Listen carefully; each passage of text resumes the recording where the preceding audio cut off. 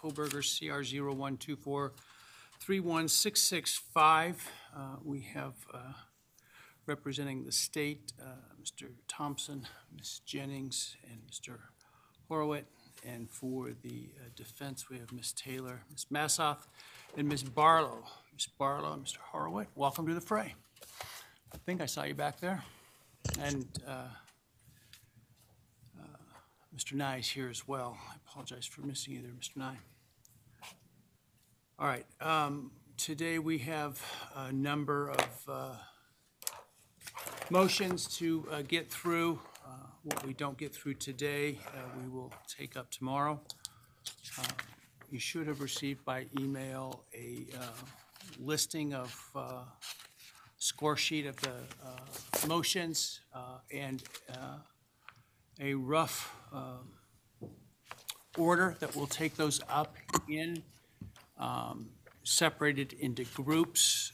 Within the groups, we may not stick exactly to order, and we may take up several within a group if they're related at the same time. And so with that, let's take up defendants' motions in limine regarding inflammatory evidence, use of the term murder, and use of the term psychopath or sociopath.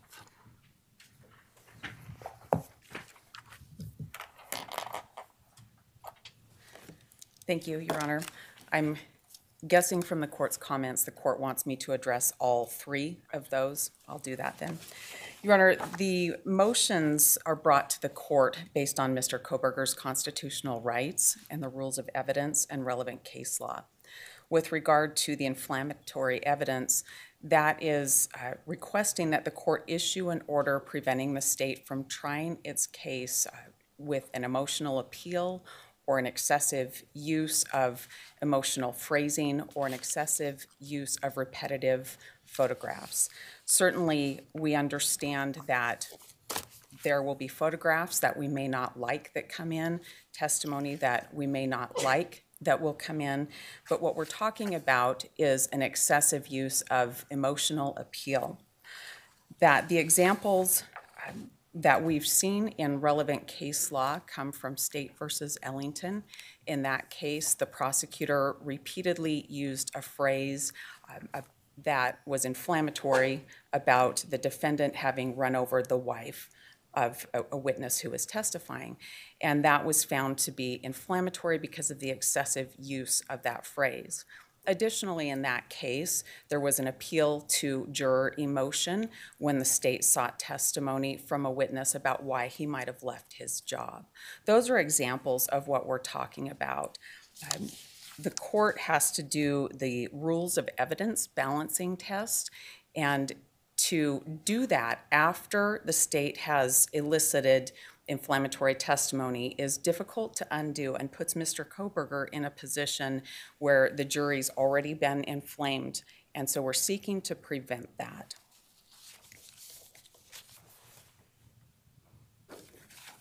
Your Honor, I will move then to our motion regarding the murder term. This motion is also based in Mr. Kohberger's constitutional rights to due process and to a fair trial. This is not a motion to ask the state not to use the term murder. That's going to come out when the court reads to the jury the charging document. That's going to come out in jury instructions.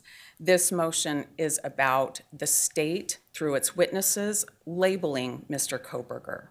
That invades the province of the jury. Mr. Kohberger sits here today. He's innocent, and it's up to the state to bring evidence and a jury to decide if that's different.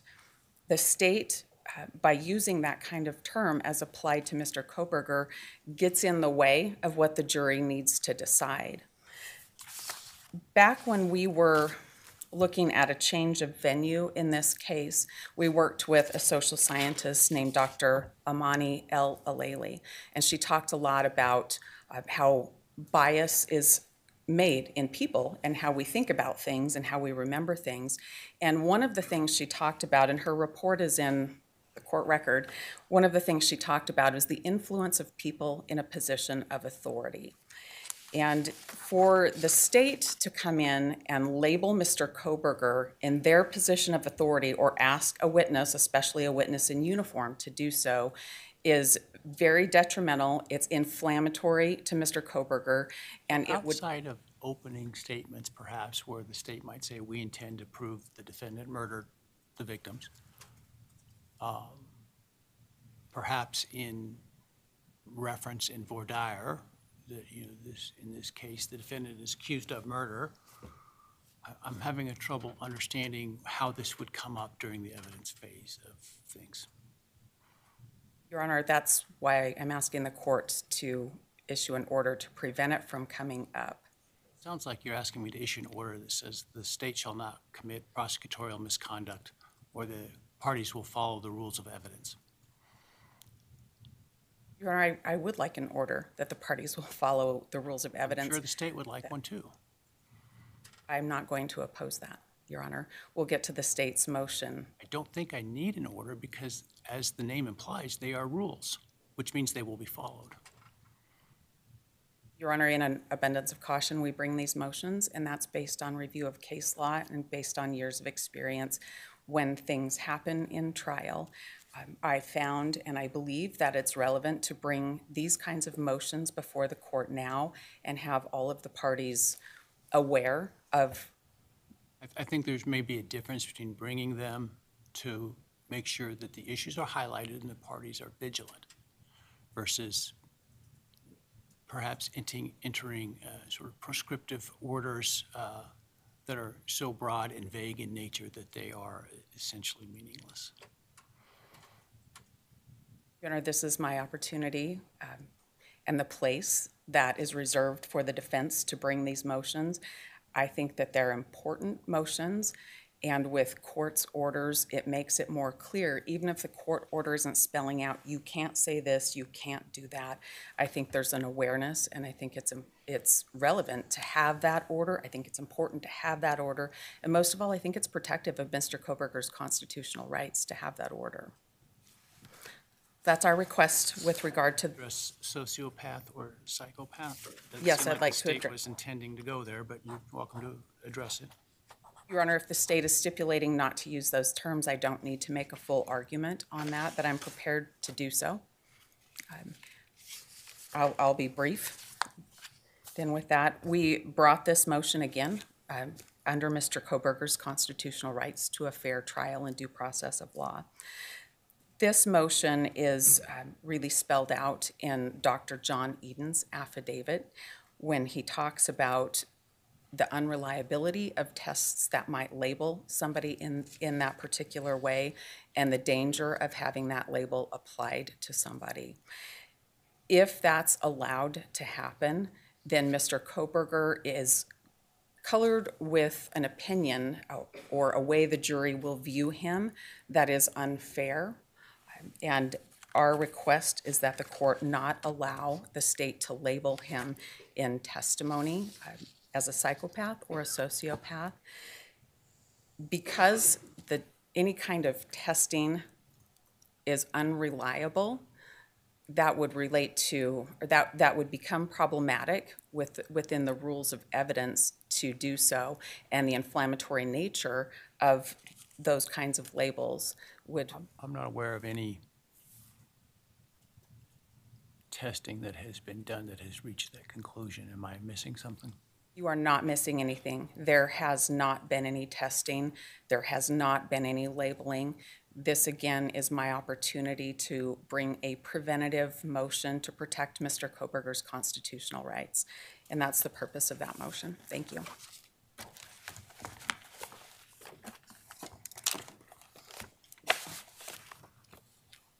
Thompson? Thank you, Your Honor. And as the court is aware from the responses that we filed, Mr. Nye and I actually kind of divided these motions up. We didn't realize they would be heard together. But as to the inflammatory evidence, what the court has noted is exactly what our concerns are. In the defendant's filings, he doesn't specify what inflammatory evidence he's concerned about.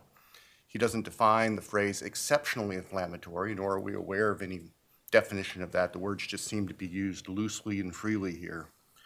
And in fact, in the defendant's reply, he acknowledges at page 2 that he really doesn't even know what he's trying to object to.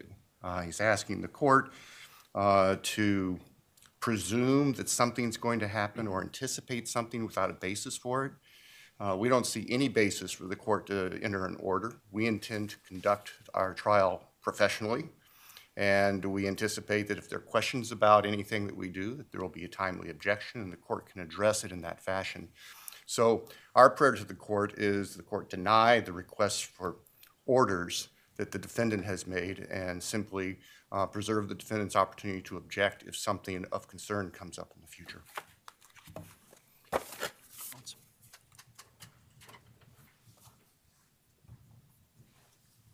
Your Honor, just briefly, the purpose of using exceptionally inflammatory is used in conjunction with our recognition that in case law, photographs that we might not like will come into evidence. Exceptionally is to define what we mean. And we mean when it's over the top, when it's unnecessary, when it's going to inflame the passions of the jury, and that tips the scale of relevance. We don't know exactly how the state's going to try its case. We do know there are over 13,000 photographs, hundreds of hours of videotape, and many, many witnesses who the state will call to testify. We believe that it is imperative that we have an order to prevent the case being tried in a way that presents inflammatory evidence and appeals to emotions for the jury.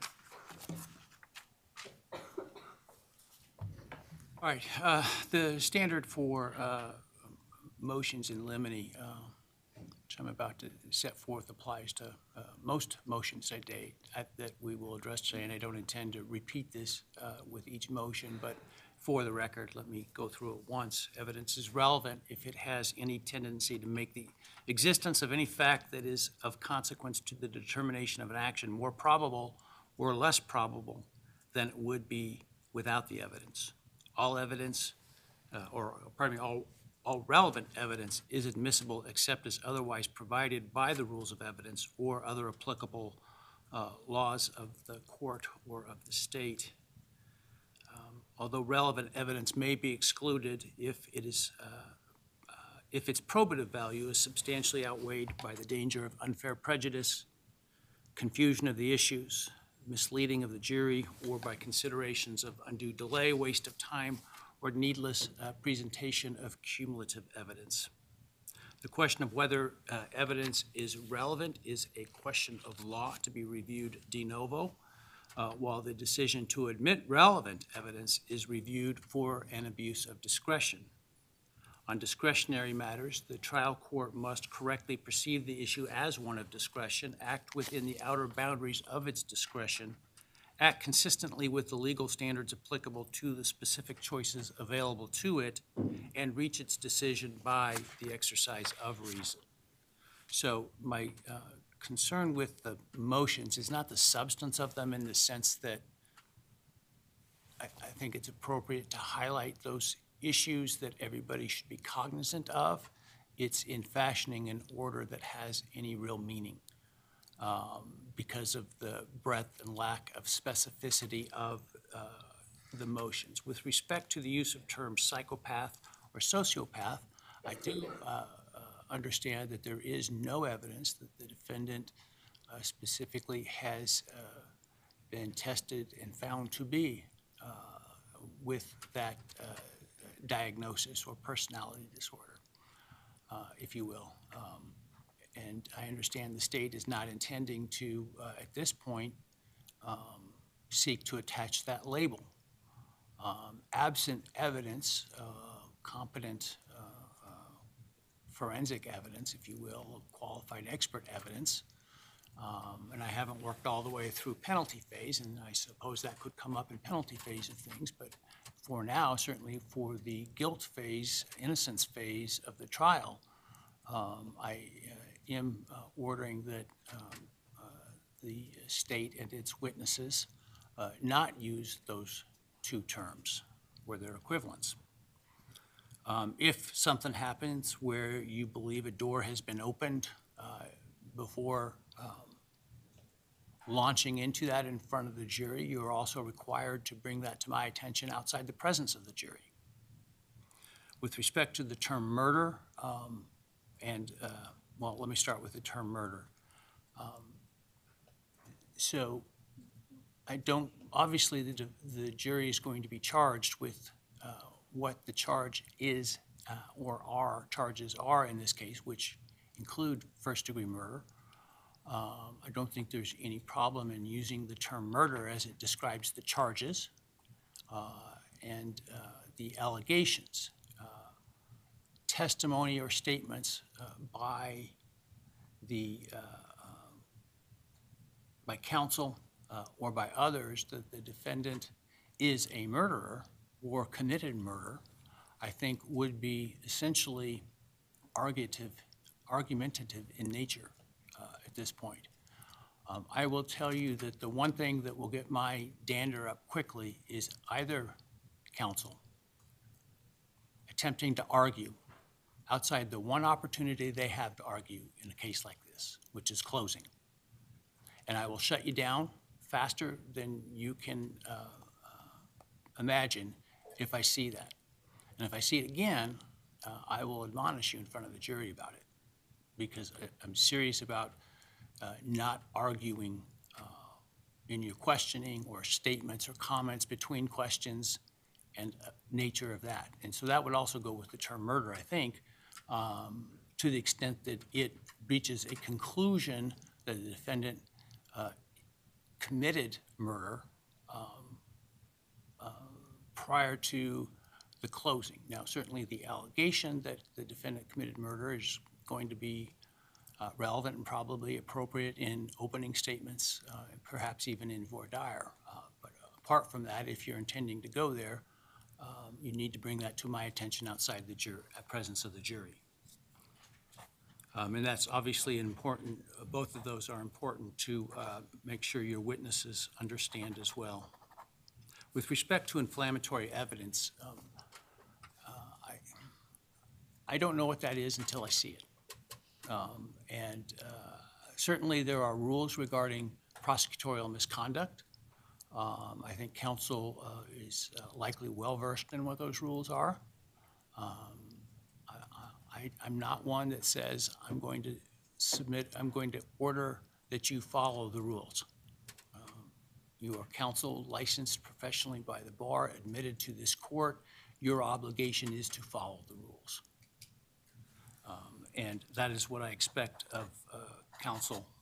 And so any attempts to skirt the rules without a good faith basis to do so will be problematic.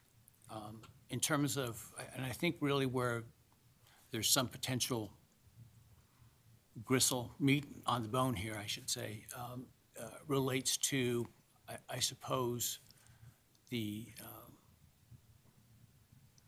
photographs or videos of the decedents and the state of the crime scene. This, I would imagine, from what I've seen, some of those photographs are particularly graphic, but make no mistake, these murders, whoever committed them, were brutal and were horrific. And so I suspect that the evidence will reflect that. Now, if it comes to cumulative evidence, or perhaps some that are unnecessarily graphic, we can address that on a case-by-case basis. And so I think the idea is before you show the evidence to the jury of that nature, that counsel be given a copy of that. Obviously, if you're going to be seeking to introduce those, they will be given a copy, and we can have a discussion outside the presence of the jury about how many, which, et cetera, will be presented. But I don't feel this really does anything it doesn't advance the ball for me to abstractly say don't use inflammatory evidence. So I'm not going to do that. I will rely upon the obligations of counsel as professionals to understand their responsibilities. And when it comes to the specific actual evidence, then we can review that before it's presented to the jury. All right. Next is unnoticed 404B evidence and evidence regarding the 404B evidence that was noticed in this case, which is the traffic stop. I'm prepared to address that, Your Honor. I do note on the court's list, that the state's motion regarding improper death penalty comments is actually next in order, but we'll take it in whatever order the court prefers. Let me, if you want to address that, let's do that first. I apologize. I should have included that within the group because I think it kind of falls within the same category. I think you understand what my rulings are, but I can address it specifically if counsel would like me to. Ms. James was going to handle that. We're happy to just submit it to the I court think it's on the the defendant's filings. motion, so if they want to argue it, they can. Your Honor, it's the state's motion. Oh, is it the state's It is the motion? state's I apologize. Oh, that's right. I was thinking of it in the opposite terms. That's fine. This, if you want to, Ms. Jennings, address that briefly, you may. Thank you, Your Honor. I will. And this relates to the concerns that the defense may say something like the state's trying to kill Mr. Kohberger or something of that nature, as I understand. Yes, Your Honor. There has been a history in this case of that mischaracterization of 18-4004A. We're just hoping that that mischaracterization is not made in front of a jury. But considering the court's comments this morning, as well as defense counsel's comments, that there shouldn't be statements made whose sole purpose is only for an emotional appeal, I think that this is settled. And defendant replied basically saying the same in their response, that they suggest to use phrases that comport with existing language and statute and jury instructions, and that's what the state is asking for. Thank you.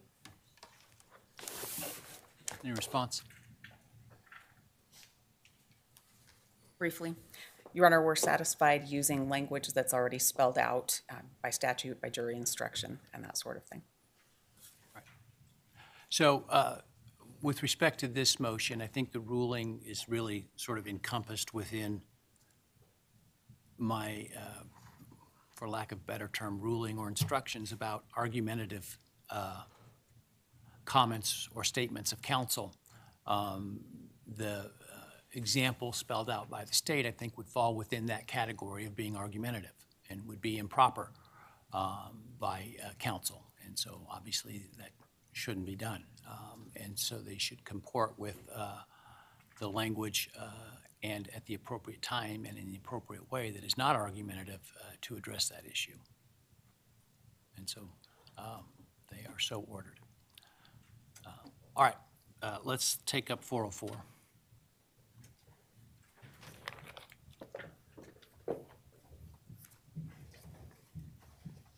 Good morning, Your Honor. That's all.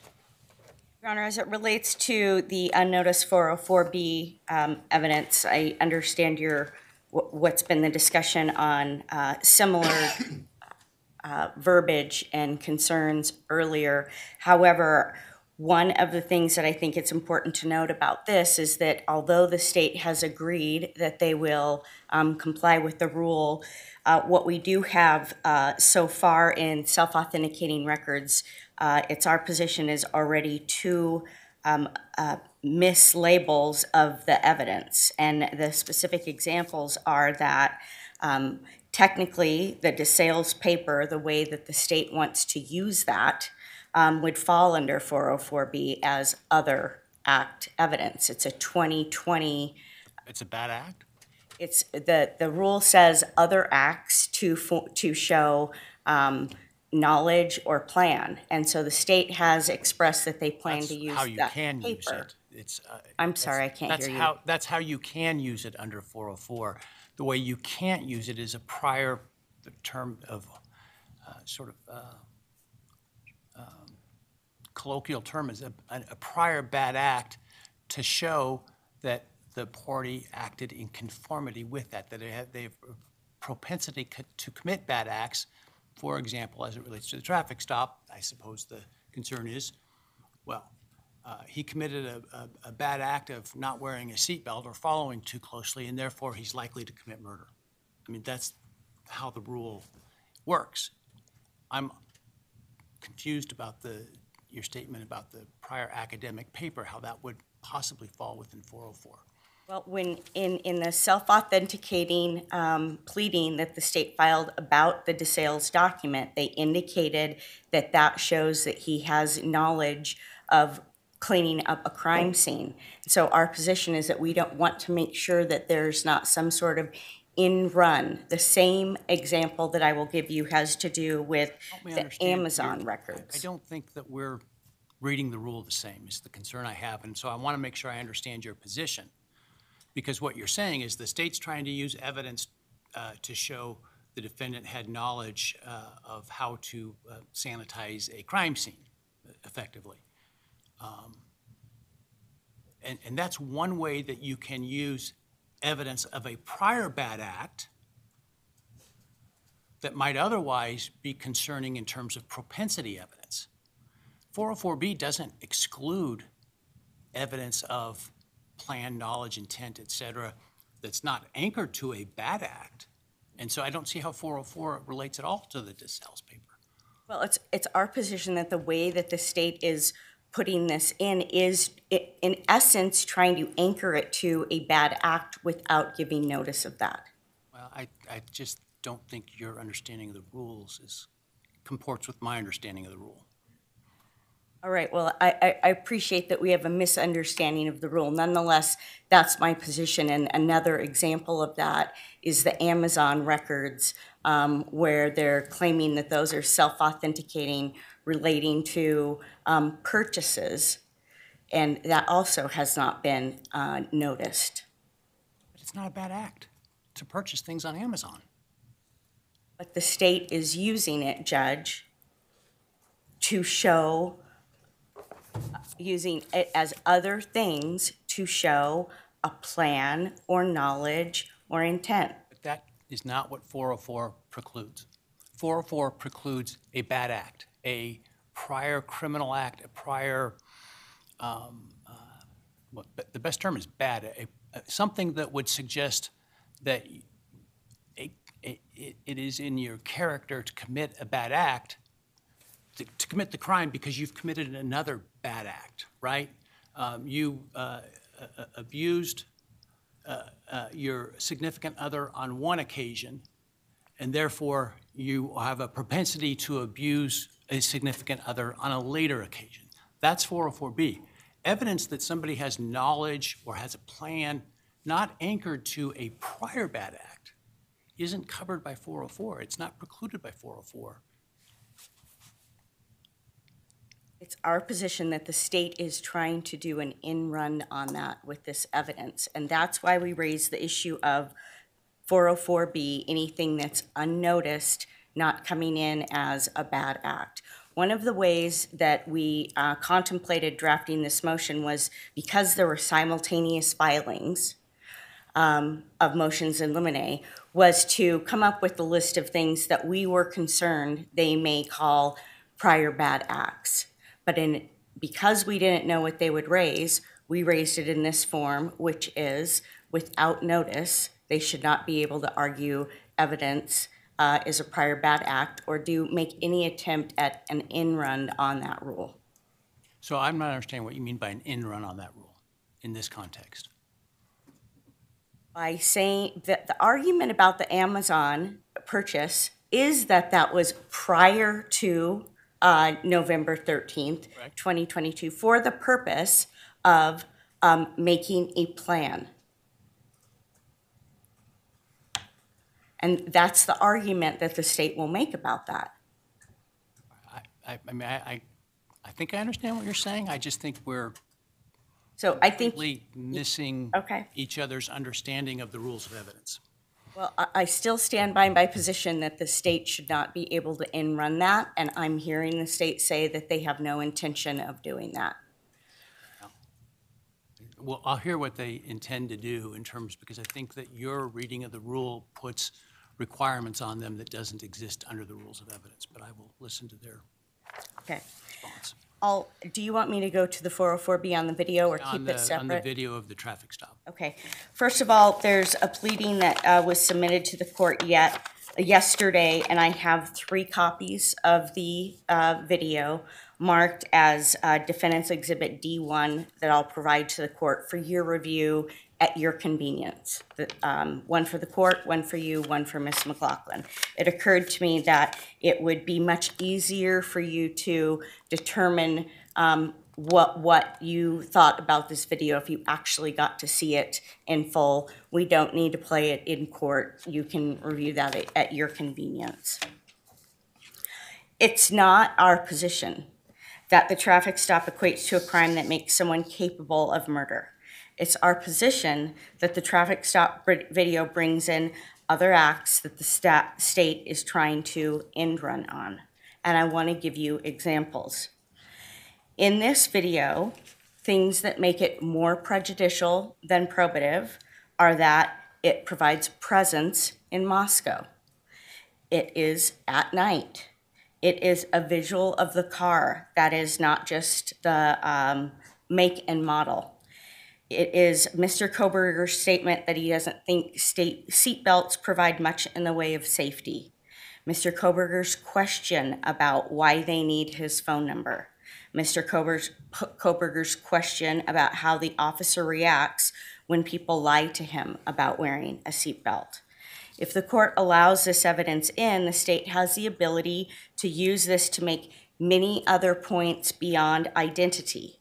And the jury would have the ability to potentially seek to ask to rewatch the video and draw other conclusions that we are worried about, such as I mentioned, him being at night, not wanting to, it being at night, him not wanting to give his phone number, which could be construed as he wants to hide his identity. Date of this traffic stop? Pardon? Remind me of the date of the traffic stop? It is on August 21st. So it's What year? of 2022. So it's remote. Before the murders. Yeah, yes, before. It's clear video of the car as opposed to the videos that are used at 1122 King Road. Why is that a problem? Because I think that the state, again, can use this video as an example of where you can see a white sedan clearer than you can see it on 1122 King Road in those videos. Why is that a problem? Because there's an argument, the argument could be made that the cars look similar. Isn't that the whole point of it? Exactly, and so it's different. The point of it being, as I understand it, is to show that the defendant owned a white, well, I can't remember the name, the maker. Hyundai Elantra. Hyundai Elantra, and that he, as opposed to others, drove that vehicle. Correct, Judge. And so when this video comes in, it's much more than a witness saying, you know, I looked at registration records and registration indicated that he owned a Hyundai Elantra. When you see it on a video, and then there's going to be other videos that are put into evidence, there's a different argument to be made as opposed to someone verbally reporting a make and model. The state has, the state is... That sounds like that makes the evidence of, I guess I'm just not tracking again under 404 how that particular issue. Now, there may be the ability to cross-examine the FBI specialists about, well, this video is grainy, how can you make this determination of what the automobile is, et cetera. To me is different than, okay, that's what their conclusion is, which you can attack. The evidence that he has a white Elantra within the years and that he drives it, it's prejudicial in the sense that it doesn't help your case, but I don't see how it's unfairly prejudicial, which is kind of what you were talking about, which is 403. I haven't heard anything that's 404, but... Okay, well, they've noticed it as 404B evidence, so I'm arguing it in that that context and what other things can be drawn from this video that make it overly prejudicial. The other thing is that the state's expert disclosure by Special Agent Nick Balance lists August 21st as one of the dates that they claim that Mr. Kohberger is near the 1122 King Road residence. And so the date of this traffic stop is relevant to the state for that, their ability to argue that. That also makes it overly prejudicial. It makes it relevant. It doesn't make it necessarily overly prejudicial. Judge, the combination of these things is that this video has the ability to be much more than what the state is claiming. The state is claiming that it proves who he is, what his phone number is, and the type of car that he was driving. It's our position that when you watch the video, there are other arguments to be made that make it more prejudicial and therefore excluded when there are a myriad of other ways that the state can prove his identity, You don't get his to, phone and I don't number. get to tell the state how to try their case unless they're violating the rules of evidence. Of course, I don't get to tell the state how to try their case, but I do get to tell this court what our position is regarding that evidence, and when we think that evidence is overly prejudicial and can be construed to do things that the state is otherwise saying the evidence is meant to do. And that's the point of this argument. We ask that you exclude this video, which I will ask that it be, that the marshal provide that to you, and that the state use a different method of proving identity. Thank you.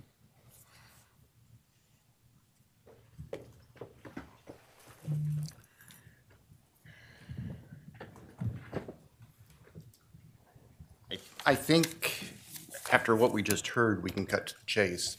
The defendant doesn't seem to understand what the balancing test under Rule 403 is. There's no question that the video with the evidence, the defendant's admission of his identity, with his admission and the evidence showing it was his car, the description of the car, the registration of the car, his address, his telephone number, that's all incriminating evidence. That's why the state is offering it.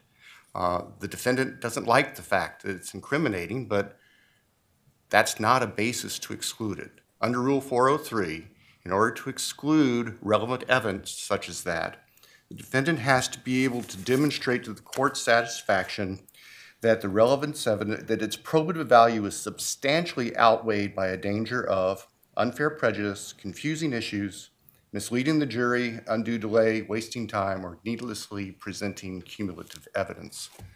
Just because it's prejudicial, and just because the defendant doesn't like the fact that we can prove who he is, that we can prove what car he's driving, that we can prove what his phone number is, that we can prove his address. I mean, those are all things that tie together to connect the defendant to the homicides. Just because they don't like that isn't a basis to object to it. And so, Your Honor, we would ask that the court deny the defendant's objection to the admission of this evidence. What about the concern within the video, as I understand it?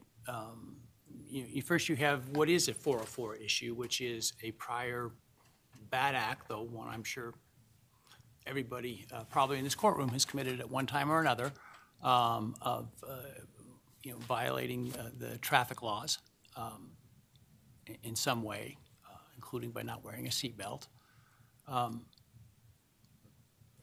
And so can you address that part of it, the prior bad act, and how the court should deal with that? And then also I am concerned with the issue raised about the communication between the officer and Mr. Kohberger, for example, his asking why they need his phone number. That could, I think, be unfairly looked at as if he has something to hide, which would be, I think, unfair. And so I am concerned about that. And I appreciate Your Honor's comment, and I think when you review the video, you can put it, the court will be able to put it better into context. The state certainly doesn't intend to argue or suggest that the colloquy or the discussion between Mr. Kohberger and Deputy Duke somehow showed that Mr. Kohberger was a bad criminal type of person. We certainly are not suggesting by any stretch of the imagination, although the defendant alleges it in their response to the state's filing, that the fact that the defendant was apparently speeding without wearing a seatbelt somehow means that he is guilty of murder. I mean, that's a preposterous concept. And the defendant seems to have backpedaled from that before Your Honor just a little bit ago. The state's purpose is to elicit the vehicle and connect the defendant to the vehicle, the description of the vehicle, the defendant's name, of course, his phone number, his address. That's what the state's interest is. And the state, as it views the entirety of the relatively brief traffic encounter, we don't see anything incriminating or making the defendant a bad person out of that. Now, of course, Your Honor will need to see that and decide if its view is different. But we don't see that as being prejudicial. We certainly are not trying to argue some sort of propensity that because he questioned about, why do I need to give you my driver's license, that all of a sudden that makes him a murderer. I mean, that's beyond a stretch of imagination. Does that answer Your Honor's question? Thank you. Thank you, Judge. Response? Judge, there is a way to, clean this up with regard to this, and that would be to not allow the jury to see the video, to have the officer who made the stop, testify about the stop, testify about the identification, the make and model of the car, and the phone number. The argument that the defense doesn't like troubling evidence could be said about every single thing that the state wants to proffer in this case. This is a highly circumstantial case, and so every little fact that is circumstantial is going to be relied upon by the state. And so we have to look at a critical eye with everything that's coming in before this jury to see what the cumulative effect is going to be of that. And so it's not that we don't understand that his identity is going to be proven. As I argued, there are a myriad of ways for them to bring in his identity. But to add all the other components that you will see in the video do much more than just prove that he's Bryan Kohberger with a phone number in a Hyundai Elantra. Thank you.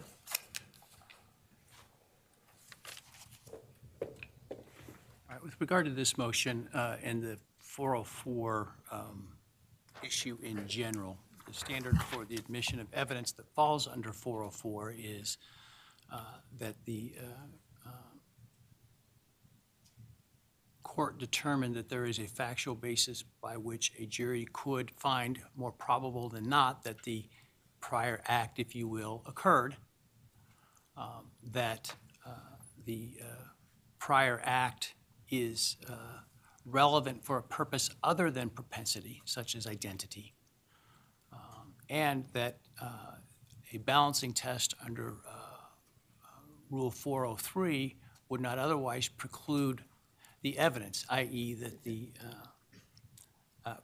unfair prejudice does not substantially outweigh the relevance. When it comes to 404B evidence, and that's how this was noticed and brought to the court's attention, which is the framework that I'm looking at, 404B does not apply to just any prior act. It applies to prior bad acts, other crimes, other wrongs, not other acts of benevolent or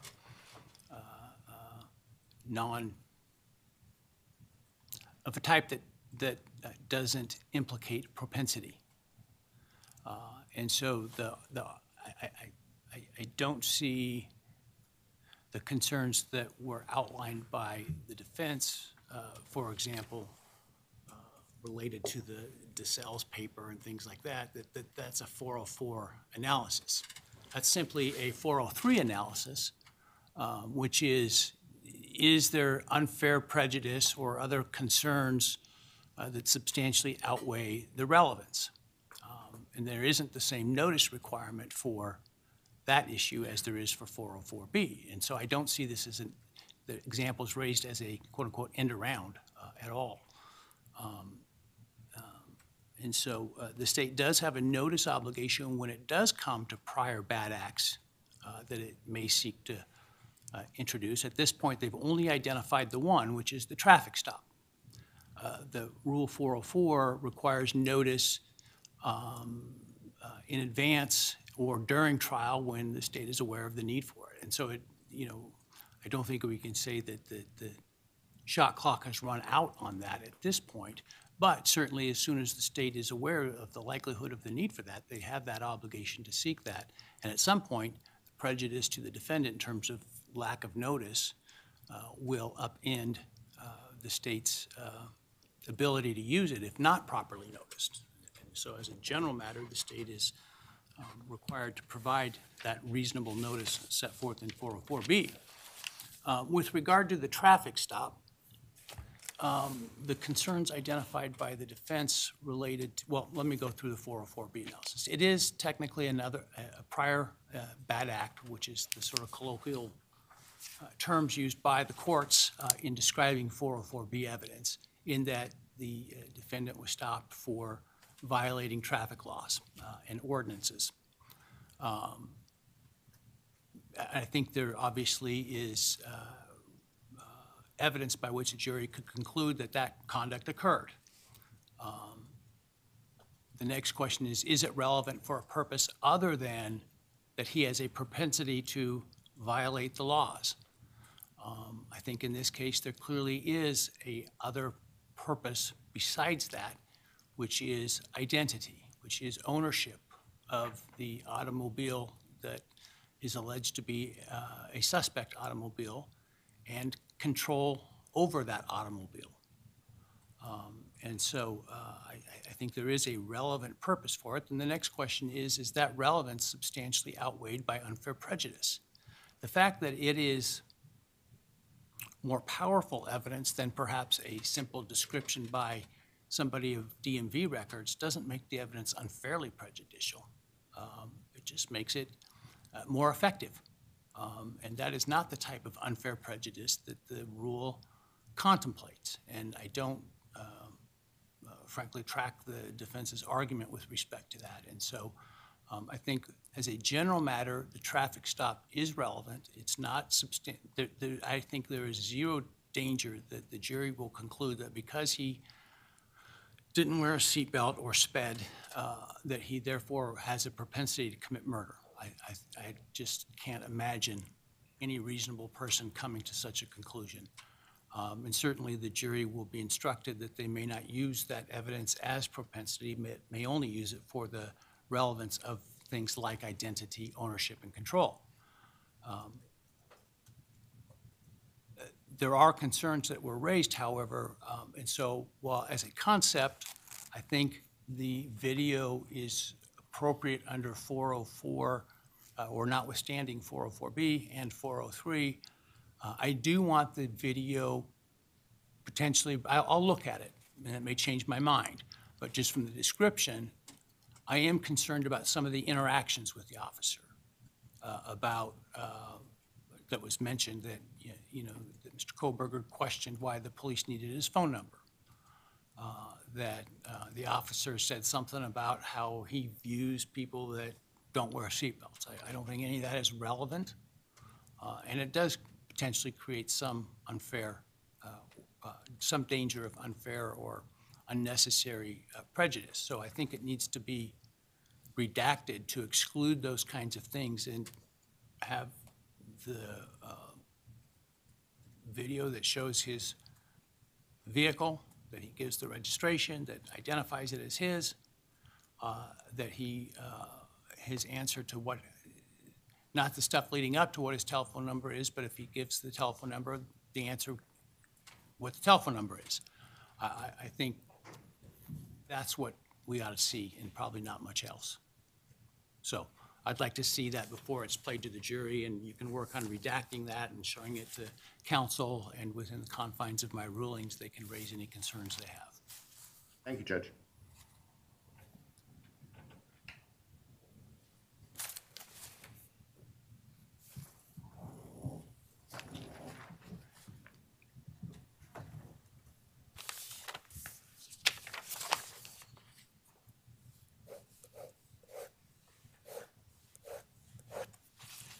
All right, let's talk about who is going to be in the courtroom amongst the victims and the defendant's family in general, in terms of a reserve seat. I'm not as concerned about the reserve seat part. We can address that at the pretrial conference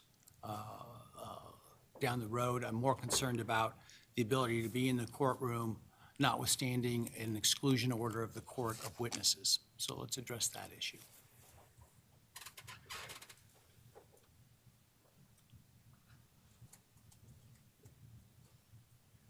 Your Honor, the state filed this motion in order to seek clarification of the court's definition of immediate family member pursuant to Idaho Code 1953-06-1B. As you know, that specific code section doesn't give us a definition of immediate family member. The state has given a proposed exhibit, State's Exhibit S1, which we think are justified as being immediate family. It's my understanding that defense has stipulated to that list, and we would just ask the court to issue an order to that effect. This takes care of the issue that the state raised. I don't know if you have any further questions. Well, there is the issue of the defendant's family, but that's, I think, the defendant's motion, so I'll let them address that first.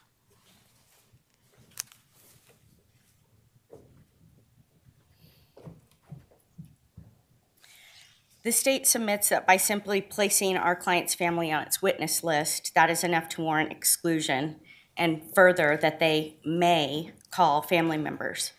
I want to note that they have not subpoenaed them, the state's attorneys have not interviewed them, and they know that Mr. Kohberger's family does not have any interest in helping them.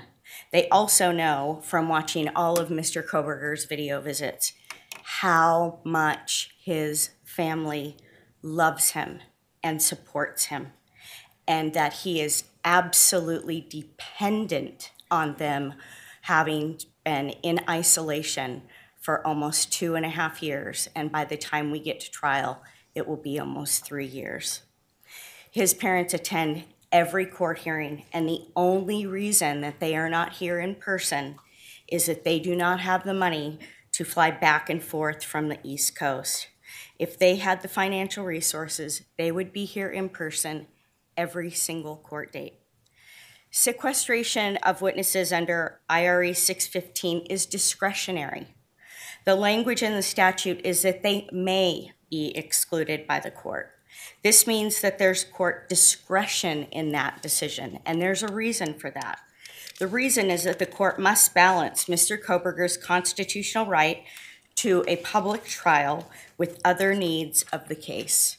In the United States Supreme Court in Ray Oliver in 1948, the court stated, "Without exception, all courts have held that an accused is at very least entitled to have his friends, relatives, and counsel present, no matter what offense he may be charged." The Tennessee Supreme Court recognized the same precedent in State v. Sams in 1990. In that case, the prosecutor subpoenaed all of the defendant's family to keep them out of the courtroom.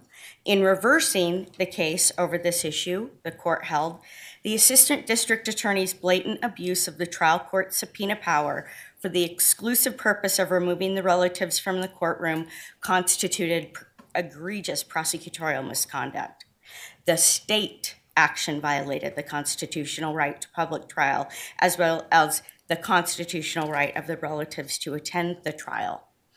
In a more recent case in Iowa in 2022, State versus Bremer, a conviction was overturned when the accused family was excluded from trial due to COVID-19. The court pointed out even the defendant's mother was excluded. The purpose of the witness sequestration is to prevent a witness from tailoring his or her testimony. In this case, all of Mr. Kohberger's immediate family were interrogated in the middle of the night when he was arrested. All of their interviews are videotaped. There's no tailoring of testimony to be done. Add to that the evidence that the defense has disclosed to the state in discovery and expert opinions, which the court has had the ability to review. Those provide an even more narrowing who it would be even rational probably for the state to actually call. At best, there's one potential family member that they may see a reason to call. The state knows that Bryan's family has no desire to be used as witnesses against him. From the minute this trial begins, the jury is going to study Mr. Kohberger, and they are going to figure out who is in this courtroom sitting behind him to support him. Weeks into the trial, the jury is going to know who's in the gallery. That's why there is a constitutional right to a public trial, so that what happens here is not done in a star chamber, and for our client, the jury will know that he has people there to support him. Mr. Kohberger needs his family to support him. As the court knows, we have several motions that we will be addressing regarding his autism spectrum disorder. He needs to have his family here to support him, and they need to be in the courtroom supporting him. These needs are constitutionally protected rights. We ask that you enter an order making it clear that the state does not get to put his family members merely on a witness list and keep them out of the courtroom.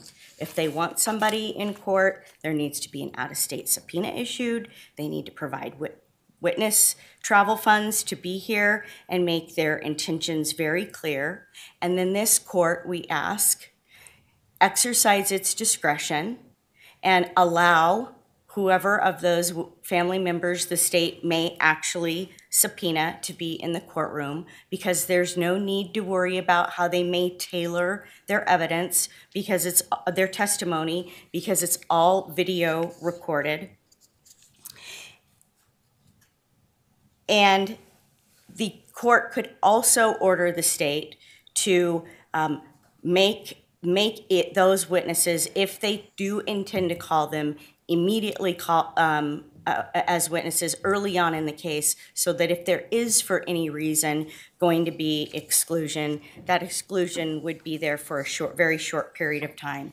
But we do ask the court to consider how important in opening statements, when that jury walks in and they're making that immediate first impression assessment, how important it will be for Mr. Kohberger to have his family sitting behind him. We've also asked in our motion that the court address decorum, since the court's going to be issuing an order. As we pointed out, there's been some history in this case with clothing being brought into the courthouse that's pro-death penalty and pro-firing squad. There's no place for that in this courthouse at all during these proceedings. There's no place for that in this courtroom, and we'd ask that the court issue an order that spelling out very clearly that that will not be allowed. Thank you.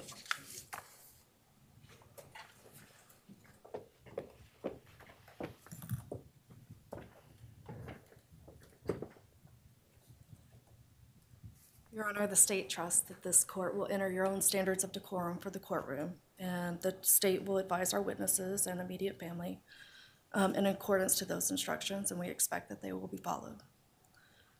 Regarding the defendant's family, in no way is the state intending to use its subpoena power in order to exclude Mr. Kohberger's family from the courtroom. The state's not aware of any authority to support this argument that the defendant has a Sixth Amendment right to have his family in the courtroom. He, of course, under the Sixth Amendment has the right to a public trial, but that's not his choosing of who is in that courtroom. Totally understand it's within your discretion to allow certain immediate family members in the courtroom to support Is Mr. there a reason you Kohberger. can't simply take up whatever family members you may need to testify in your case in chief right at the beginning? Other than, obviously, I know you have a narrative on how you want to lay these things out, but what I will tell you is both sides ought to get used to the idea that with a 3-month trial, the trial schedule will not be held hostage to your narrative. In other words, we'll be taking things out of order, stopping witnesses to put another one on to make sure we get them through them, and picking them up again. And so is there a reason you couldn't call whatever family members you need right away? Well, I will say, we have no intention of calling all the family members. We have the intention of calling a few of the family members who serve certain purposes. I can't think of a reason that we couldn't. Obviously, it's not ideal. It's completely out of context. It's out of order. This is like a gumbo. You are going to put all the pieces that go into that into the pot. And at the end of the day, the jury's going to decide whether it's a good soup or not from the state's perspective. And so I think we get too obsessively stuck on the idea of exactly the order these things need to come in, right? And so I'm not sure why you couldn't call the family members you need up front, and then we take away this concern. I can certainly understand from the defense perspective the need and desire to have the defendants support family here in the courtroom. I do too. And I guess my preference would be for that, even though it would be out of context and interfere with the state's preference of how to present its case. And I think I do take issue with the defendant being able to direct how the state presents its case to a jury. However, if our options are the immediate family members staying in the courtroom and hearing all the testimony of other witnesses versus calling them out of order, it would be our preference to call them out of order. Thank you.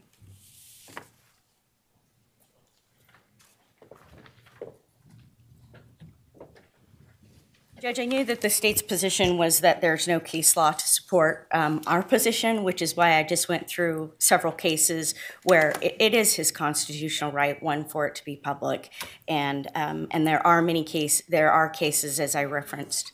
Constitutional right is not absolute and bends to, for example, rules of evidence and other rules. And I'm not aware of anything that says that court can't use the exclusionary rule where in good faith a person who was otherwise entitled to be there, including family members, have to be excluded for some period of time. And that is why I specifically talked about the point that it is discretionary for you. And there's also, Judge, a level of humanity that I hope that you take to serious heart for his family, who is absolutely devastated and dealing with things like headlines that they're going to be called to testify against their son with these types of communications that are happening. And so we're asking that you use that discretion and that you find that humanity. Thank you. Thank you. I'm going to take this matter under advisement. The defense raised some cases. I want to read those, though I don't think they were precedent on this court setting. I have reviewed the U.S. Supreme Court opinions cited, but in terms of other states, I'll look at those. I do think, and I'm asking the state to think about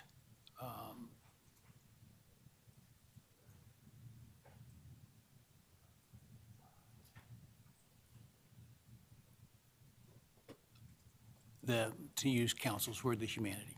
I think that, I can only imagine the family of Mr. Kohberger is devastated by these things. That's nothing that they did. And I think their ability to be here to see the trial is important. And to the extent possible, while also preserving the state's right to a fair trial, should be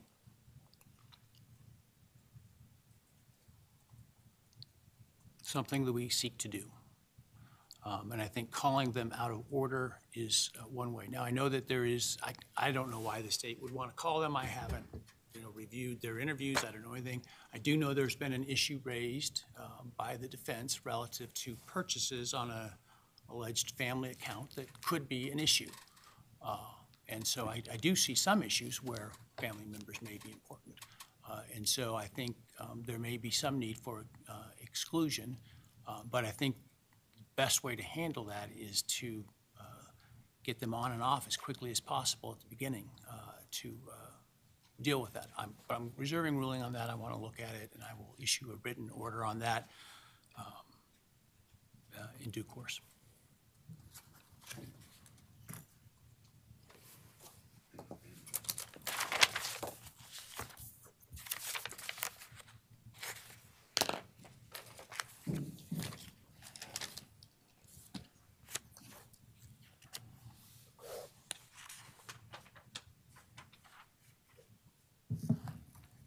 All right, let's talk about the defendant's motion regarding conditions as an aggravator, and this is the concern about using the defendant's alleged autism disorder diagnosis as a aggravator during the penalty phase of the trial, if there is one. Thank you, Judge. You summarized exactly where I was going to start. This motion is brought in case there is a penalty phase. If there is a penalty phase, Mr. Kohberger has a right to present mitigation evidence. That is State versus Payne, and Roper versus Simmons tells us that mitigation evidence cannot be used as aggravating evidence. This is something that we talked about several months ago when we had our motion to strike the death penalty and ask for trifurcation with the death penalty, and that was denied, but we're bringing it back up because it's really important to make a distinction between things that exist in this case, Mr. Kohberger's autism, something that he didn't ask for. It's a condition that he has, and it'll need to be addressed, but also to prevent the state from using his characteristics of autism as aggravating evidence against him. The state has, and the court has, our expert analysis from Dr. Orr that talks about how autism manifests in Bryan, the things that people might see. And these are things that we've read a little bit about in the media over the course of the case. Bryan's physical body is more stoic, how he sits in one place. And he will look for a long time. Sometimes he'll hold his hands in a rigid position. And that means nothing. That's just how Bryan is. We seek to prevent the state from using those kind of characteristics against Bryan. We seek that in the way of testimony they might bring. Sometimes Bryan will talk longer than maybe other people want to listen, and that doesn't mean anything. Well, I assume he's not going to be talking in court unless he's testifying, so. That's exactly right, Your Honor, but that doesn't stop the state from bringing a witness and using that as aggravating evidence against Mr. Kohberger, and that's what we don't want. We want to be able to present, if we get to a mitigation phase, his autism and how that works and how he's learned to live with the conditions that he has and to prevent the state. Reading the the state's response, it doesn't sound like they disagree with you that it shouldn't be used as an aggravator. And so I think that in terms of what counsel's arguments are, we can control that. I think apart from a jury instruction, I'm not sure what we do with, how we deal with that with the jury in terms of the penalty phase, right? If you present evidence of the disorder. Your Honor, the court can do what we've requested and prevent the state from using Mr. Kohberger's conditions of his autism as aggravating evidence. I think a jury instruction helps the jury to understand how to use mitigating evidence. Our purpose here is to ask the court to take the step of an order. I don't think the state opposes it. What would that order say? That order would say that the state would be prohibited from using as aggravating evidence Mr. Kohberger's autism characteristics. How would they use it as aggravating, apart from arguing to the jury that, well, you know, because he has this condition, it means that he is, I'm just making this up, obviously, is inclined to not follow the norms of society and presents a greater danger or something like that? Your Honor, the order would prevent the state from, on the front end, in presenting their aggravation case, from using the conditions, the way autism works for Bryan, against him, to say that he does things that are consistent with autism and that that's an aggravating circumstance. I'm just having a hard time envisioning what that would be, how it would be presented in a way that is making it an aggravator. Well, I would hope that it wouldn't be presented that way. But, Your Honor, when I look through the mounds of discovery, there are probably 100 hours of interviews of people that Mr. Kohberger went to school with at WSU. And of course, those interviews come just hours and days after the headlines hit that Mr. Kohberger's been arrested in this case. And people that he went to school with, that he interacted with, had unkind things to say about him. And a lot of their unkind things, when you understand them in the context of autism, the way he may stand in a room near a doorway, the way he may look too long at a person, their interviews are different when you know he has autism and you know the characteristics he displays. But those awful comments, those mean comments about him, if the state uses those as aggravators, that's using his autism characteristics. How do I, though, and I don't know that this is a real thing, right, in terms of actual evidence. Let's say there's evidence that he harassed other young females, okay? And I'm aware of no evidence in that regard. I just want to make that clear. I'm just using this as an example. And let's further assume that that in and of itself is somehow relevant to in a mitigation aggravation penalty phase. Your position is that's due to his his spectrum disorder, whereas the state's view may, no, that's not. That's his view of women, and goes to motive, et cetera, and goes to his aggravation of the crime in some way, not because of Asperger's, but because of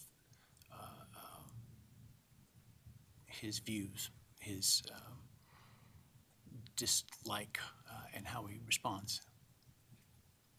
That's exactly the problem, Your Honor. If the state, and Do you want I me wanna be to weigh in and clear. say what the factual findings are, that it's this and not that? And I'm not sure I can do that as short from a jury instruction that, you know, you cannot use mental health conditions as an aggravating factor. that's an appropriate jury instruction, and if we get to that phase, my guess is that we'll have one of those jury instructions. But if it's an appropriate jury instruction, how is the jury to understand and properly respond to that instruction if the state has been allowed to run over the top of that during the presentation of their aggravation case? It's that I want to limit. Once we present mitigation. There may be a dispute about the reasons for his conduct, a factual dispute. And that then ultimately is for a jury to determine, not for me. Your Honor, I believe the court is envisioning a problem that does not I exist. hope so. I think that the court will not find that that comes up. I think the court can issue an order to the state that would be not to use his conditions of his autism as an aggravator, his diagnosis of autism as an aggravator. That's going to be very similar to the court's jury instruction, and that keeps the trial process clean, and it allows the jury to draw the distinctions and properly use mitigation as it's supposed to do. This is a protective measure to be sure that case law is complied with and that Mr. Kohberger's constitutional rights are protected. Thank you.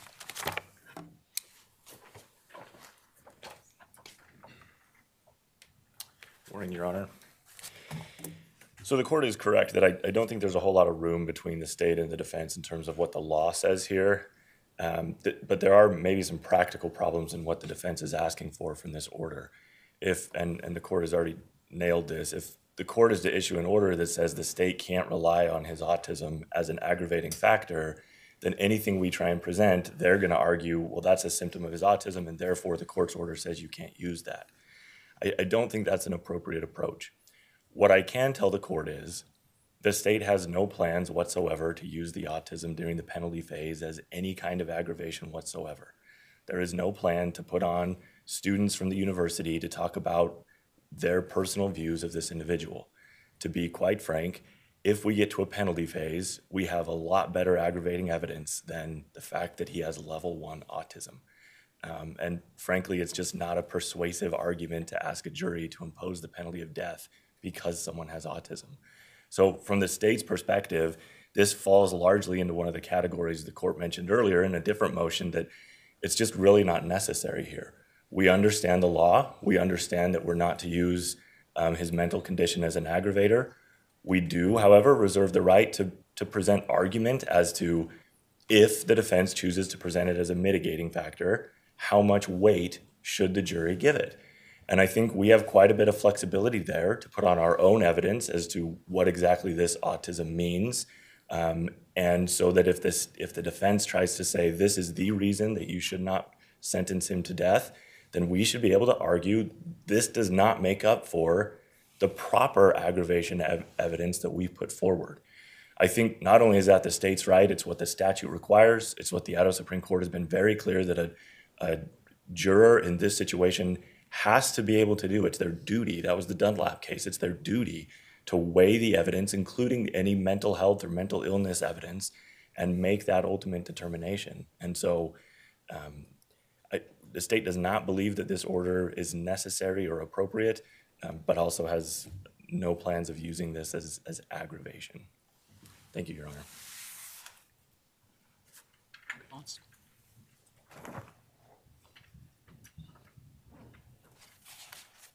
We understand that the state can argue the weight of the mitigation evidence. That's not why we brought this motion. As far as what the conditions of autism are and the way it works in Bryan, the state has received through our expert disclosures reports that describe that. So there's some guidelines for the state there to understand what we are talking about with Bryan's autism. The state will present its aggravation evidence first. The protective order that we're seeking from the court, the order to say you can't use his autism and the conditions thereof in your aggravation case, is easy, it's protective, and if we get to a penalty phase, it is imperative that we protect the rest of the trial. Certainly, if the state thinks it needs to present something in aggravation and there's a question, they could ask the court to revisit the order. This is just a very good, clean way to protect Mr. Kohberger's constitutional rights, and we ask that you enter an order. Thank you. Right. I don't, again, from a legal perspective, I don't think there's a disagreement about the use of the autism spectrum disorder as an aggravating factor in the penalty phase. You know, the state certainly shouldn't make those arguments. and are instructed not to do so. But how that comes up factually, the fact that your expert says that this is one of the symptoms of this, that the state can't put on some evidence that they may disagree about, I'm not in a position to make that sort of blind statement or blind ruling. I think we need to get closer to trial and see specifically what we're dealing with. And so I'm not inclined to issue such a broad order in terms of the actual evidence, the presentation of evidence. I think I can certainly say don't make that argument that the fact of the diagnosis is somehow an aggravating factor. And we can deal with the symptomology that the defense contends is part of the diagnosis, that the state may take issue with or believe that there's some other relevance of in the penalty phase. And so we'll deal with that on a case-by-case basis as we get there. So the extent of my ruling is simply that the state should not make the general argument that somehow the diagnosis is an aggravating factor.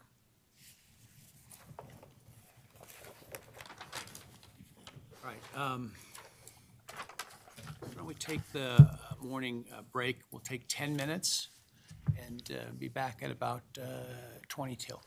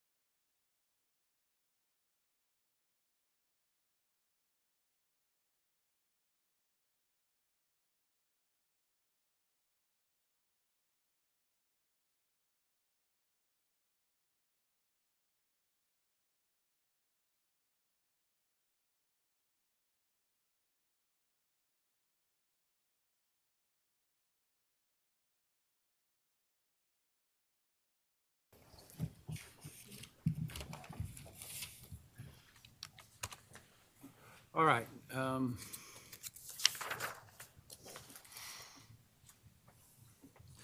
Let's talk about what I hope we have come to an agreement is not an issue, which is the IGG stuff. If I may start, and they're battling. Yeah, I this. think there are three motions. One is the improper expert testimony of Middleman, who's related to the IGG. The defense, and that's a defense motion regarding IGG evidence generally, and then the state's motion regarding IGG. Yes, good morning, you're right, Your Honor, that we have essentially, I think, an agreement with the state as to their position and our position being equivalent at this point for different reasons. And I believe that the state is willing to proceed without Dr. Middleman, therefore making that motion moot, and that they will proceed with using the generic term or the generic evidence of a tip leading to the identification of Mr. Kohberger. The only issue that we have is how that tip will be presented to the jury. The one thing that the defense is concerned about is exactly the testimony and the witness who will be testifying to the tip. And we want to make sure that nothing that is said by that witness implicates another source. And by source, I mean someone like a witness who called with a name or some other way of identifying Mr. Kohberger by name as the possible suspect. The state, in their response to us, said, well, we have lots of other evidence, and they have lots of other evidence they intend to produce. But the only thing that identified Mr. Kohberger that set them on a train or a trail to charging him was the genetic genealogy. So we just asked. Well, I don't know if that's a fair statement. I think the thing that led to them investigating him was the investigative genealogy. I don't think that's what led to, the only thing that led to charging him. I apologize. You're true, right? It was what they led them to investigate him and ultimately charge him. But I think that the court could issue an order or at least require the state to make a proffer exactly how they're going to do this. The reason I'm here is because I've done a lot of cases with DNA evidence, and the last thing I want is a repeat from a case I tried many years ago, which was a cold hit, where the state simply introduced a quote tip through testimony of a police officer, and the first question the jury asked was, what was that tip? And that is not, we do not want the jury to speculate.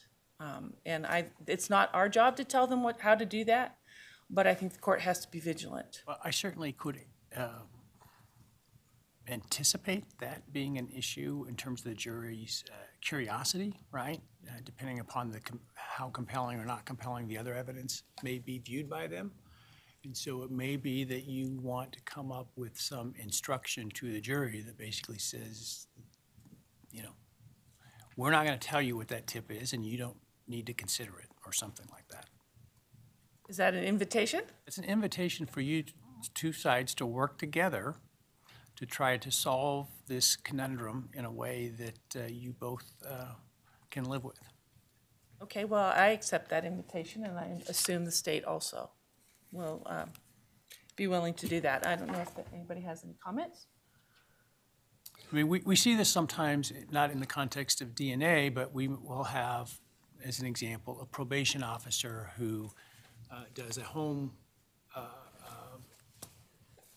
visit and searches somebody's property without a warrant or other right, because they have that ability on probation, because the defendant will have waived their Fifth Amendment rights as a condition of probation. And sometimes then we want, we'll have to have the probation officer testify in a way that doesn't necessarily tip the jury off that the defendant was on probation, which would be a 404B issue.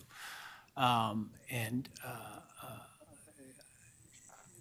I have seen, without some explanation to the jury, when we use those sort of generics or whatever regarded the search, that can cause curiosity with the jury and they can get sidetracked. And so we will frequently use an instruction to the effect of, law enforcement's search of the backpack has been found to be lawful, and you should not consider or concern yourself with that, right? And so it's basically telling the jury, don't speculate about this point or how we got to this point. It's not important, and you're not to do it. And I think that generally causes them to back off that. And so that's what I'm suggesting that you Okay. try to work through. Okay, will do. Thank you.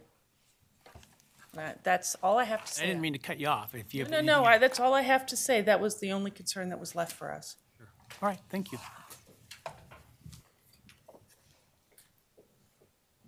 Judge, I think that fairly states where we are. I was curious what the defense meant in their reply where they said that the testimony about the tip should not falsely suggest other evidence, and I still have no idea what that means.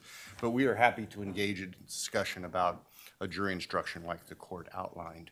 I will comment that it seems like it took a long time to come full circle because we're right back where the state started a long time ago with a lot of court effort invested in dealing with hearings in the interim. I appreciate the court's diligence with that.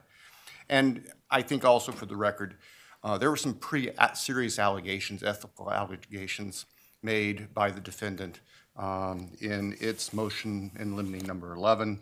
Those were factually rebutted very clearly in the state's response, and I just want the record to reflect that the state maintains we did nothing ethically wrong with this, but we're satisfied with where we are right now. Well, sometimes we litigate issues for purposes other than evidence at trial, right? We do it in terms of constitutionality of searches and other things, and that's all okay. And I certainly have not made any finding that the state has done anything inappropriate, and so nor have I seen anything to suggest to me that that is the case as of this moment right now, at least, as it relates to that. To me, this is a practical problem. Regardless of the reasons you are in agreement, the important part is that you are in agreement.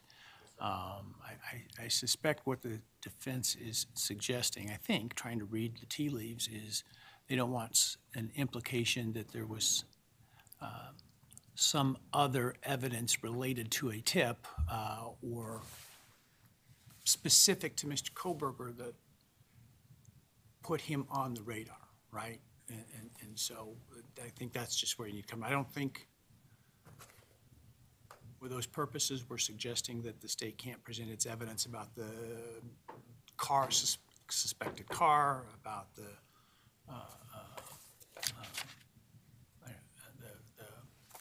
defendant's whereabouts on the night, et cetera. Those are things that were discovered and put together after the fact, right? I think it is important to develop a narrative that doesn't suggest, for example, there's some fact witness who may have heard a confession from the defendant or have witnessed the defendant that led to the tip, right? And so I think it's important how that's presented, and hopefully you can work that out, and if you can't, we'll revisit how to address it. Yes, Your Honor, I appreciate that. And the state's intent, we've already spoken with the investigators to develop this, is to have probably Detective Payne, who is one of the leaders and the lead investigators, to simply testify that they've received a number of tips, that around December 19th, they received a tip. Following that tip, they took these steps. That's what we're contemplating at this point. Thank you, sir. And so we have a pretrial in next month, and so hopefully you can come to an agreement on how this is going to be handled specifically by that time. Yes, sir. Thank you. Anything to respond to, Ms. Barlow? No, nothing on that. All right, thank you.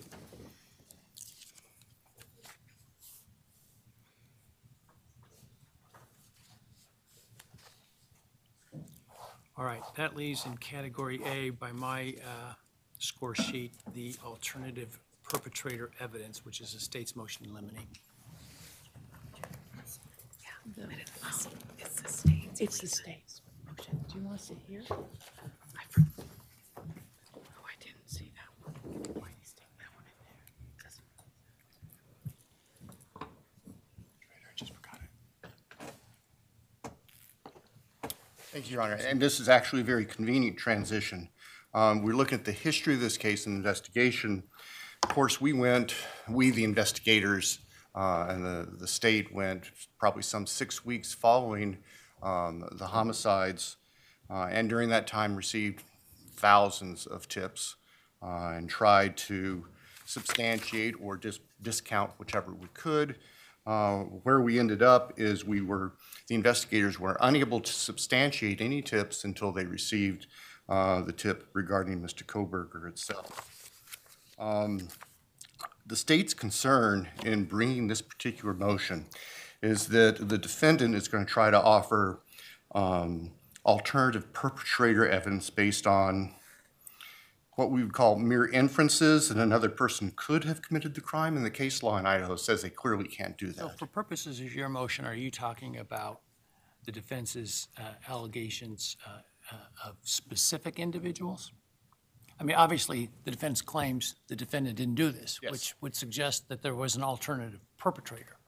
Yes. And the state's concern is about the defense focusing on specific individuals without making a threshold showing of connecting that individual to the homicides itself. And our concerns actually are reinforced by the defendant's response to our motion. When we're looking at pages 2 and 3, at the bottom of the page, the defendant says, "This case is full of alternative perpetrators. There are many alternative perpetrators." That suggests to us that the defendant is going to shotgun any variety of people's names, and we think that they can't do that without making the threshold connection first. Based on the case law, based on Rules of Evidence 401, 402, and 403, State versus Meister is the most applicable case. We're seeking an order prohibiting the defendant from offering specific alternative perpetrator evidence without first having an offer of proof to the court that specifically connects this third party, this alternative perpetrator, to the crimes themselves. And then we would also ask that the court set a reasonable deadline for the defendant to give the state and the court notice, make their offers of proof so we don't have to encounter this in the midst of trial, that we can prepare adequately for it. So that's the nature of the state's motion, Your Honor. Thank you. That's all. Your Honor, we do, as the state indicated, plan on providing offers of proof regarding alternate perpetrators. There's nothing about our approach that would be a shotgun approach, throw a bunch of spaghetti at the wall and see what falls. We understand that it requires the conditions of Meister and that we need to provide that information to you. We are still in the process of doing investigation, as you know, with the amount of evidence in this case, and there's been a lot of briefing. There's going to be a motion argued about that. We are working as quickly as we can to put pieces together that make sense under the terms of Meister to present to you for that consideration with an offer of proof. So we understand the obligations. We won't be taking a shotgun approach. I would hope that the court would see that we are calculated and thoughtful in everything that we're doing in this case, and we wouldn't treat alternate perpetrator any other way.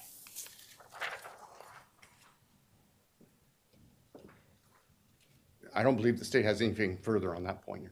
All right. I think the parties are both correct in that State v. Meister is controlling here,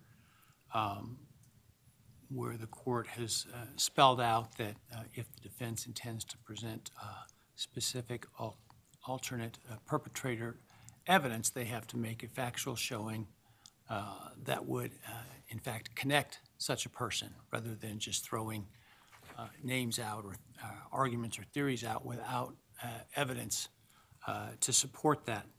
I don't want to do that at trial. I think that's not enough time for the state then to investigate that.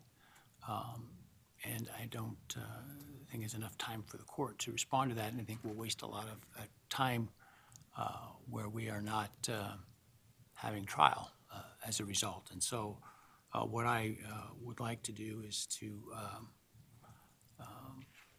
look at a date shortly around the time of the pretrial to hear those proffers and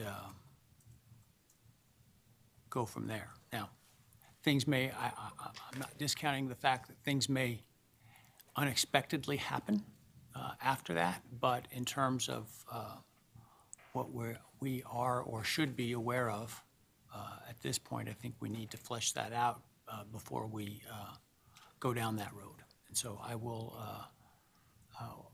probably reach out with your calendars and set a date sometime around that pretrial, maybe even during that pretrial since you're here to take care of that. Thank you, Your Honor. All right.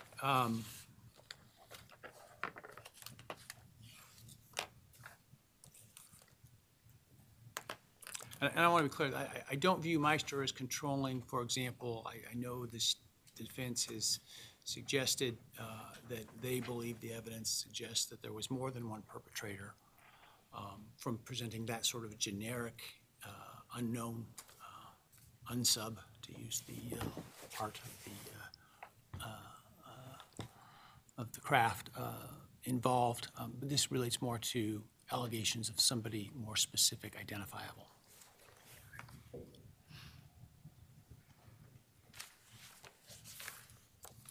All right.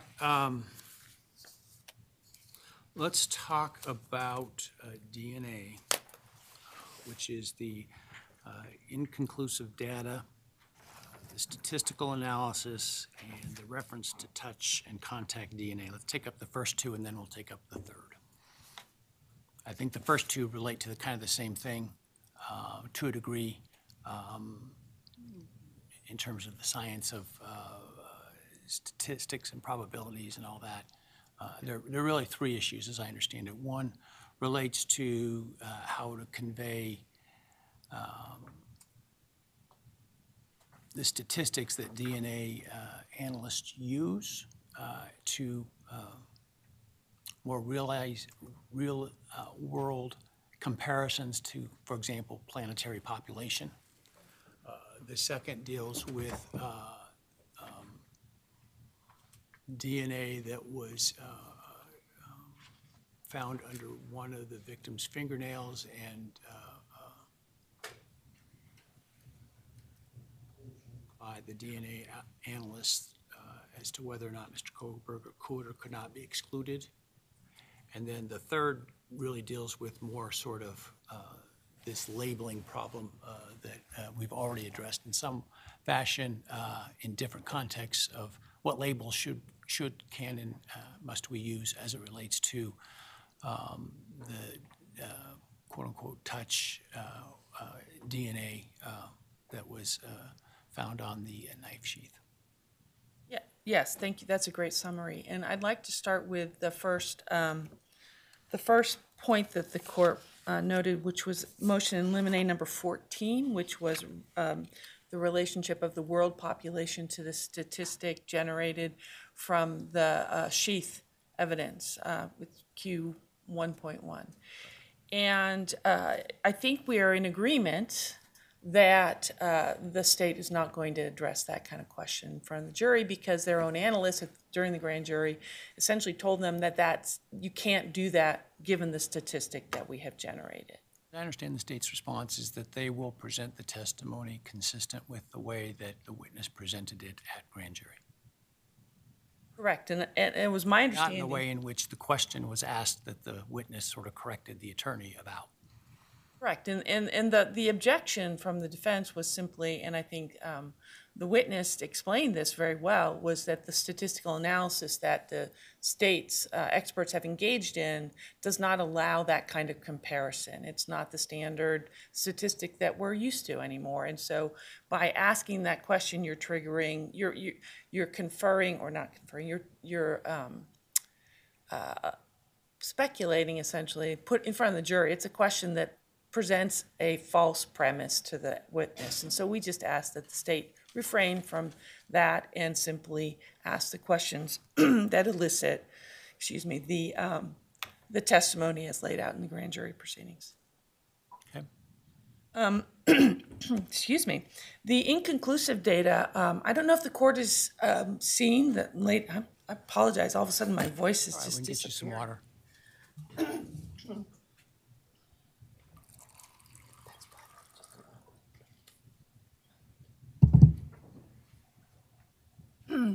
I don't know if the court has seen the latest filing from the state. I did see it. Okay, so they filed a new expert disclosure on Monday from an expert who went through and analyzed the data at issue. So as Response to the defense's having retained an expert who discussed whether or not you could exclude Mr. Kohberger from the DNA found under the fingernails. Yes. And what triggered that was the grand jury testimony where questions were asked of the analyst regarding the meaning of a conclusive versus an inconclusive data result. And the analyst testified as to 13.1, the fingernail swabs, that their data was inconclusive. And to the defense, and that means that you cannot draw any conclusions. So the defense retained cybergenetics, which uses a different statistical tool than the lab here, and generated a statistic which is strongly exclusionary of Mr. Kohberger from that particular sample. And while that doesn't preclude the evidence from the state lab, it adds additional information to the picture, the overall picture, and It's just a question for the experts to testify about and the jury to make its conclusion.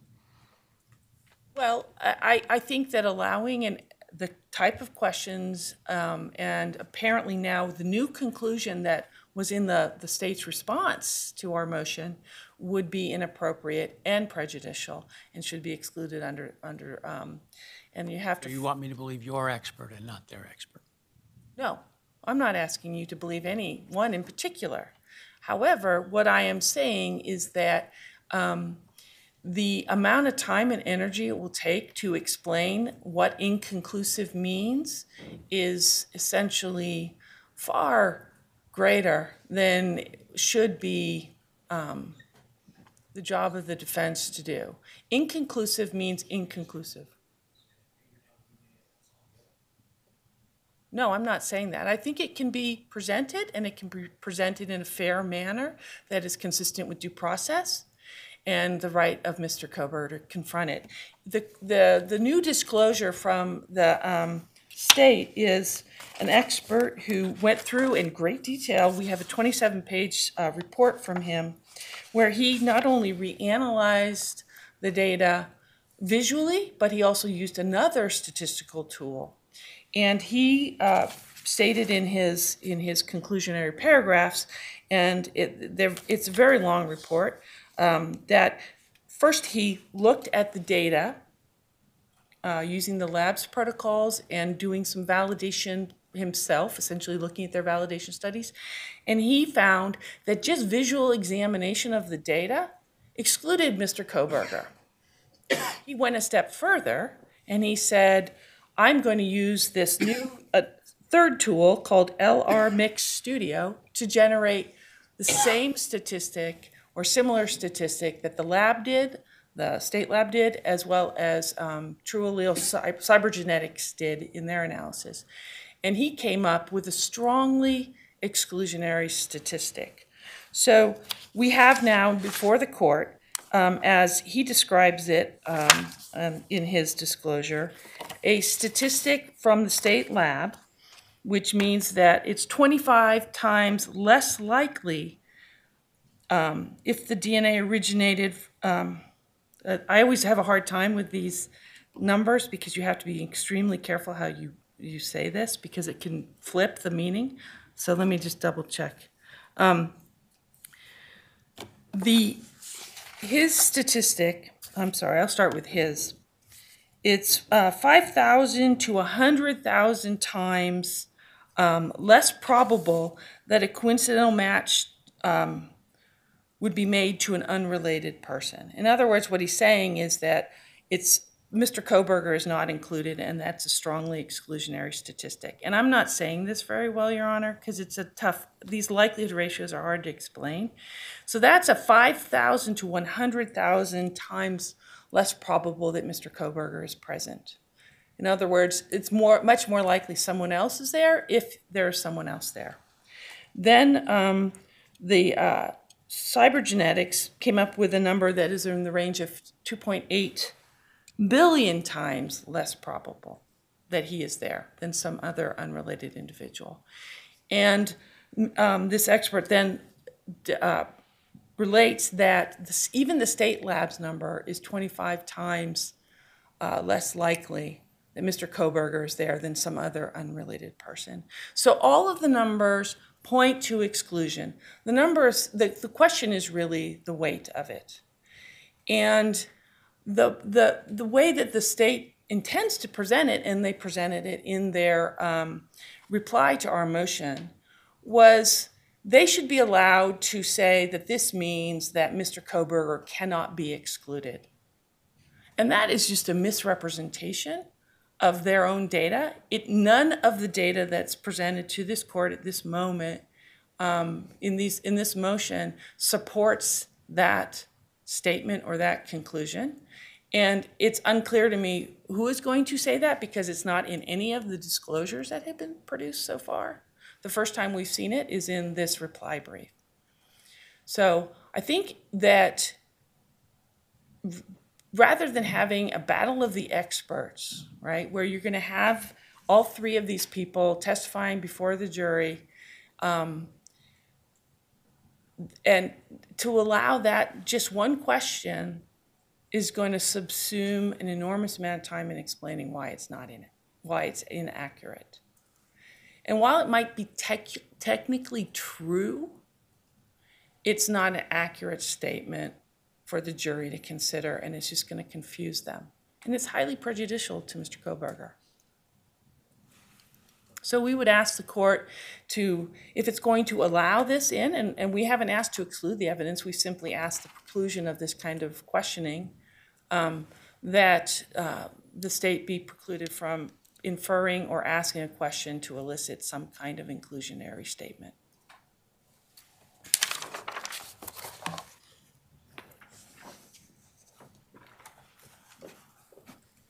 I hate these numbers. Your Honor.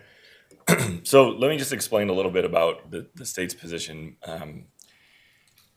The state has no intention of suggesting to the jury that, oh, maybe this is Mr. Kohberger's DNA, we just don't know. That is not what the state is trying to accomplish.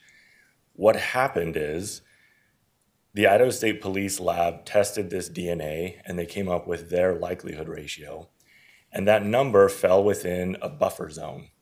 And under their policy, that buffer zone, generally speaking, with a likelihood ratio, anything less than 1 suggests exclusion, greater than 1 suggests inclusion. But they had done their own internal validation studies and had found that they were getting some false positives and negatives when you're close to that 1. And the range that they came up with was 0.01 up to 100. And so their policy is, if it falls within that range, 0.01 to 100, we report it as inconclusive. Not just meaning you can't, uninformative. You cannot draw one way or the other, whether it's exclusion or inclusion. And so that's what we had from the Idaho State Police when we went to the grand jury. We thought that it was important.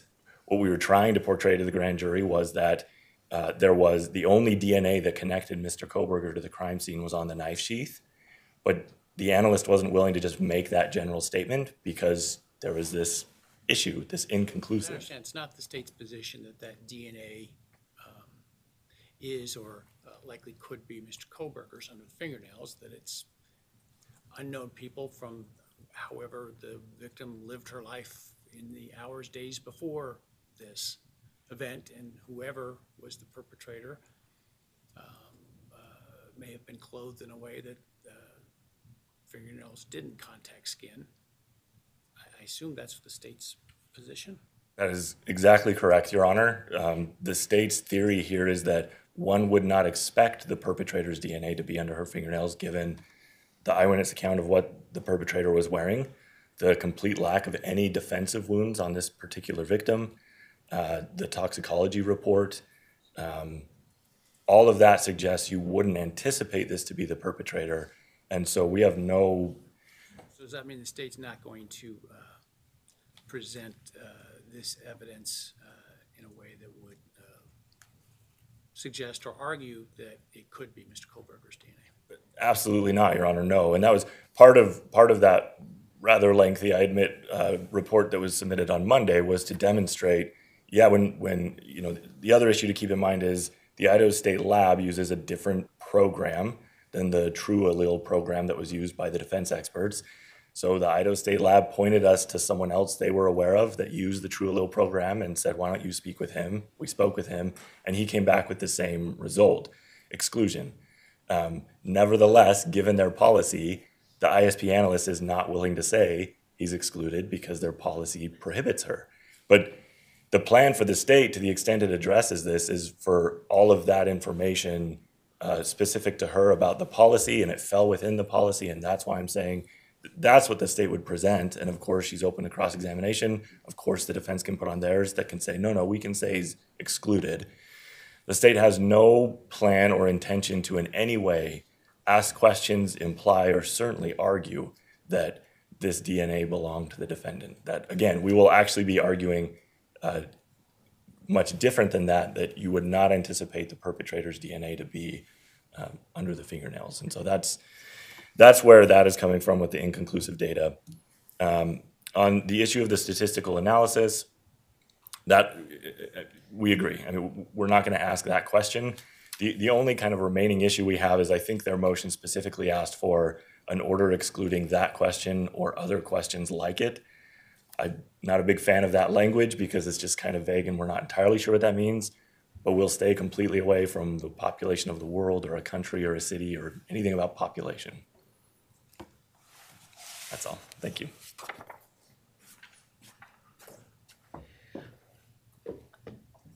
I would just like to say, Your Honor, that I guess we're in agreement, and as in an abundance of caution, I might ask the court to issue an order just that if things change, that the state has to come to the court before even trying to present such evidence. Thank you.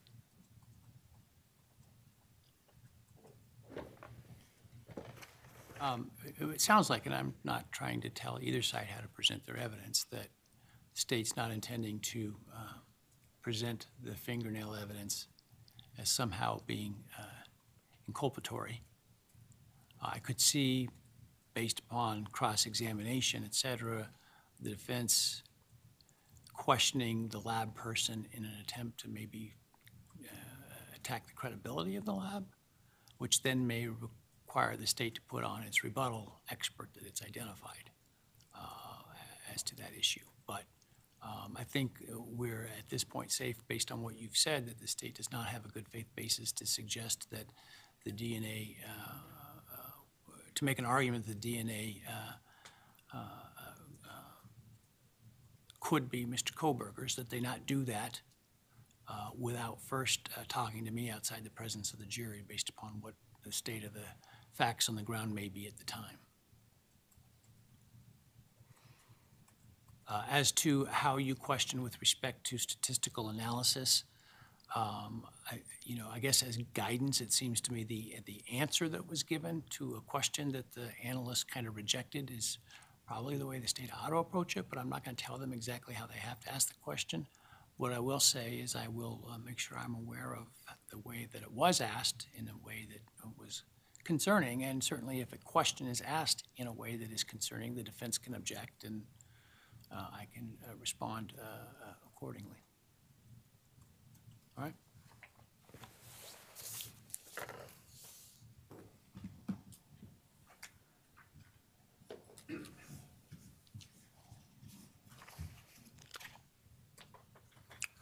All right.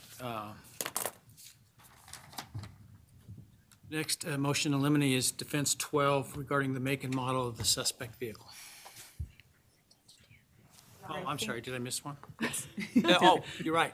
Within the group I identified before was the touch DNA. I apologize. Still in DNA. Yeah.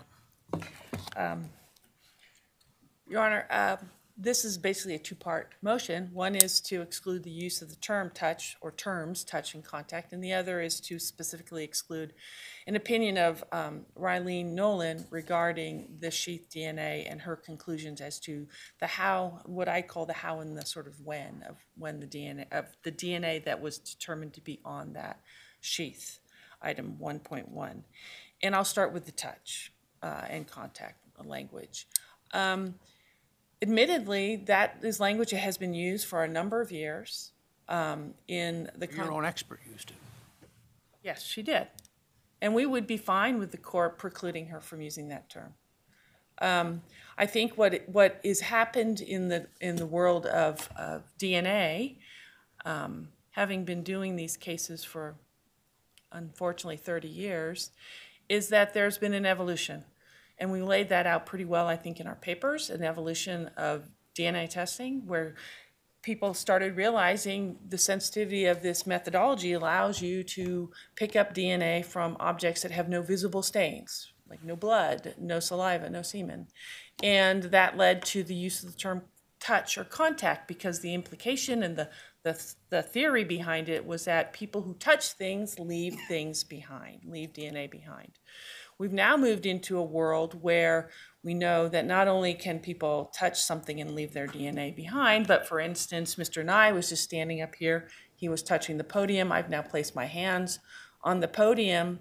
His DNA is probably on my hands.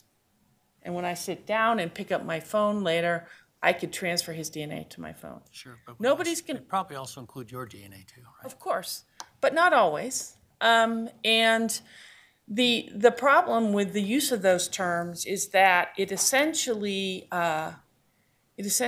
allows a conclusion to be presented through a description. And there are many, many, many ways to describe touch or contact DNA. And Ms. Nolan illustrated that in the second disclosure that was produced. And I have copies if the court does not have them. If you would like to review those, I can have them marked.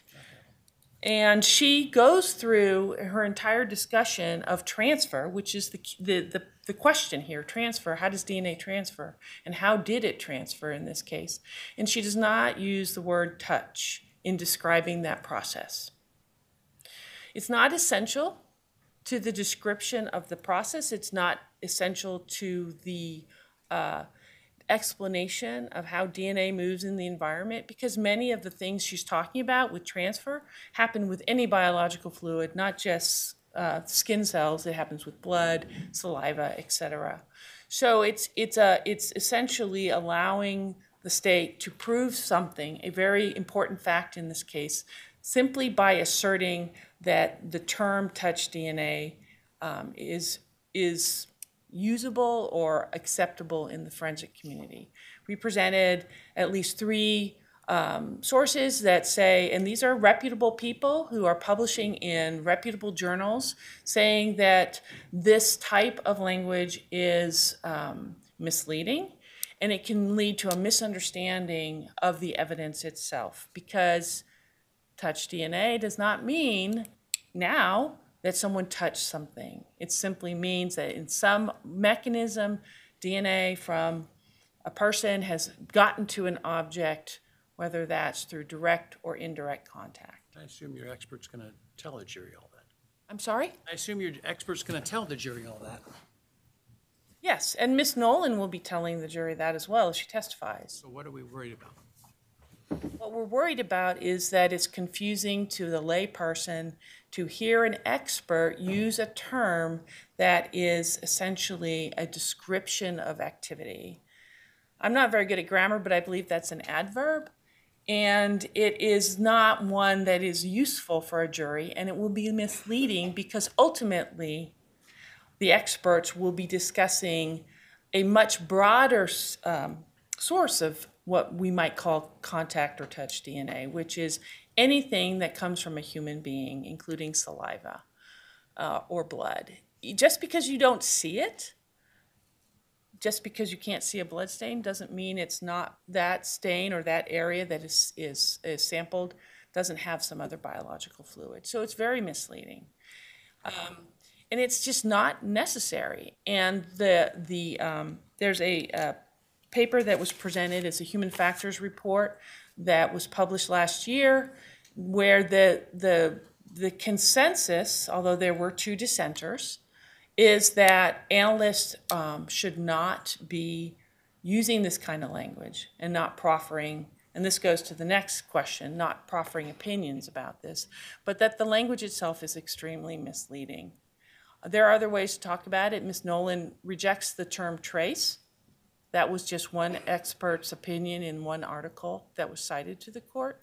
But it's very clear she doesn't need to use that term in her description of how DNA moves in the environment. So we would ask the court to prohibit her or any other witness, frankly, from using those terms in describing any DNA sample that's been collected in this case. As far as Ms. Nolan's opinion, again, it goes hand in hand with this idea that touch DNA or the contact DNA is not what it used to be thought of.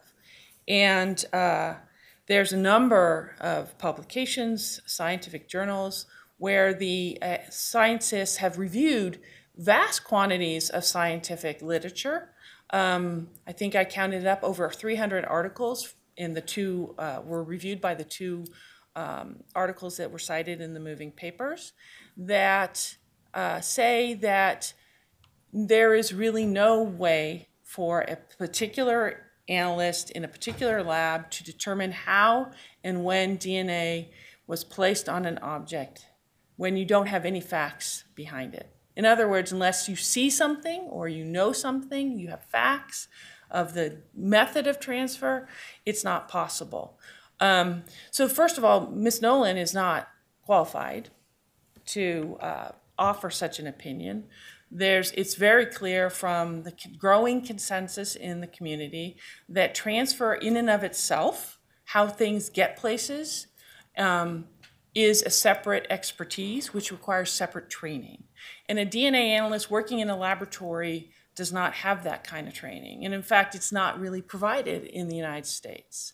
There is a paradigm in Europe that is being used, but it's not been accepted or used here in the United States at this point, which is the concern from some of the experts who were on the human factors report.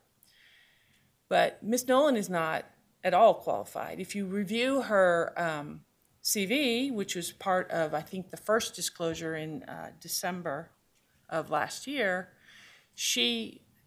going through the list of courses that she's attended, none of them are specific to transfer.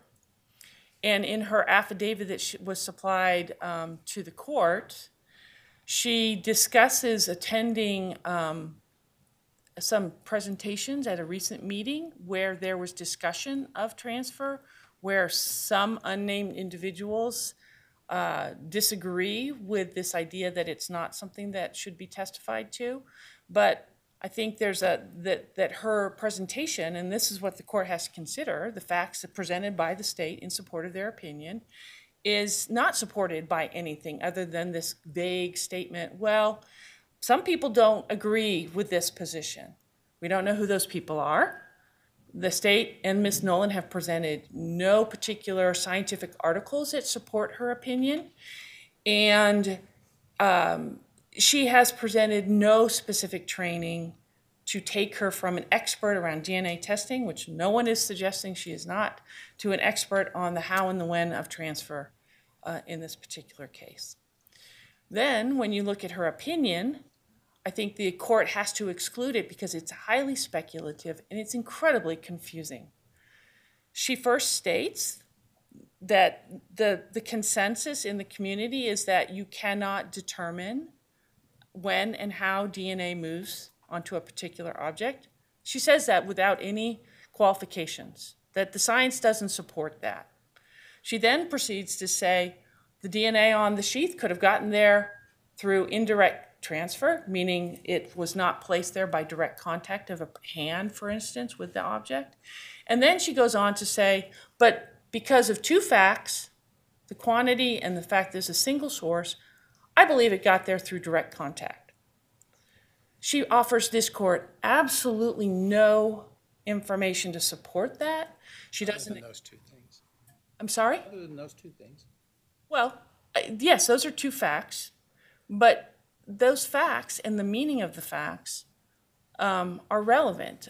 We cited a number of cases that talk about expert witnesses and speculative opinions, and our position is that this opinion is so speculative and so confusing that it shouldn't be presented to the jury, in great part because Ms. Nolan does not present this court with anything to support her conclusion. She's basically saying the science says I can't do this, but I think I can. If we were in a different place where we had some articles to support her conclusion, if there were articles to support the fact that the amount of DNA or the fact that it's a single source sample is probative of that the scientific principles and methods of DNA testing support that, then we'd be in a different place. But that's not where we are.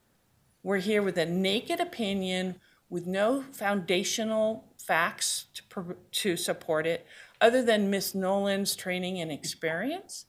And while training and experience is a relevant consideration for this court, we don't even know what training and what experience she's relying on. We don't have any indication that the lab has done any studies internally about this question. We don't know what literature she's been reading. And frankly, even though she attended this meeting that was held in February, where the proceedings are online and available, she didn't bother to let the court know who spoke and what they said. So I think the reason is because she doesn't have any support for this. And it's going to be incredibly time-consuming, not only to cross-examine her, but to present evidence to rebut her opinion. And given the speculative nature and the sort of both sides of it nature, I think the court has to exclude it.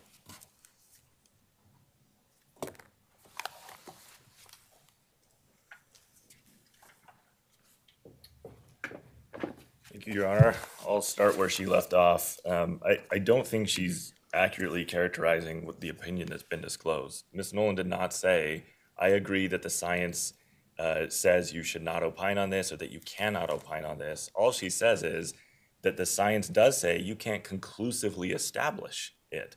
But there are factors, she lays out a lot of those factors that you can look at to decide, to indicate how it ended up there. And she's very forthright. She says, look, it's possible that this was secondary transfer, but based on the fact that it's single source and the amount that was transferred, in my opinion, it was primary.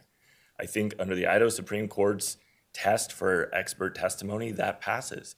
She's acknowledging the limitations and she's giving her opinion, which is going to assist the jury in reaching their conclusion, because the jury's not familiar with any of these factors that she's laying out for them. So, and then as to this idea that she's not qualified, so Ms. Nolan, as disclosed, has been at the ISP lab for 2 decades. She's a forensic scientist. She specializes in biology and DNA. For the last 10 years, she's been the lab manager and overseeing all of the biology and DNA. That includes instructing, as indicated in her CV, law enforcement and others on the collection of DNA. What we're discussing is a critical component of all of that, which is how does DNA get from one place to another? She has plenty of experience to talk about that while admitting that she can't conclusively say one way or the other. But as laid out in the brief, that's never been the test for expert testimony, that you have to be able to say to a scientific certainty that this is in fact the case. Now, on the issue of the touch DNA and just the label itself, I don't know that I've ever litigated a case where a party has come in and moved to exclude a phrase used by their own expert in their report. And she didn't just use it, she used it specifically in reference to the DNA on the knife sheath, the exact same way that our expert would use it. And now you have an attorney before the court. She used to be an expert in this case, but now she's an attorney saying, well, you shouldn't do that. You shouldn't, even though both the experts in this case use that phrase, the court should step in and say, you're not allowed to use this phrase that's commonly used in your field because it might mislead the jury. Whatever risk there is of misleading by the phrase touch DNA is easily dealt with on cross-examination. There's a definition that Ms. Nolan provides for that. I assume, though it's not given, that the defense's expert has a definition for that, and they can explain what they mean by that. I don't think it's outside the bounds or intellectual capacity of a juror to understand that sometimes in particular professional fields, there are phrases used that may not mean exactly what they sound like. I think we can expect jurors to understand that and to understand the fuller meaning that's given to it. Part of the problem with the defense's motion at this stage is by asking this court to limit not only our expert, but their own expert, they're admitting that there's something there to be cross-examined. And so if this court orders there can be no statement or no mention of touch DNA, then I think that cuts off a very legitimate line of cross-examination from the state. So I'm not particularly fond in general of proscribing phrases and words that can be used by parties and witnesses in cases. I think it just creates the potential that you're going to have problems because people slip, and particularly when you're using phrases and words that are commonly used within the field, right? We see that all the time with the use of the term victim, right, in cases, and the Supreme Court has recently weighed in on that issue. And there's actually an instruction that deals with the use of the term victim because it's just, it's hard to police phraseology.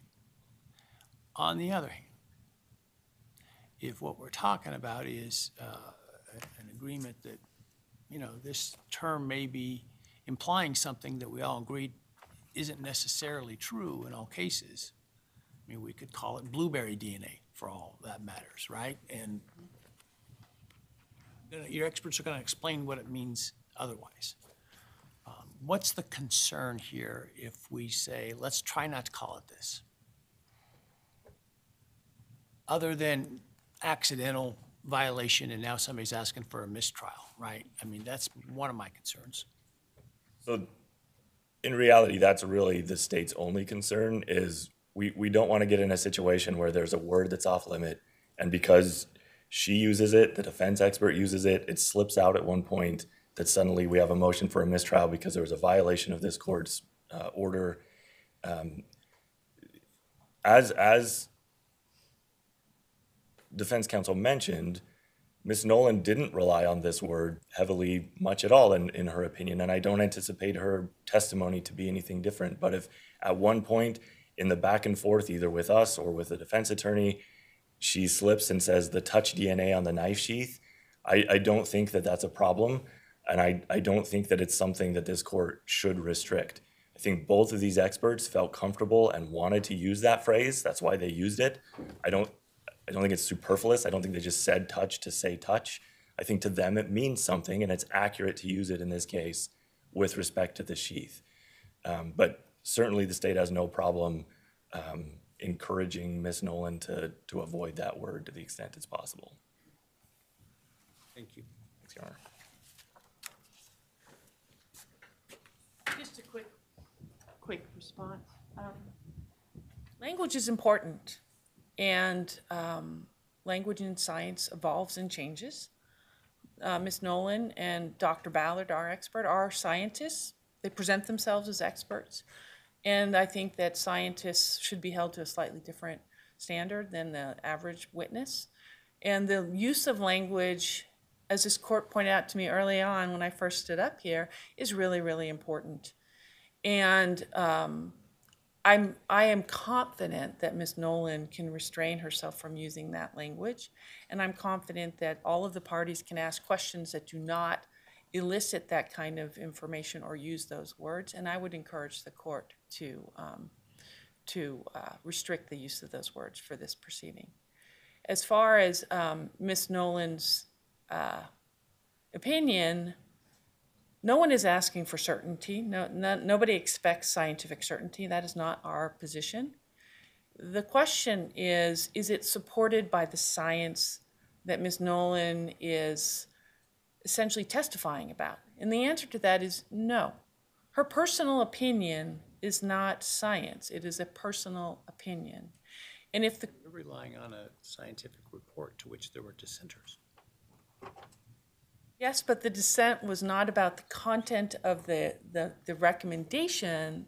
The dissent was, we don't have any options, and maybe we shouldn't be requiring trainings that are not particularly available in the United States. That is the nature of the dissent. And But in support of the idea that this testimony shouldn't be precluded by these people. I'm sorry, I couldn't, But in support of the dissent, in support of yes. opposition to a scientific consensus that this testimony should not be presented. That's correct, but I don't think that the court has to rely on a 100% consensus of the community. I think that the evolving understanding of the science and the scientists in this area and of the people who are actually publishing work is highly relevant to whether or not that kind of opinion is actually acceptable anymore. And I suppose that the question of admissibility might revolve around a more like a Daubert standard. But given that we have not had the opportunity to see these opinions until so recently, that was not something we were able to do. Yeah, the Supreme Court has specifically rejected the Dover standard. Well, I'm new to Idaho law, Your Honor. That's why I suggest Daubert. But that kind of analysis, I think, is the same type of analysis that this court has to do, as sort of essentially a gatekeeper, to make sure the jury is hearing reliable evidence. And I think that if you read closely, in particular, Ms. Nolan's second disclosure, which I believe came out in February, or was given to the court in February, she lays out a whole series of things that affect transfer. She makes one statement about the quantity of DNA being higher with direct transfer, but that's not elucidated in any way, and doesn't talk in anywhere in that disclosure or any other disclosure why a single source profile would support her contention. And I think because of the complex nature of this, that we can't speculate as to why. It may make logical sense, but I'm not sure it makes scientific sense to speculate, which I think is what we are prone to do. And as I think the Idaho courts have said, the court's not supposed to substitute its judgment for the expert's opinion, but to consider it in the context in which it's presented. And here, there is nothing to support her opinion, absent her assertion of training and experience. And I'll stop with that. Right. I'm going to take under advisement the issue of Ms. Nolan's testimony about her conclusion of the likelihood of direct contact of the DNA. As to the use of the term touch DNA, I'm not going to preclude it. As I indicated, I think it's a discretionary matter. Science in that area uses the term to have a particular meaning. That meaning can be explained to the jury through the experts. In addition, much as the term victim, there's an instruction for. I'm not opposed to giving an instruction to the jury should that term come out,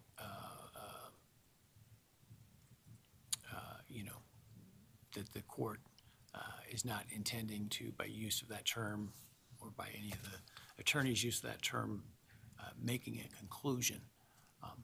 On the other hand, I do encourage the parties to not use the term as much as they can. I think we underestimate the intelligence and reasonableness of jurors, having presided over, I don't know, well over 100 jury trials. I think that we worry about things that they are more than competent to understand and not jump to a conclusion simply by the use of a word, particularly where there's scientific testimony around explaining what that word means in context. And so I'm not particularly worried about it. I'm not opposed to some kind of instructions if the parties can agree on one. I would suggest the parties come to an understanding of what a term they should, as a council at least, try to use. I'm not going to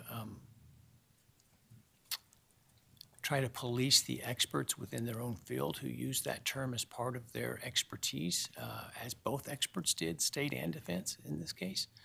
But certainly would encourage council to try to avoid it as much as possible.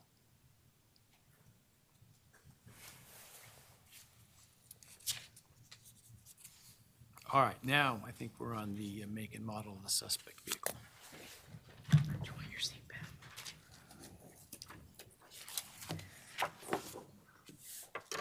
Your Honor, this is a motion where the words do matter. We're following up on that one. This seems appropriate. This motion, we're talking about the phrase used by the state, suspect vehicle number 1. First, this motion is grounded in Mr. Kohberger's rights to due process and a fair trial. Thinking of why we have this motion, we have to remember this is a highly circumstantial case. That's what this case is about. And one of the pieces of circumstantial evidence that the state will use is a video from a house on King Road, 1112 King Road. And that video depicts a vehicle. There are several views of that video with vehicles in it. The state will also use other videos that depict vehicles or a vehicle in surrounding areas. As they said in their response briefing, they do not have one continuous video loop. So the state's piecing together several videos and calling them all suspect vehicle number 1. That invades the province of the jury to make that determination. The state has Special Agent Immel, who will testify and identify a make and model of a vehicle from one of the many clips of videos that the state will use. That make and model cannot be identified from other than one view of that. This motion is not asking the court to prohibit the state from producing the videos or producing Agent Immel insofar as his testimony matches his expert disclosure. But this is about preventing the state from saying, this is suspect vehicle number 1. This is the same vehicle in all of these video clips. That's something that the jury will have to decide after they hear evidence to make that determination. This motion is important because that has been referred to, suspect vehicle number 1 has been referred to by the state in their affidavits for search warrants and other pleadings that they've written where the state has made this connection and they can't do that.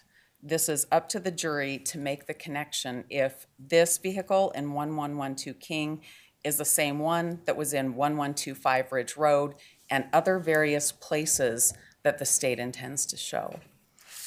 We're asking the court for an order prohibiting the state from making the reference of this as suspect vehicle 1 to state that as a fact, not to prevent them from presenting evidence in the way of video clips or expert testimony, but just to prevent them from invading the jury box when that's up to the jury to decide if that's the same vehicle, if it's a Hyundai Elantra, and if it's consistent with one that Mr. Kohberger drove at some point.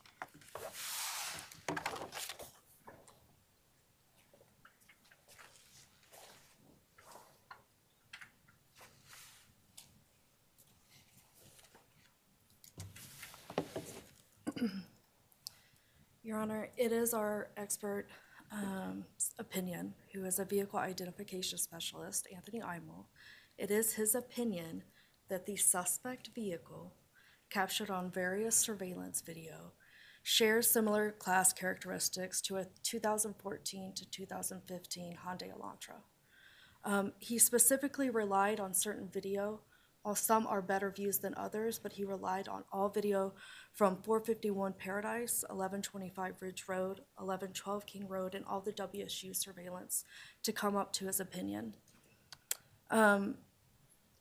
His opinion's based on logical inferences of review of the surveillance and footage, including observed traffic flow, the time of night, the direction of travel, and the camera timestamps. The jury should be allowed to hear his opinion, weigh that information with other testimony and other admitted evidence, and decide if they believe that that vehicle is a 2014-2015 white Hyundai Elantra. Of course, the defense will have the opportunity to cross-examine S.A. Imel. That's the process, and that's the process that should happen. There are no legal grounds to exclude this opinion or to limit it. Thank you.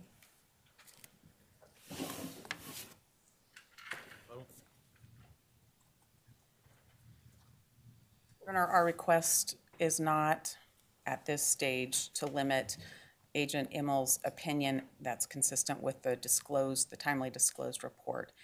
It's our request to have an order from the court preventing the state from referring to the vehicle as one vehicle in all of these clips. Agent Immel can talk about the clips, we can view the clips with the jury, and he'll be subject to cross-examination. The motion is wholly about. We'll say that this is the same vehicle on each of the clips, that No. his expertise? No, I think he'll testify that it could be consistent. I think he'll testify he could only identify a Hyundai Elantra from the 1125 Ridge Road video. And I think that he will agree that his original opinion was that it was a 2011 to 2013 Hyundai Elantra. And I think he'll testify that only after Mr. Kohberger was identified. It's not actually factually true. As I understand it, it was expanded before the 19th. Let me back up. The email that I think was disclosed in the Franks motion to the court was that he preferred a 2011 to 2013 Hyundai Elantra, but open up the search through 2016. Moscow Police Department set out their Be on the Lookout flyer for a 2011 to 13 Elantra, and that's what was sought for a long time. Agent Immel in that email did say expand that year. The change that there's a vehicle, a Hyundai Elantra, that's a 2014 to 2016 came later, and that came after Mr. Kohberger was identified on December 19th, and in looking at WSU footage of a different vehicle. That's putting a vehicle together much later after Mr. Kohberger's been identified, not back in November of 2022 when they're trying to identify a vehicle. I don't think that's consistent with the facts, but okay. I think the facts are, in the email, it was originally, let's look at this date range, and then he said, well, you know, I'm more comfortable with an expanded, or we need to expand the range through 2015, and that was well before Mr. Kohberger was identified. Now, what BOLO went out, I don't know. I think it may have gone out in two different forms at one point, but the opinion that it could be was before that time, at least as evidenced in the emails. I agree that in that email, he said expand the search to 2016, but he was more comfortable with a certain year. Okay, so I'm trying to explain to the court where I'm coming to my request to the court. I was asked what Agent Immel would say, and I'm repeating it to the very best of my ability. The motion is not about Agent Immel's testimony. I will be able to cross-examine him. He can talk about the videos. He can talk about moments in time where he made certain identifications and why he said what he said in emails. I can talk to him about when the focus for 2014 to 16 changed. What I'm talking about in this motion, what I'm asking the court to exclude, is the prosecutor from standing up and telling the jury that this is the same vehicle all the way through these videos. that would violate what I said earlier about argument before closing. they may say in opening, the testimony of the FBI specialist you will hear is that this is the vehicle that is seen on the various surveillance cameras. That's different. I agree. The phrasing the prosecutor has used for a long time in this case is to call the vehicle suspect vehicle 1, and so that's the purpose of the motion. This is my opportunity to ask the court for an order, and that's what I'm doing. Thank you. Right. So I'm going to write a little something on this issue, but what's that? Did the state not respond? That was rebuttal, wasn't it? Okay. Yes, it was my motion. Yeah.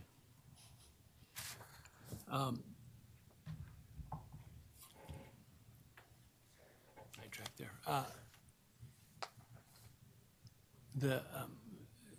My inclination is certainly the state should not be making conclusions outside of closing statement. I don't think calling the vehicle suspect vehicle 1 is making a specific conclusion. It's, again, using a term that is used within the investigation, but specifically making an argument that the various vehicles, or the various images of vehicles on the various surveillance cameras is the same vehicle,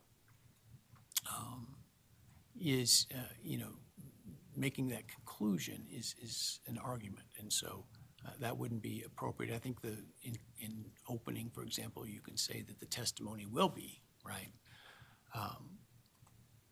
As to the agent's ability to make that conclusion, I don't believe that that is an ultimate opinion of that is taking the ultimate conclusion from the jury. I think that's right within the province of expertise, and I don't believe, based on the evidence, that it is speculative, such that the agent shouldn't be allowed to offer that testimony. But I will write up further my analysis on that. All right.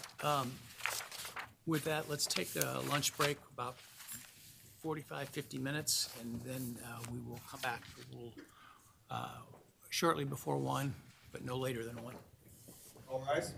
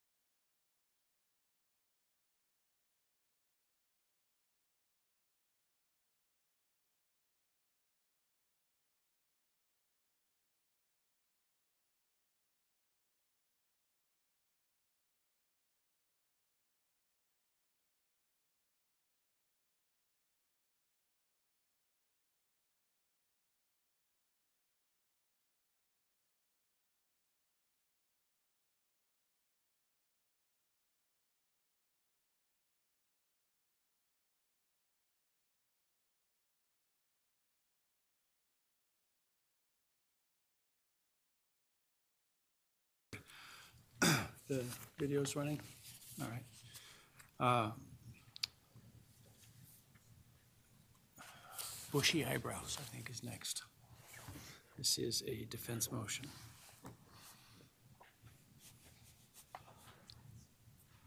DM is considered an eyewitness, and eyewitness testimony is some of, if not, the most impactful testimony in a trial. The testimony must be subject to close scrutiny before its admission is allowed. We seek that the use of the descriptor, bushy eyebrows, be excluded from use at trial because the witness with this descriptor is completely uncertain of what she remembers, and her description is derived from seeing the intruder for only a second. Whether this court applies Manson-Biggers, which I would say is not completely right on point because there wasn't a photo lineup and there wasn't a show up, or the court considers the science behind memory, the criteria you must look at is what factors influence the accuracy of the memory and make the testimony reliable, because reliability is the linchpin in determining the admissibility of identification testimony. Between Manson-Biggers and the science of memory, there are several factors that are consistently considered, and I'm going to go through a few of those. Factor one, what was the opportunity to see? This is also known as first phase of development of memory or the acquisition phase, and distance, lighting, and duration of exposure are important. DM is uncertain about the lighting. The stairs to her left were not lit. The kitchen may or may not have been lit, and the twinkle lights in the living room may have been lit. She described seeing the person for, quote, only a second, end quote. The person may have been 3 feet from her, or he may have been walking to exit out the back sliding glass door.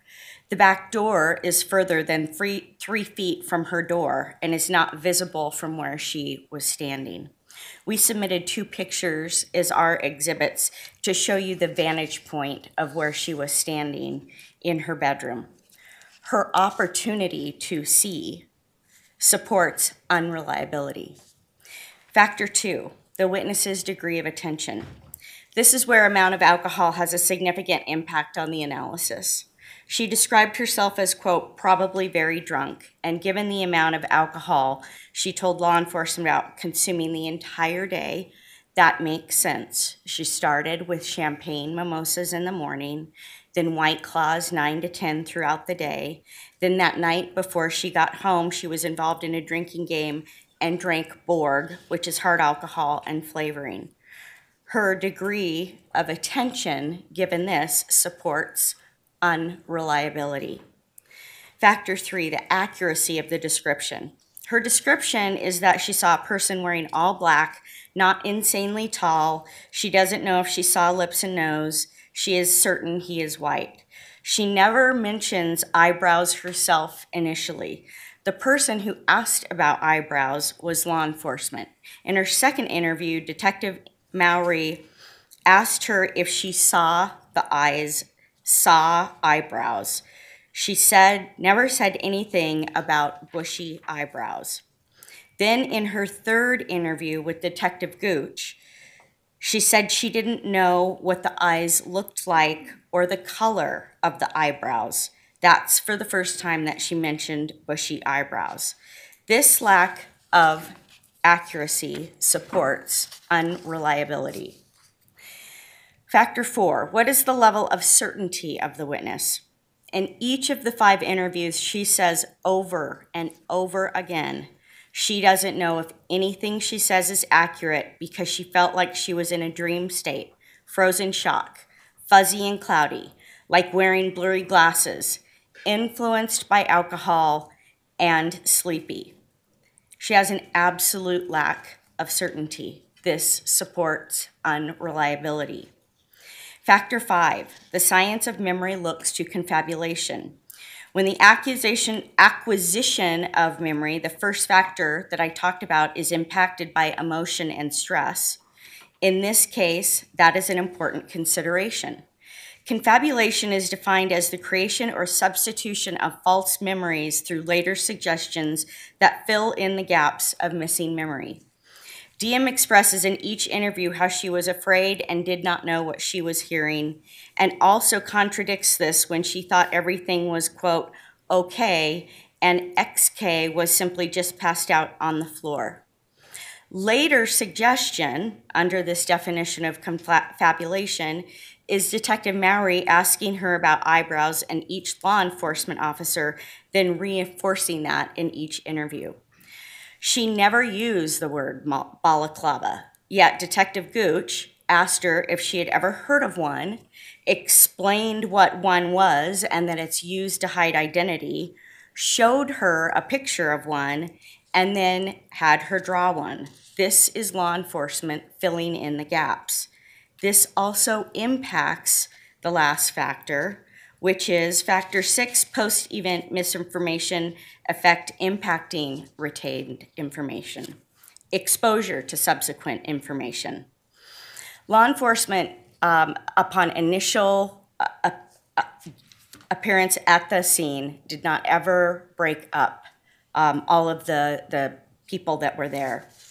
They then go to the police station, and after that, on the night of November 13th, those that were at the house when law enforcement arrived stayed together in a hotel room. So the DM was basically together with other witnesses from the time that when they first called friends to come to the house, before they called law enforcement, all the way through the night. She was interviewed twice by law enforcement. That created this exposure to bushy eyebrows. And then that term was used in the probable cause affidavit, and the media seized upon it from the very beginning, causing post-event exposure, which affects how DM's memory is retained. This factor supports unreliability. When you look at all of these factors, or the totality of the circumstances, the way the state argues it, the linchpin, the reliability is not there. The state wants to bolster a person who admittedly has no clear memory with a photo of Mr. Kohberger to say, this is the person she identified. DM told police that she looked at Mr. Kohberger's arrest picture and did not recognize him. The state cannot run around her unreliability by entering into evidence a photo to show it's a person that she says she cannot identify, because the state's interpretation is that Mr. Kohberger's photo shows bushy eyebrows. That is misleading to the jury. It will confuse the jury. It will be putting words into the mouth of DM that do not exist. While they might not seek to do that on the stand with her by admitting a photo through her testimony off of his phone, if they make the argument in an opening statement that that description of bushy eyebrows is supported by a photo taken on his phone the next day, that kind of prejudice is beyond repair. The state also claims that because DM draws pictures of eyes and eyebrows, she is more reliable in her identification of them. But that is not the way law enforcement appeared to have viewed the artwork as they photographed it and reported on it. Given the science of memory and its acquisition, retention, and retrieval, this could be what is filling in her memory gaps as opposed to actual memory. When you apply the critical factors that a court must take into consideration for eyewitness testimony regarding identification, the words bushy eyebrows should be excluded. The heart of the issue is whether or not the witness is reliable enough on the issue to let the words be spoken to the jury when it comes to the description. DM said that she could not do a composite sketch because she doesn't think she saw a face. The court should enter an order excluding the words. Thank you.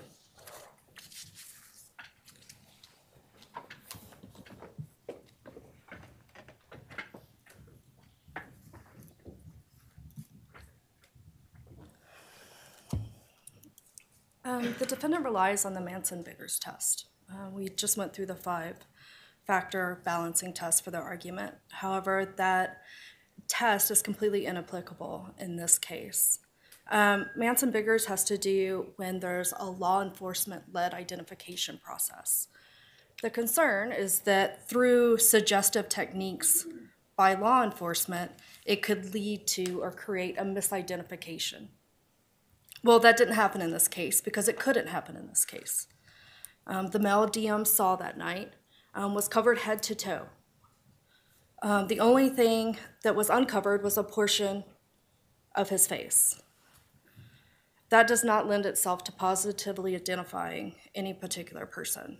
Therefore, an identification procedure was not used, and that Manson-Biggers test is inapplicable. Instead, on 4 separate occasions before Bryan Kohberger was even identified or arrested, DM gave consistent descriptions of the male she saw in the residence that night at around 4 a.m.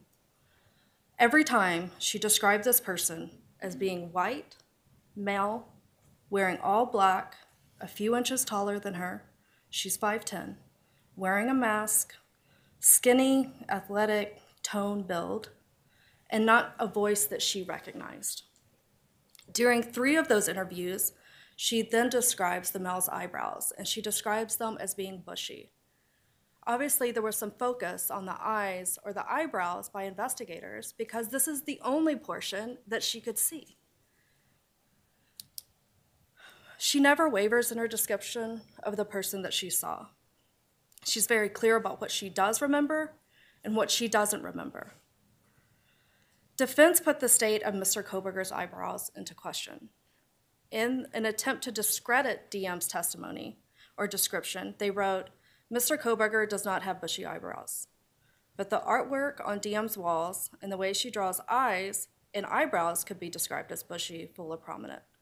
So in response, the state attached a picture of Mr. Kohberger, and obviously that's a jury question, but it was taken only hours after the homicide, so the closest in time to when DM would have seen the smell. And we did this in order to, when we did apply the Manson-Biggers test, to show that it turned out to be accurate. Corroboration does not equal prejudice. The state doesn't intend to introduce, they're correct, we would not introduce that photograph through DM. We would attempt to introduce that photograph and plan on laying the proper foundation and relevancy at trial. There's no grounds to exclude this testimony. DM's the only living individual who saw the person responsible for these 4 homicides. Her description of the male, including any characteristics such as bushy eyebrows, is relevant to the identity of the killer. It is prejudicial, but it's not unfair. A jury should hear this evidence, and the state asks that the court rule accordingly. Thank you.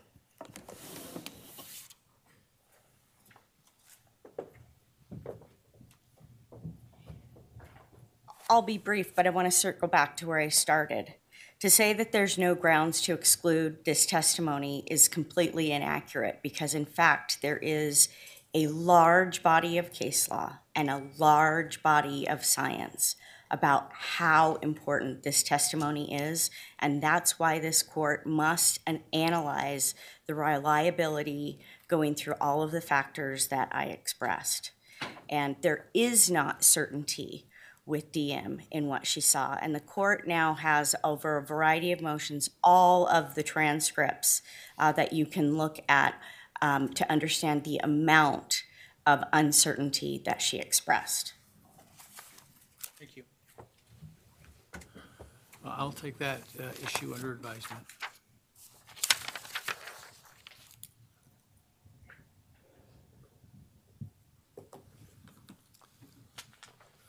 Text message, pardon me, 911 call.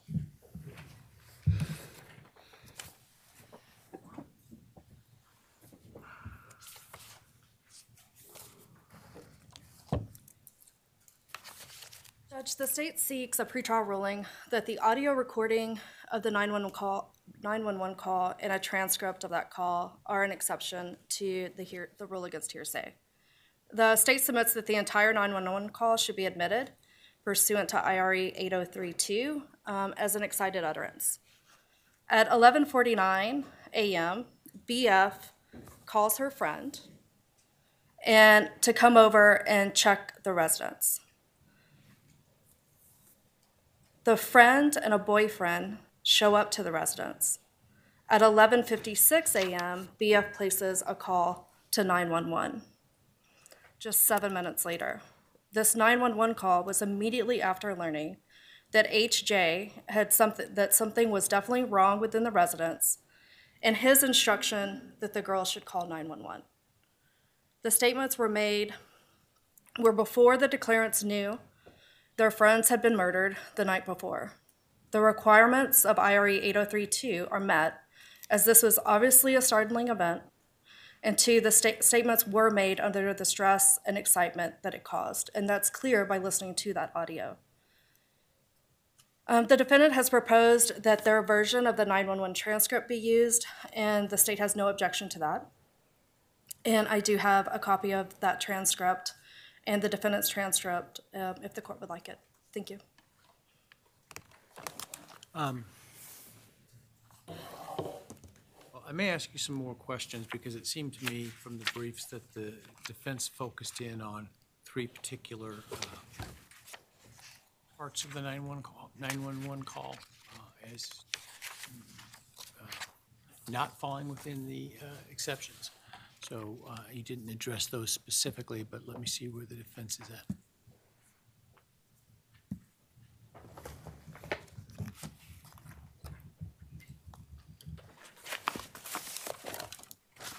Your Honor, the best place for me to start is to probably provide you with some copies of the exhibits that we're going to want to talk about.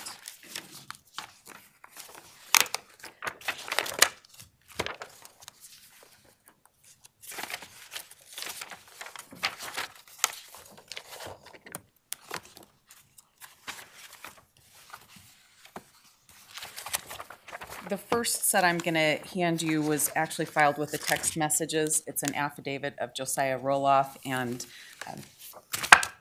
also, let me give you the extra copy. It has DM's messages broken out in bubble form. That's not all. I gave a whole separate copy for Giovanna. I think that's what I'm supposed to do. This, to be clear, when we're talking about 911, but you're giving me the text stuff?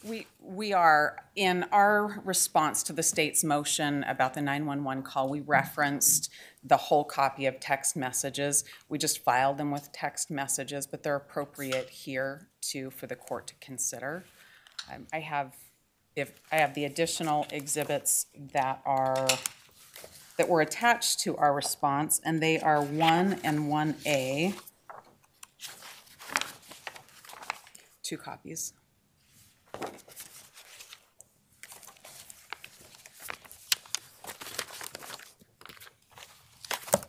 With those in possession of the court, I'll talk about the state's request. The 911 call is made 8 hours after whatever happened in that house happened, after the killings happened, according to the state's theory of the case anyway.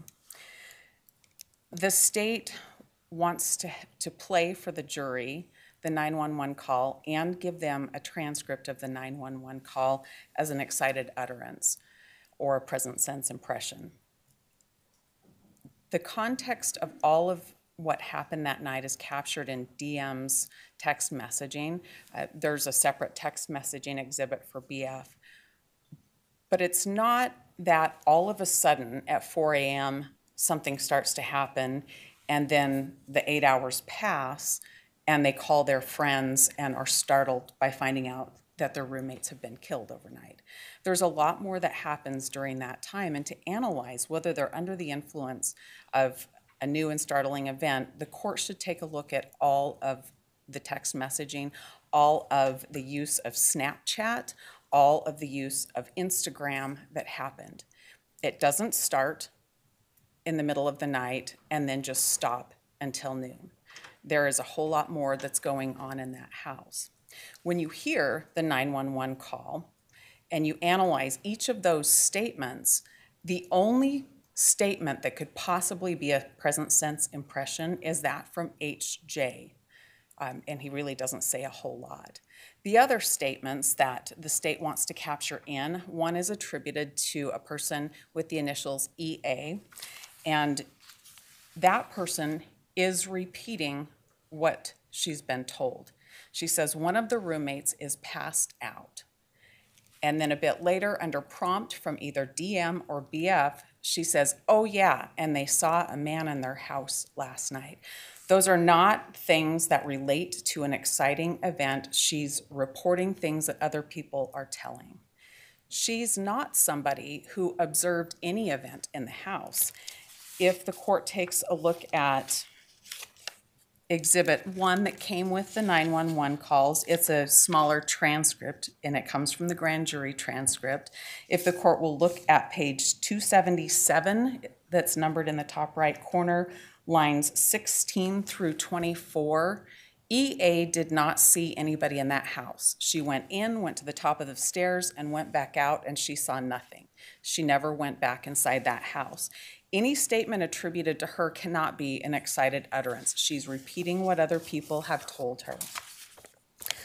Similarly, if you look at the grand jury transcript, this is 1A, this relates to DM, and I'm at page 187, lines 12 through 16. DM is not responding to any of the statements she makes on the 911 call to a startling event. She says that for a brief second, she saw XK, but thought she was passed out from the night before. She also wants to talk about what she saw at 4 in the morning, and the dispatcher stops her. Looking at page 190 of that same 1A transcript, DM talks a little bit about that morning when she woke up after whatever happened in the middle of the night happened inside that house, that she reviewed the text messages between her and BF from the night before. She was busy from about 9 o'clock in the morning on her phone. She was on Instagram, she was on Snapchat, she was on Indeed, she was editing pictures sometime in the night as well. This is not somebody who was asleep and then woke up and was startled. She is actively reviewing things that happened on her phone and communicating with other people. Any statement she made on the 911 call is not the result of a present sense impression. It's not the result of an excited utterance. It is somebody who's been awake and thinking about whatever she and BF talked about the night before and communicating with a lot of other people before that 911 call is made. The court should not admit the 911 call as an excited utterance, and the court should not admit the transcript for the same reason. But if the court chooses to admit one, having both is cumulative. So it asks the court to exclude the 911 call.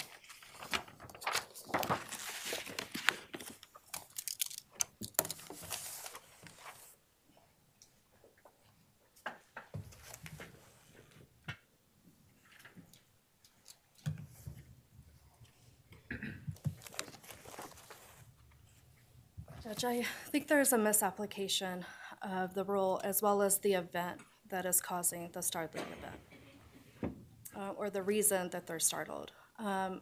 State agrees that this is somewhat of a culmination.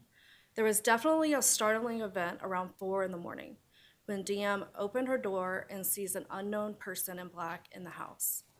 She's not sure what to make of this, but that's obviously a startling event, enough so that she runs downstairs to her friend's bedroom. Yes, a period of time elapses. She wakes up the next morning. The next startling event is the fact that when she wakes up the next morning, her friends, she can't hear them.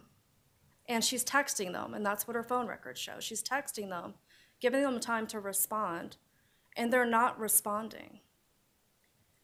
So at this point, she decides to call over friends to come and check on the residents, remembering what happened the night before. Now adding to that she's not hearing the roommates above like she normally would, and they're not responding in the morning like they normally would. Then she calls her friend to come over. Then the friend comes over, discovers Santa and then instructs them something is wrong, and to the point that they need to call 911. That's truly the startling event here, is the confirmation that all of these things are coming together and that there's an emergency in the house that law enforcement needs to respond to, which is the context of how all of these statements are made. What do I do, or what's your response to it seems like some of this I need to take bit by bit. And so, for example, EA stating that one of our roommates, or one of the roommates passed out and was drunk last night and she's not waking up. She didn't witness anything. Well, I think that falls under her present sense impression of what is happening at that time. Her hearsay statement of what somebody else told her. That's She's true. not experiencing anything in that sense other than being there. And I think the case of, look at my note here, of Bemis is instructive. Well, I would also argue that for this particular statement, we wouldn't be relying on it for that truth. So therefore, it's just not hearsay. Well, solely just for the context of the entire 911 call.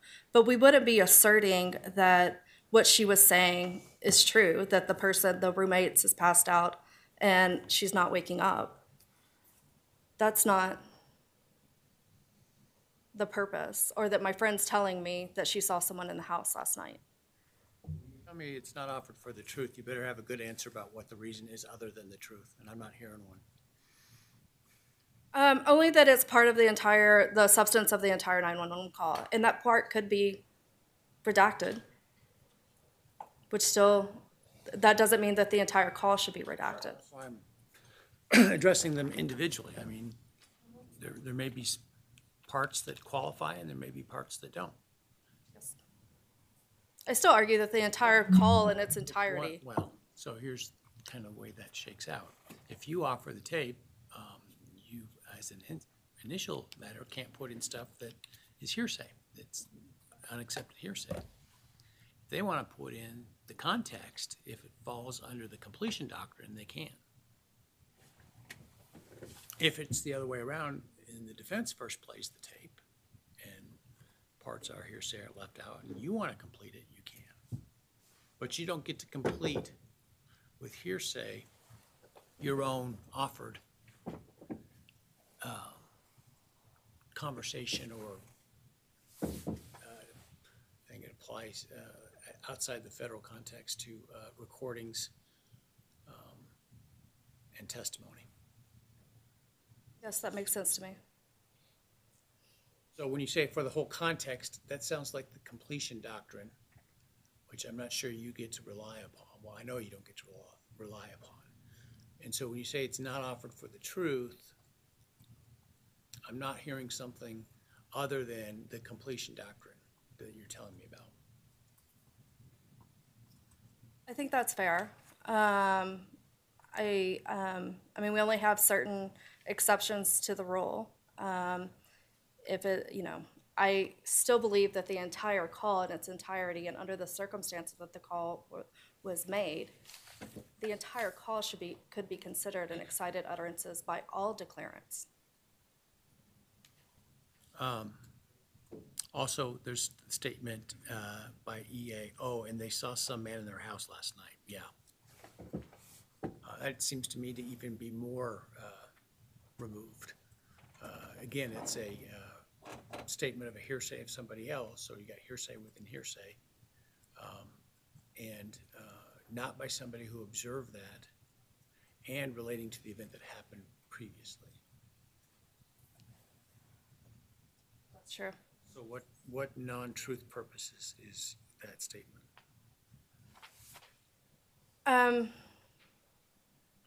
Again, I would just have to say that the whole Yes, call is an that seems excited. to me to be even more concerning, Right. right? The first one, I mean, my roommates aren't waking up, and we're gonna have that confirmed through other evidence. the statement hearsay that the roommate saw somebody is perhaps more of a piece of contested evidence. Agreed. I still, Concern about being an offer for the truth is even greater there. right, and the appropriate remedy, when there's not any grounds for relevancy for this, would be to solely redact those portions of the 911 call, not to exclude the entire call.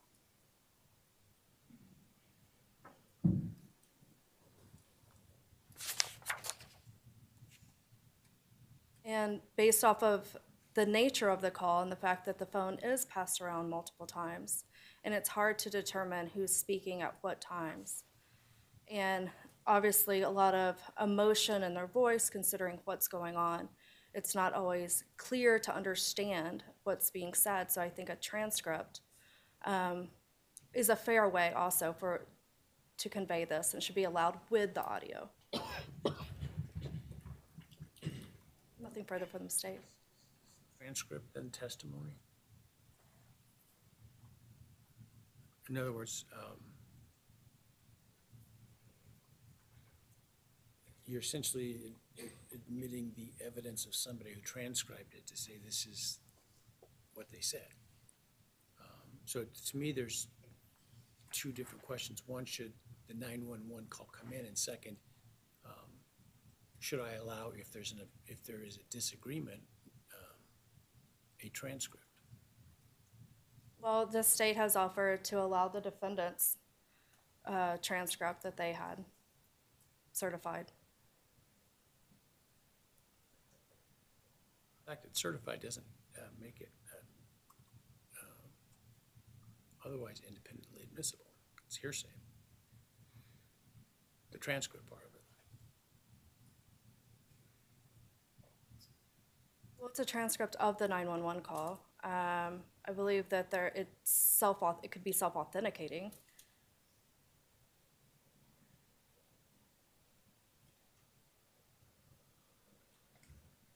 It has sufficient standards of reliability built into the transcript.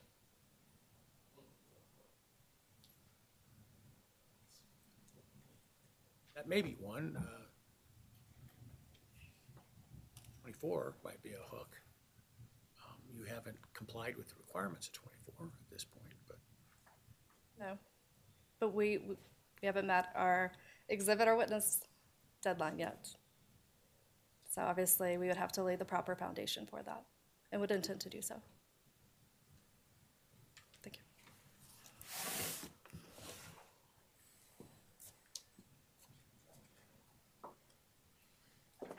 All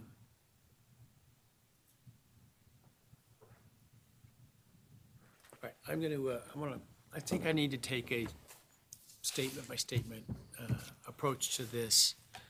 I do think that the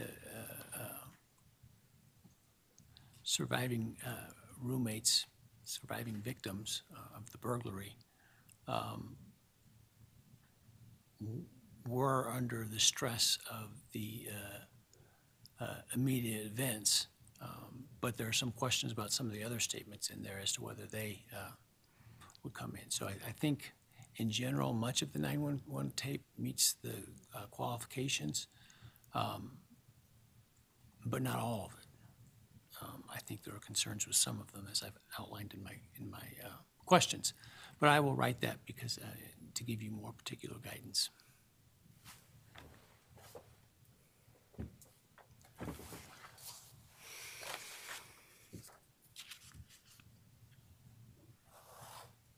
All right, the text messages and testimony.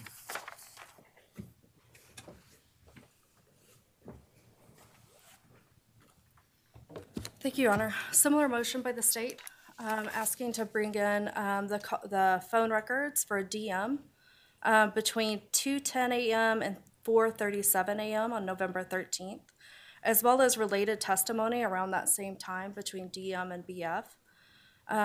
Again, the state submits that there are allowable exceptions to the rule against hearsay to allow these statements to come in.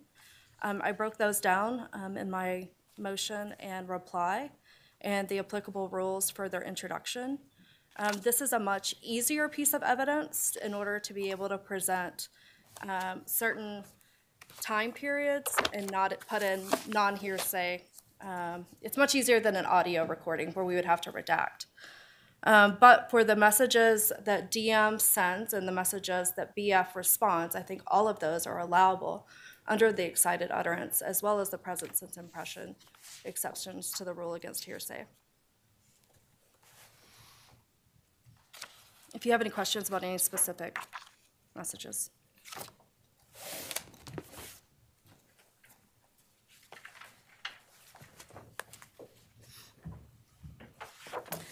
Well, Your Honor has our exhibits already related to this, and then in the record were BF's phone activity. I don't need to quote extensively from those. There's a lot more to the text messages than the state has provided to the court, and the lot more makes a difference when you put all of these into context. We went through some of those in our briefing, and the court can see that there's even more when the court looks at the exhibit. I understand from the court's previous statement that the court would accept a complete copy of something versus just pieces of it. Well, I could offer Qualifies for it. the completion doctrine. If it's necessary to explain the prior admitted stuff and it's close enough connection in time and in subject matter, and so there's some questions there. It's not just automatic. We certainly would understand that we'd have to present some information or cross-examine witnesses about that. The additional bits of information that are contained in that record around that same time frame, though, provide a much better context when we're talking about other communications with social media, with saving pictures, creating new contacts in one's cell phone right before the texting starts between DM and BF, and then subsequent to that, looking at pictures, editing pictures, calling family members. There's a much bigger picture than just this tiny little piece of texting between the two parties there at night. Further context about these messages the court should be aware that it's not just these messages. There's a lot more activity going on between these two people, and it's hard to tell what it is because there's telephone calls. And those kinds of activities, as well as going down to one another's room, spending the time together, talking to each other, really take it out of an excited utterance because it's an entire transaction between the two people. It's not just a tiny little piece of context with this group of text messaging. And the whole is what matters here and takes it away from being excited utterances because of the other activities of the two people. The activities that occur after, so for example, the texts between, at 4:18 or 4:20 or whatever, those aren't affected by the later activities of, surfing Instagram or whatever. And I'll be interested to hear the testimony of the two young ladies because my experience with that age group has shown that where you or I might phone somebody, others might check out their social media to see where they're at or what they're doing, right? And so understanding how they're using those apps is also important. It is important, and I would refer the court to our affidavit from Mr. Roloff talking about the Snapchat activity, talking about Instagram, and there's a way to tell if somebody's active on Instagram versus just having it open in the background of their phone, and those are things that were going on as well as editing pictures. The picture editing happened in those overnight hours. Instagram happened later in that morning. That wouldn't affect the excited utterance and present sense impression of the earlier 4 o'clock text, I guess is my point, because those are afterwards. Those are after they retreated to the room together and, and what happened there happened there. Mostly I agree. There were things that happened right before DM created a new contact at 3:51 in the morning. Before There- anything happened that was of an excited nature. If you accept the state's timeline for that, and we don't know that yet. The foundation that will have to be laid, but that's their version of the time events, and that's then the jury's job to figure that out. Shortly after the last text message, and I'm talking just minutes, DM and BF are doing different things on their phone that night as they get together that night. There's the period of time that they're together in that room, both before there's a break in activity. There's not really a break in DM's phone. That is pretty well continuous. And there is a break for BF, but it starts again right away. So I understand the court's looking at an isolated part of time, but I think it's important to understand what activity was happening leading up to that and what activity happened immediately after that, when the two of them are together downstairs, to put it into context. One of the other concerns is the use of this text messaging, not just through the witness that's testifying, but to bolster each other's testimony or to bring in somebody else's statements through another person. So I think that it's important when the court analyzes if this is really an excited utterance to look at what's being said, as well as to understand the context right before and the context right after, not the next morning, the one's continuous, but right after. Well, there are several things that I have to look at. One is, first of all, is it hearsay? Is it an assertion, right? So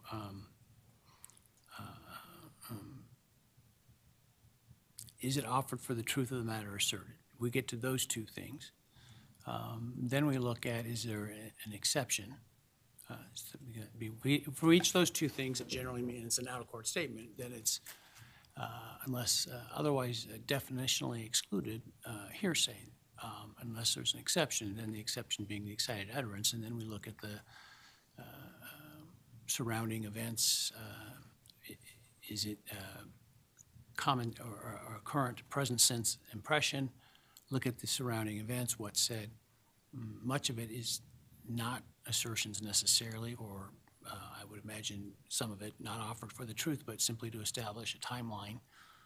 And so I'll look at all of those things. But I don't think I can just look at the whole thing in whole and say, well, because they later on were doing things that, 19, 20-year-olds do with their phone, doesn't mean that what happened earlier wasn't an excited utterance. I understand. Our position is that those things that happen immediately thereafter impact the nature of those text messages that occurred between the two. All right, next item is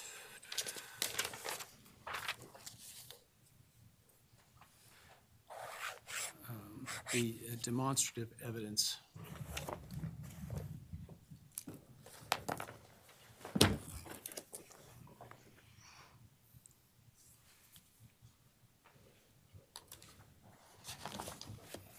Thank you, Your Honor.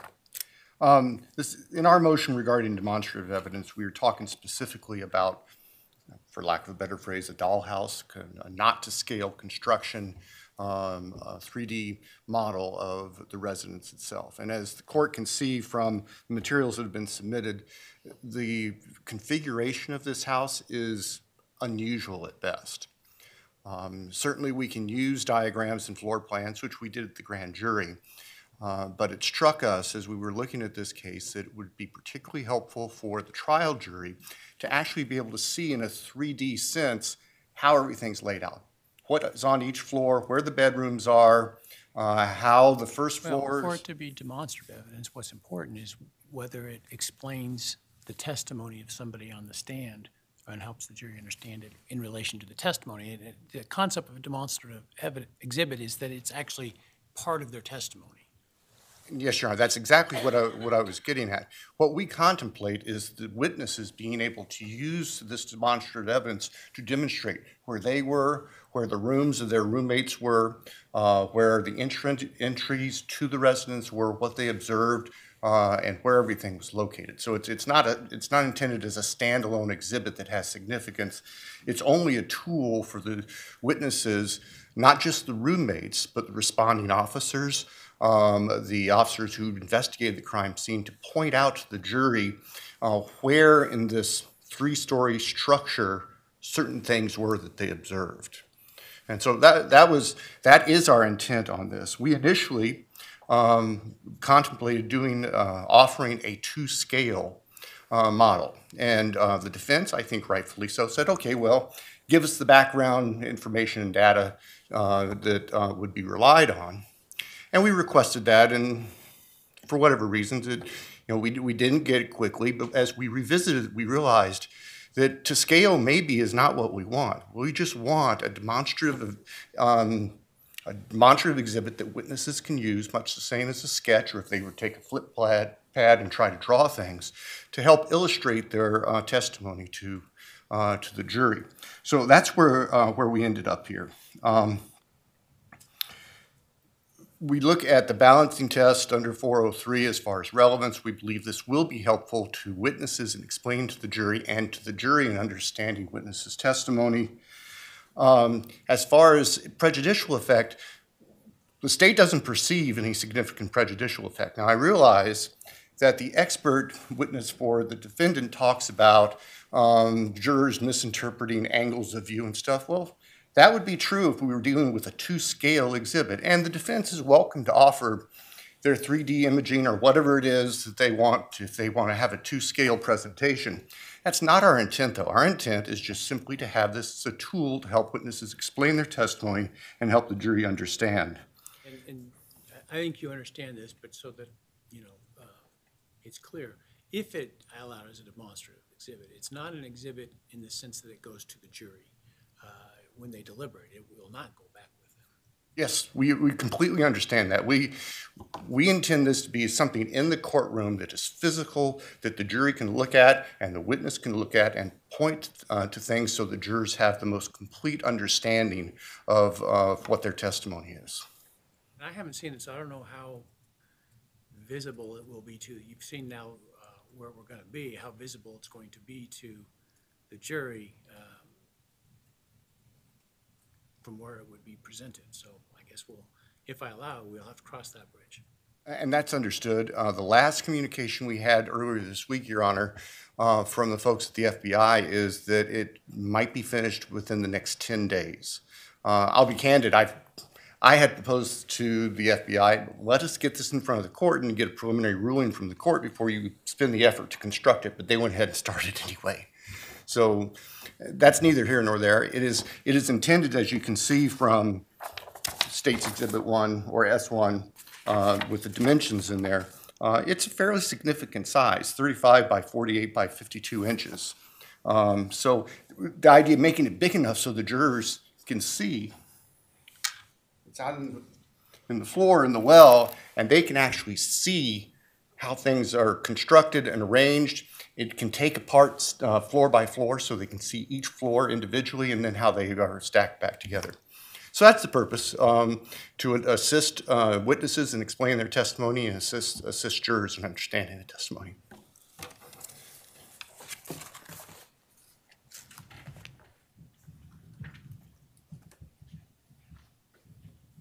Your Honor, we request that you exclude the state from using this dollhouse model.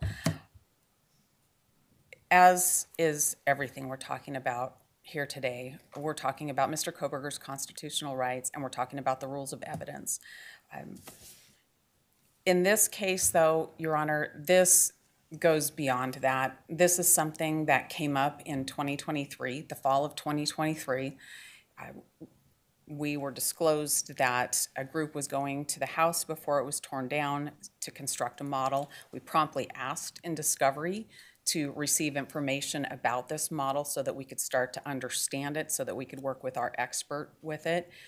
And it wasn't until 2025 that we get more information about this. I don't think that calling it a demonstrative exhibit excuses what the state has done here. The state said they didn't have any of the materials, they didn't come forth with them. Their date to be done with discovery came and went. Their date for their expert disclosures in December came and went. There are demonstrative exhibits, and trials are typically not brought to light in terms of being shown until oftentimes during trial itself. I mean, it's no different in some senses, as I'm hearing the argument, of sketching on a diagram on a pad. It's completely different than sketching a diagram on the pad, Your Honor. This, if somebody's drawing something in open court, I can see them. Mr. Kohberger's confrontation rights about how that's drawn exist right then and there if they're drawing something on the board. This is an exhibit that's constructed outside. It's done in preparation for court. There were experts that took the 3D imaging to make this. There were photographs that were taken to make this. There's a process to construct this and to take it from to scale, which might have made some sense because things would be there where they're supposed to be. And by things, I mean walls, I mean doorways, I mean angles of hallways, I mean lines of sight. Those things would be there where they were supposed to be if we were doing this to scale. But to not do that and call it a demonstrative exhibit so they don't have to tell us about it is really misleading to the jury. And there's a lot of danger for the jury to be completely confused by that.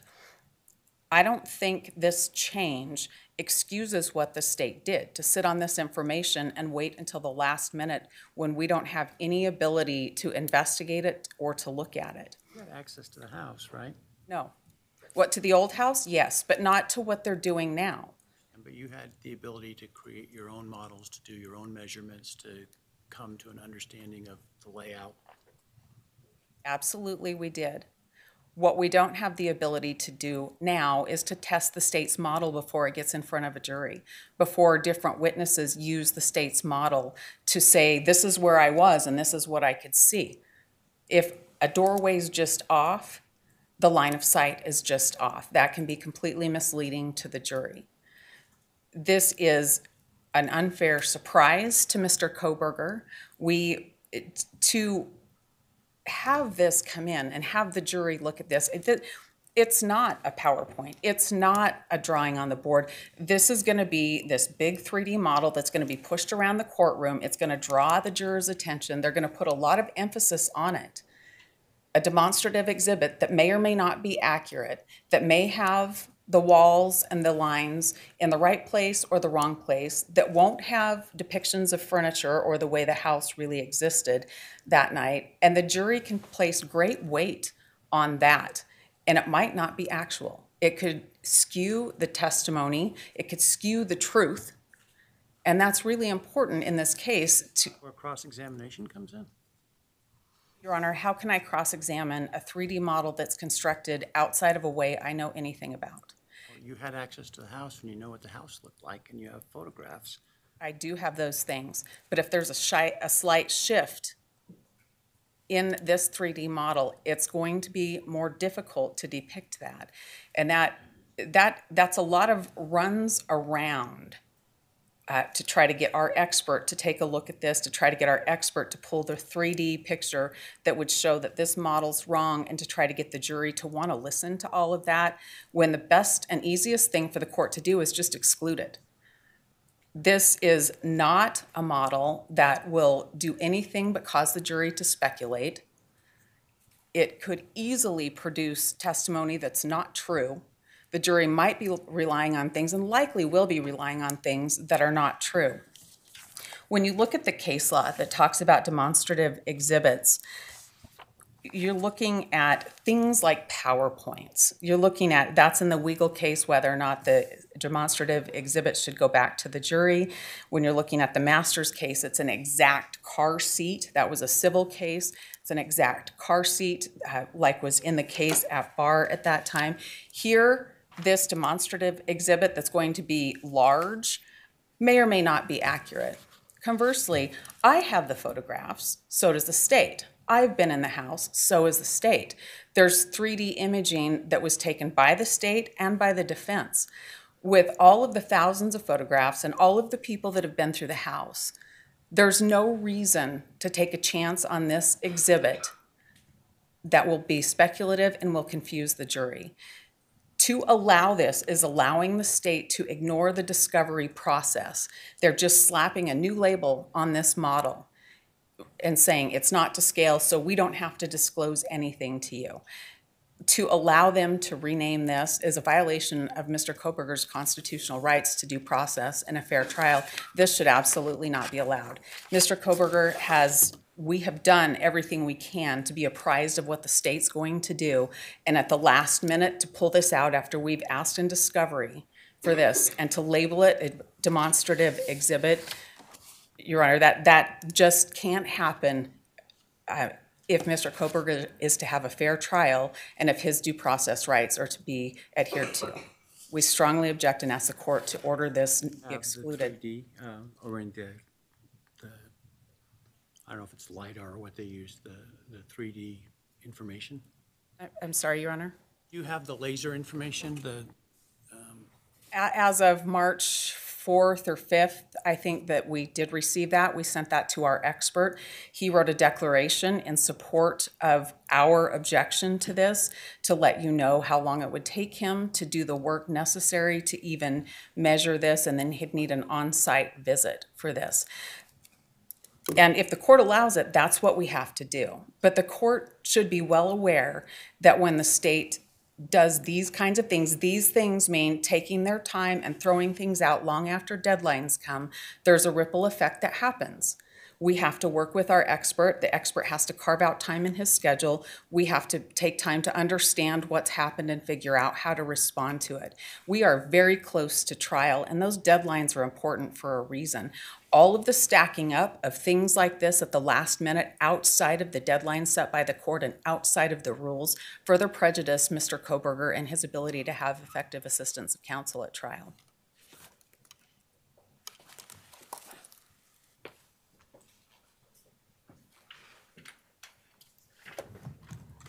Your Honor, what Ms. Taylor is talking about might be true and applicable if we were offering a scale model. We made the decision not to. She complains about the timing of the underlying FBI data. Well, that request from her for that information related to a proposal for a scale model. And we provided it anyway because she had requested it. In our view, it has no bearing on whether the demonstrative exhibit is acceptable and appropriate. The allegations that we've tried to sit on this and bury this, that's just silly. That's not what happened. We provided the information we received. As soon as we received it, it was processed. I don't think that the defendant can point to anything to say otherwise than that. It's just simply a demonstrative 3D model to help the witnesses explain their testimony and help the jurors to understand the testimony. That's all we're asking for. thank you.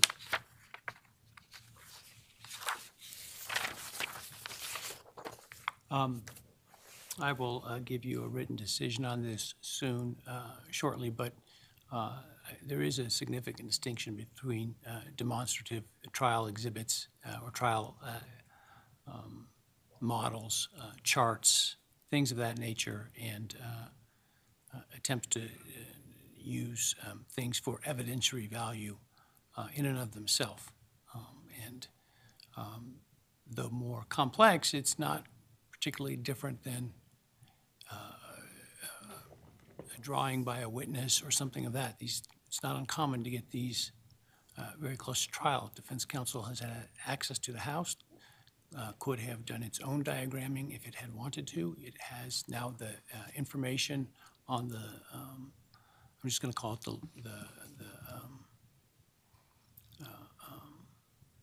laser or LiDAR modeling, measurements, whatever that was done by the FBI. It's April. Trial is starts in August. I think there's plenty of time for the defense to respond to an item that is not actual evidence. It is simply part of testimony that will be forthcoming at trial, and will not go to the jury. Jury will not have it in its presence when it deliberates. I don't see, frankly, concern with respect to the use of a model in a case like this. So I'm going to allow it. The state will make it available to the defense prior to the pretrial conference and sooner if it doesn't sound like it's complete yet, but as soon as it's done and certainly as quickly as possible. And like I say, it's not going to be allowed for evidentiary value. It will be a part of the testimony. Whoever testifies is going to have to testify that it helps explain their testimony and that it's consistent with their observations. That's subject to cross-examination by counsel. If there are problems with the model in terms of view lines and things of that nature that they were able to put together through their own visits, through their own studies, through their own opportunities, including through their experts if they want to. So.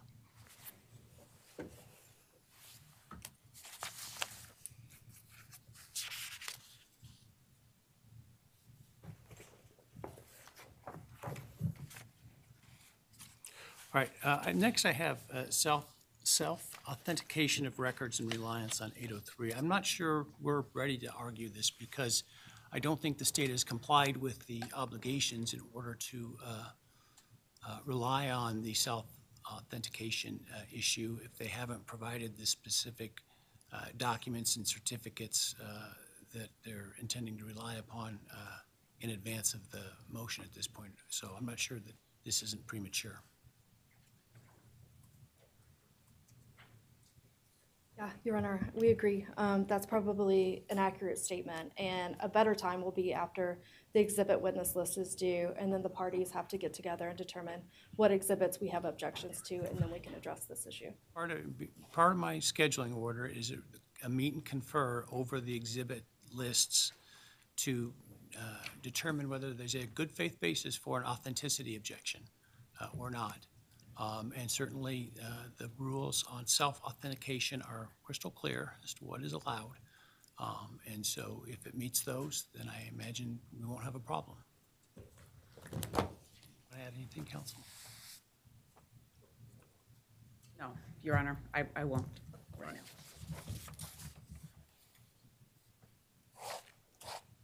All right, let's talk about alibis.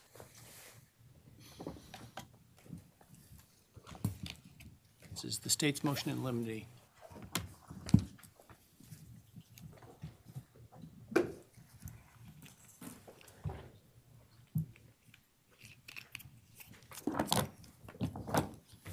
Thank you, Your Honor. Excuse me. First off, I want just for the record to make a record of the corrections to the typos that I missed in our initial filing. I emailed Your Honor's staff attorney and counsel over the weekend. There were dates that were wrong. Page 1, item number 2 of our motion. It should be July 27th instead of July 22nd on that particular court filing from 2023. We overlooked, and I apologize, the defendant's July 24th, 2022 initial alibi response, which, as the court can see, essentially wasn't a response at all other than we'll come up with an alibi at some point. And then page 2, item number 7, it should be February 29th instead of February 23rd for the date. And I apologize to the court again for those oversights, and they're certainly entirely my fault. This issue has been argued back and forth in court since 2023, as the court can tell from the numerous filings that have gone back and forth up in Latah County that brings us to today. The state filed in accordance with the applicable rule and statute 19-519 and Court Rule 12.1, a discovery request with an alibi demand. That requires the defendant to specify the place or places that he claims to have been at the time of the alleged offense, and then identify witnesses who the defendant intends to rely on to establish that alibi. The state's position is that to this date, the defendant has yet to do that. The best that we have is the defendant was out driving around. Well, we knew the defendant was out driving around. We have other evidence that show the defendant was out driving around. His phone was turned off, so we can't trace his exact location at the time of the offenses, but it overlaps and coincides with the time of the murders.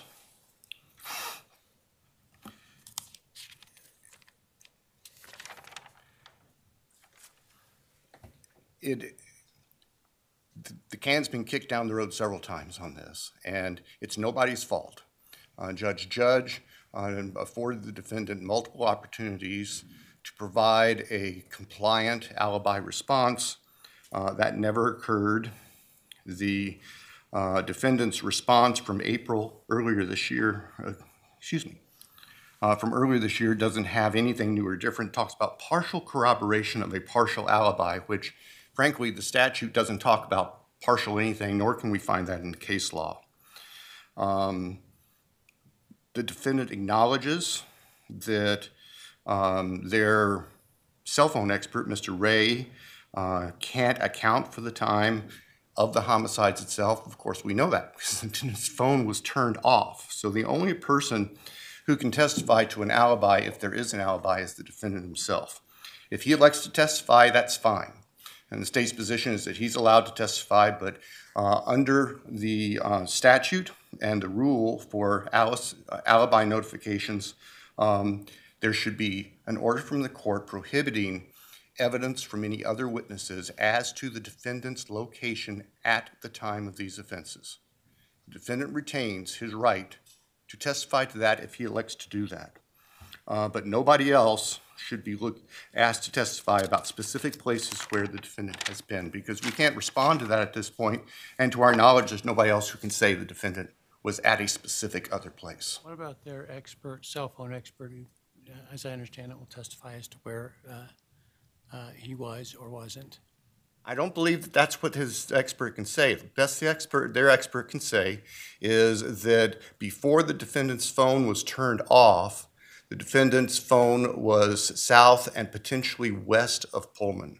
But that was a significant time, or a notable time, before the homicides themselves occurred here in Moscow. There's nothing in the cell phone data that shows where the defendant was at the time of the homicides. You don't disagree about the ability, the right to put on that evidence? No, that's fine. I mean, that's an issue, the battle between the cell phone experts on the activity of the defendant's cell phone and what direction it was, but that doesn't apply to the time when the homicides occurred. You're just looking to ensure that there's no witness who's going to appear who says, oh yeah, he was at my house at 4:06. Yes, sir. Thank you.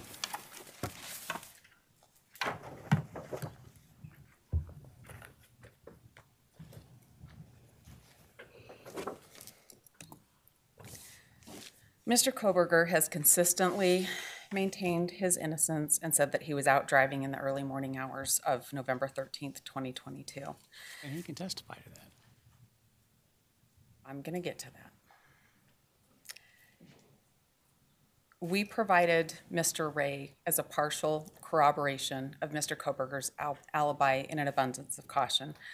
The thing I didn't want was to be here with Mr. Thompson saying they should have told us they had a partial corroboration, now they can't use it. So that's why we disclosed Mr. Ray as early as we possibly could. Mr. Ray took the stand in a motion hearing last May, I believe, and the state chose not to cross-examine him. I disagree that Mr. Judge gave us repeated opportunities to produce more. There was a mix-up about what an order meant when speedy trial was waived and the trial was reset and all of the deadlines were extended. That was the thing that happened there. So it wasn't repeated times that we had an opportunity to say more. But I will say this. This has been brought up repeatedly by Mr. Thompson.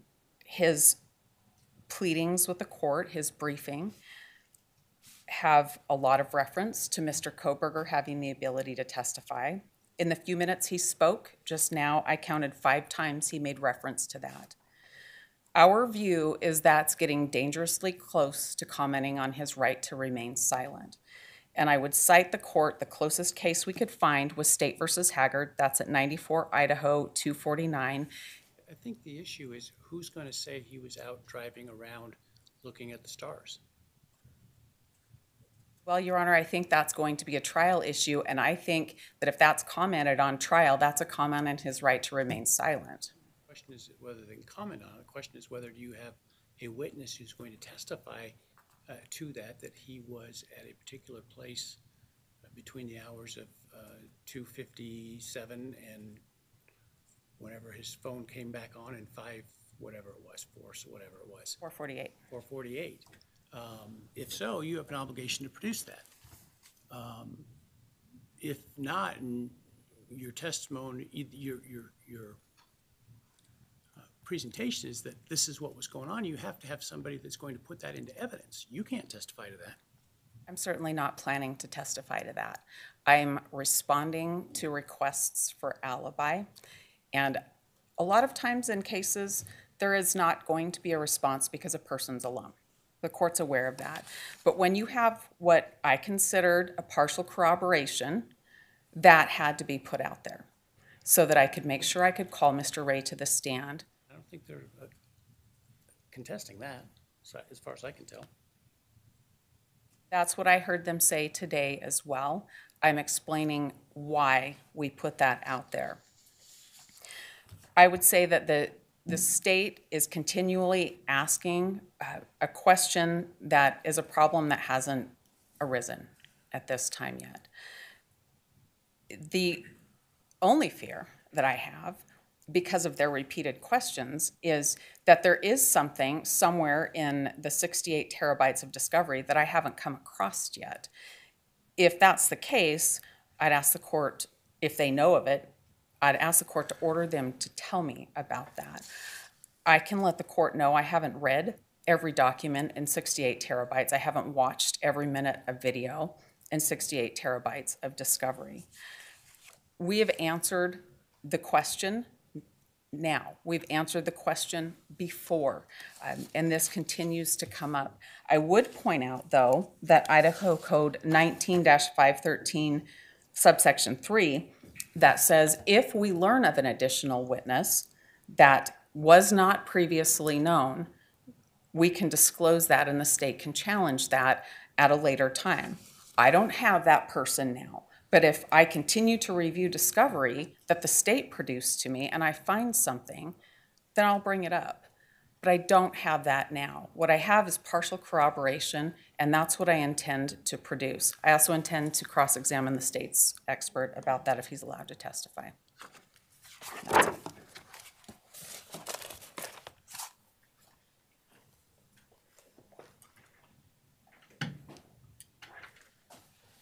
Your Honor, the notion of partial corroboration of the alibi is concerning because that kind of begs the question between complying with the alibi disclosure statute or not. And Well, it's that, why shouldn't we just look at this in terms of the defendant's version is that Mr. Ray, in his expert work, is going to testify the defendant was at a certain place at a certain time, which is up to 2:50, whatever it was. As of this point, they have provided no other alibi witness, yes, sir. or the alibi instruction likely is not going to be given. Yes, sir. If they come across evidence that supports an alibi, is their obligation to immediately make you and the court aware of it? And then we'll deal with the issue of whether it is the timeliness of it and how we deal with it. Thank you, Your Honor. The court articulated it much better than I could. That's exactly what we were looking for. Thank you. Right.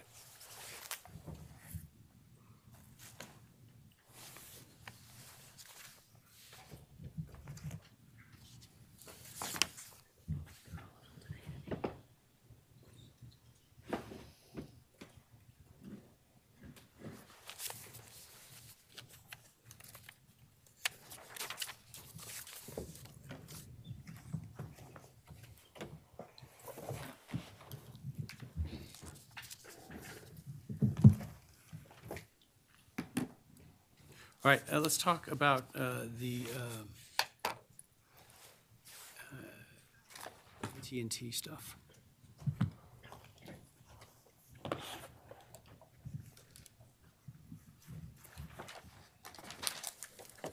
Thank you, Judge. This should be fairly simple. The state seeking an order prohibiting the defense from continuing to allege that the state received timing advance records from AT&T for Mr. Kohberger's When you phone. say continuing to allege, I'm assuming you mean in front of a jury. Yes, what we don't want, throughout the entirety of this case, they've alleged that. We're seeking to prohibit them from making that same allegation in front of a jury because it's false. Timing advance records, really timing is what's at issue. And in 2022, the days that we're concerned about are 7 days. The event that we wanted records for was obviously November 13th. So in 2022, we had 7 days from November 13th to get AT&T timing advance records for anyone's phone. We did do search warrants for other people's phones. We did a tower dump, and we did a search warrant for 3 individuals. Those were all done on November 16th within that 7-day period, so the state did receive some timing advance records. However, by the time that Mr. Kohberger was identified in December 19th, and by the time we applied for a search warrant for his AT&T records, we were outside of that 7-day window, so there were no timing advance records to be received, and we did not receive any. The state has submitted an affidavit from Stephen Gordon, the AT&T Director of Compliance, essentially stating that we sought timing advance records, but they were not included because more than 7 days elapsed since November 13th, 2022, and the date of the search warrant, December 23rd, 2022. And the state just submits these affidavits should be dispositive of this issue. Defense filed a document yesterday, and I don't have all the attachments, but it talks about a timing advance that was produced by AT&T in last April, I think. Yes, so for that, it's still in reference to these search warrants that were initially asked for in November 16th of 2022. We did a part 1, and then later we did a part 2. But because we put in that request within the first 3 days, obviously a preservation request was also put in. So those records were obtained. So again, we're talking. You're indicating that there were records obtained as part of your prior notification of need for AT&T to preserve those records. Right. I have nothing further. Thank you.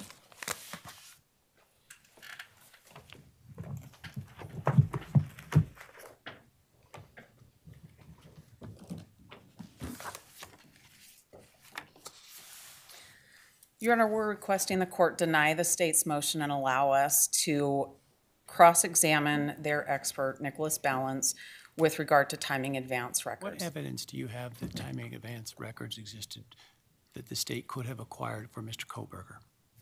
Well, Your Honor, I've read your affidavit of Mr. Ray, and he seems to entirely ignore the 7-day issue and doesn't address it. Your Honor, his affidavit, I think, starts before to explain to the court some of the history about where the timing advance records come from. When Mr. Kohberger was identified, I'm going to jump ahead and tell you why I think I should get to ask Nick Balance about these records. When Mr. Kohberger came to the attention of the state and they began doing search warrants for Mr. Kohberger's records, on December 23rd, there were 2 separate search warrants for Mr. Kohberger's AT&T records, and they requested timing advance records. And one of the pages that we gave you was the carrier request that said, give us 7 days worth of timing advance records. There were 7 days back, at least 7 days back at that time. Those have never been produced to us. What I've learned in working with Mr. Ray is that obtaining timing advance records now goes through a different process than it went before. FBI agents had a means to get these timing advance records before they were generally available to all of law enforcement. Generally available now comes through the GLDC program, and that happened in 2023. But he's not indicated he has any evidence that, at least for this time of the murder, that those would still be in existence. We've never heard from Nick Balance, who is FBI and who has the back door. From AT&T. You've heard from AT&T that GLDC did not produce these records in 2022. You've absolutely heard that from AT&T. What you haven't heard is the other way that... The other way. I haven't heard that either. I've heard a general description, and I've heard in the affidavit that he received some once, and they said, oh, no, don't use those. I don't know if those were acquired within the 7 days. He doesn't address the 7 days. And that's a glaring, particularly given the inflammatory language in that accusations in that affidavit, it's a glaring omission. Your Honor, we don't even have the 7 days worth, which is what the carrier request says. That So the 7 days that he's back home, maybe. I'll ask the state about those, if they receive those. I'm not sure their search warrant covered that time frame, but. Your Honor, I would say that it did, and I would say their first search warrant was just a 48-hour period. It asked for timing advance records, but then the second warrant, You would agree there's no evidence that AT&T provided those, or that those were still available by the time that Mr. Kohberger was identified? Your Honor, An officer of the court. as an officer of the court, I would like to ask Nick Balance that, and here's why. Here's why. The things that I've learned is that the 7 days is on paper. Sometimes they go back further than other days. What's the evidence of that, counsel? The evidence has been in the practice that I've learned from people that I've worked with. You're giving me that testimony now? I'm not giving you testimony. I'm answering the court's question. Okay. But you've made some serious accusations against the state of hiding evidence, and yet you've provided no factual basis, zero, that that evidence existed for them to be able to obtain it in December. Your Honor, in April of, or I'm sorry, it was probably by the July date that I got it, of 2024, I got records from 2022. In some other time in 2024, I think it was May, I got 3,800 people's timing advance records. Because they were asked within 7 days of the date that they sought it. It was the tower dump from the night of the murder asked within the 7 days. I understand that. Okay. So where is the evidence that Mr. Kohberger's timing advance records from AT&T were available to anybody in December without a prior request that they save those? Well, I don't know if they made a prior request that they save those. Well, they wouldn't, because they didn't know who he was. You're correct. They didn't know who he was until, I think, about December 19th. Correct. Their warrant for his full scope of records, the second AT&T warrant, asked for all of the records. I haven't seen any of them. That's, even if they were just the 7 days back, I haven't seen any of What them. you're talking about now is a discovery issue of those 7 days that don't sound like they're particularly relevant to the murder. That's a discovery issue you can take up with the court through a motion to compel, which you have not filed. It's not an evidentiary issue in which you can lay down Mr. Ray's conspiracy theory without any evidence at trial. Your Honor, we have litigated this issue quite extensively throughout the course of the case. The timing advance records, once I understood how timing advance works, became very important. We've heard different things now than I've heard at different times in the past about this, particularly about the 7 days. That's newer information to me now. but the carrier request forms tell me I should at least have that. I want the court to know that we have had motions to compel on this very issue. We have had different bits of information. For the 7 days that are after December, in December? No, Your Honor, because the 7 days is something that's newer and has been brought to my attention Our more motion to recently. compel related to timing advance records for November 13. Our discovery requests were for all of Mr. Kohberger's timing advance records. Our motions to compel covered all of them too. I have this carrier request now that says 7 days, and I have the affidavit now that says 7 days. Those are not things that I always knew when we were litigating this issue. Okay. Those are new bits of information. To me, it is a little bit problematic that there's been things that have changed and there might be records out there. Given what you have now with the affidavit with 7 days, if you imagine you didn't know that and you... I understand your confusion and concern previously. What I don't understand it is now. In light of the evidence, I don't understand Mr. Ray's accusations without addressing the 7 days that he had that information when he submitted his affidavit. He is available to testify if the court wishes for him to. It's his obligation and your obligation to establish that evidence of that the state has this, and you haven't done that. His affidavit is quite extensive, and he seems to ignore that issue. Your Honor, I believe that that issue is touched on with his knowledge that these kinds of records existed a long time before. He said that in a very general way about that without reference to the 7 days, and he had supposedly received them from some FBI expert to look at for his company, and then was told not to use them. So I don't know, maybe the FBI got them in a way that they weren't supposed to at that time, for all I know. He didn't name names, he didn't identify it, he didn't put it into any context. The state had indicated and provided AT&T sworn testimony that they only keep them for 7 days. And yet he makes the accusations that he did in his affidavit without addressing that 7-day issue at all.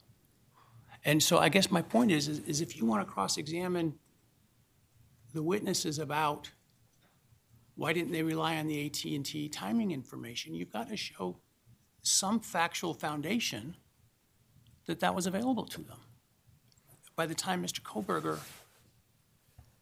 was on their radar as it relates to November 13. And I'm not seeing that as the problem. My first question to Special Agent Balance, who would be the person who would have gotten these through a different channel, through the FBI, would have been, did you get them? Because I've heard different things along the case, asking him the question is really what I wanted to be able to do, and that's why I opposed this motion and prepared it as I did. Tell you what, I'll let you ask that question outside the presence of the jury. Thank you. At the time of trial. That will satisfy me. Thank you.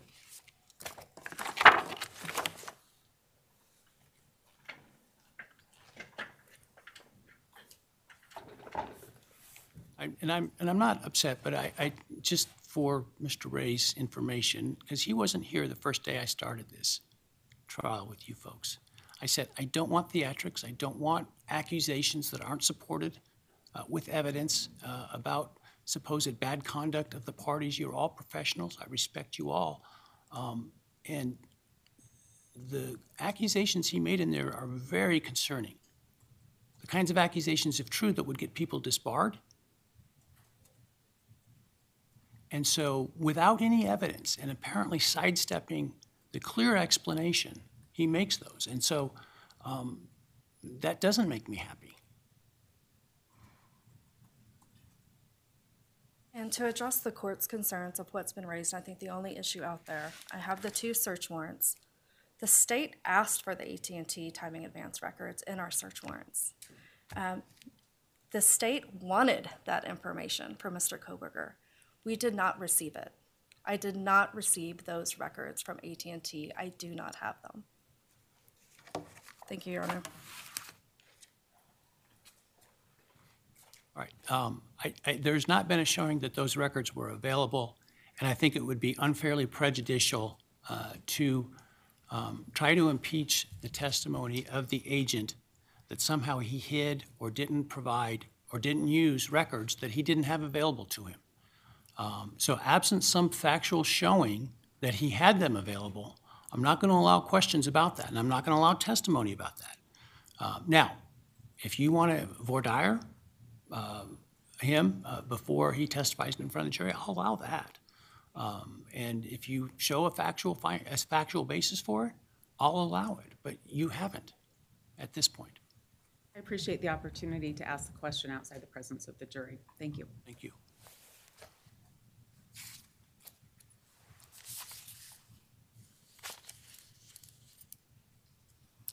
All right. The vague and undisclosed expert testimony, I think in part touches on this, but not entirely. So I'll let you talk about the other entirely part. Yes, thank you, Judge. Then you'll get a break from me in a few minutes, I think. I enjoy dialoguing with you, counsel. I appreciate it. Well, good. I think we're going to have some time together over the next 6 months or so. Your Honor, this motion came after our hearing in January, and we're asking the court to limit what the state can produce with their experts here. I do have copies for the court, extra copies for the court. We had a specific request at the end of our motion. We called it Exhibit 1, and it went through all of the state's experts and basically described what we think the court should do with the state's experts, and so I wanted to provide that to the court. I did see that and read it. Okay, good, thank you. Let me get to my same page. I want to start, though, today with my presentation and my request with a little bit of history with this case, and as the other motions are, this motion, our motion for the court to exclude all of the state's experts as outlined in our exhibit is based in Mr. Kohberger's rights to a fair trial, effective assistance of counsel, due process, and guaranteed by discovery rules and rules of evidence, and the court's own scheduling order. It's rooted in Rule 16, which is kind of where the court looks at these issues. Rule 16 it is, yes, Your Honor. This started with discovery requests very early on where we asked for expert information from the state. I'll skip forward to the court's scheduling order, which was very clear about what should happen and that we needed to have our expert disclosures in at a certain time. The state's date was December the 18th, and shortly after we received the state's expert disclosures, we filed a motion to compel. We wanted the rest of their disclosures. We had a dialogue in January about that, and the court asked me, why are you doing this? I'm going to make them abide by the rules, by the discovery rules. I really thought when we filed that motion, the state would say, oh, okay, and we'll just get you the information. Most of these are experts they've been working with all along. But that's not what the state chose to do. The state chose to say, nope, I'm going to dig in my heels, and we did plenty until the court said your job is not done. Well, to be fair, and in the way I handle these issues with Rule 16 in the criminal context, the rule is not particularly broad about what is required. And the court has interpreted that rule fairly narrowly in other cases. I give the speech that I gave to you both in most cases where there are a lot of experts to encourage sharing beyond that which is required, because I think it helps both sides, and I think it helps the experts be better prepared to testify because counsel understands their testimony better. I think it allows for cross-examination better, and I think it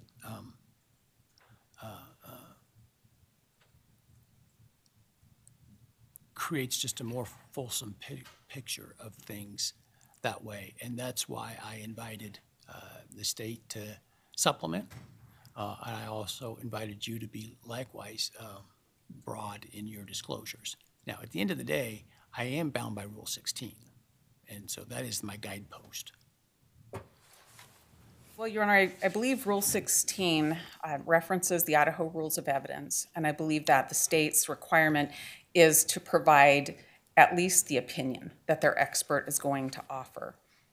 And case law, it's the State versus Morin case, says that bare lists aren't good enough in this case. Your Honor, the state didn't immediately file and fix the issues that they had, but we filed our disclosures, and our disclosures weren't bare bones. They were exhaustive in method and analysis and opinion. And the state gained an advantage when it happened that way.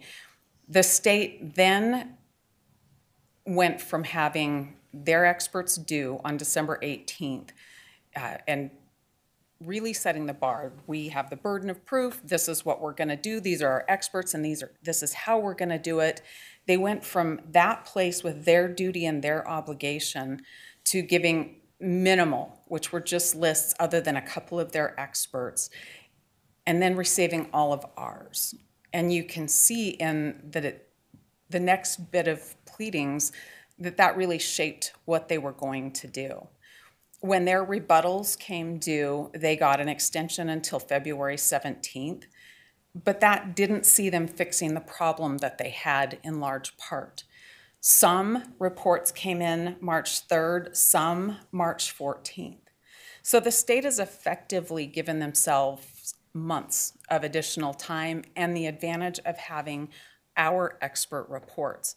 And that just can't be when you're looking at fairness of trial, when you're looking at who has the burden of proof, when you're looking at due process. The state is to say, this is what we have, this is how we're going to prove this case, and for us to decide how to respond to that. And that got turned upside down with what the state has done here. They held back, gave us bare lists in large part, and then had the advantage of having all of our work, how we would anticipate we might rebut the state's evidence, and allowed them the advantage of deciding what to give us and when. It is extremely difficult when the state gives things just a piece at a time to us. It is extremely difficult when we have a deadline and we have plans, we have our experts, we have our schedules with our experts so that we can continue to prepare as we head towards trial.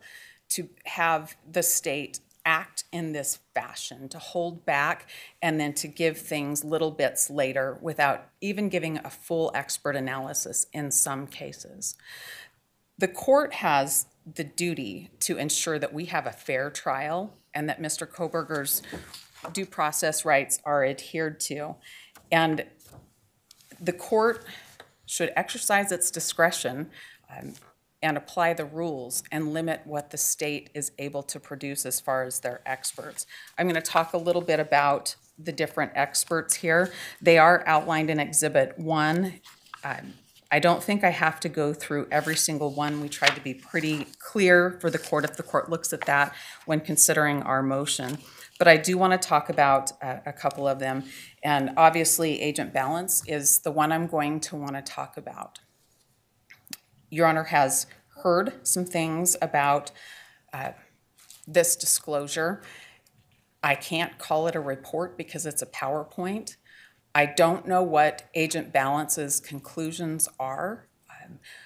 And Agent Balance doesn't, the PowerPoint obviously isn't going to be complete. PowerPoints aren't designed to be complete reports of what happened and what somebody thinks has happened. We've had several different disclosures now. They don't help much. On March 3rd, for the last time, we learned that Agent Balance acknowledges he analyzed the last 7 minutes of data on the phone, but we don't know what his opinion is about any of that. Allowed to give an opinion about those last 7 minutes? I'm sorry? Doesn't that just mean he's not going to be allowed to give an opinion about those last 7 minutes? I mean, I can't force his expert to have an opinion, their expert to have an opinion. You can't, and we're here asking you to limit what they can testify to by surprise once we get to jury trial. Agent Balance is worth further comment to the court. Agent Balance was co-located with investigators in this case from the very early days, just a couple of days after the killings took place. He is somebody that the prosecutors have had meetings with and have had ready access to throughout the course of the proceeding. So it's not like he's a stranger that they couldn't get his report from him. He has offered his PowerPoint with no analysis of these phone transactions, no analysis of the mapping that was done, and to understand that he conducts drive testing and he carries around a scanner when he does his drive testing, and that scanner will collect data about which towers are working at that given time. So you can get a lot more accurate information about where a device might be. The other way to look at what devices are doing is when you're looking at different cell towers and the phone transfers from one to the other as the phone might move around in a car. But the drive test data working with that shows you a place where there's a tower, all the places that there might be coverage, and then if the phone hands to the next tower, it'll show you that coverage too. So you can see limits, you can see gaps in where coverage is, and that helps you identify where a phone is more. Agent Balance hasn't analyzed all of the data he collected, nor has he told us what it means. So for Agent Balance, the court should preclude his testimony about the last 7 minutes, and the court should preclude the rest of his testimony, really. I think the state's initial disclosure was that he was going to talk about cell towers and how they work with cell phones. That might be fine. Anything else, they shouldn't. I want to tell you, though, while we're on the topic of that last 7 minutes, that it's more problematic. That was part of the initial disclosure, correct? The PowerPoint, I believe, was provided as the disclosure. Did he testify for the grand jury? No, nope. Officer Mowry, Detective Mowry testified before the grand jury. Agent Balance did not. So I don't have any of his testimony.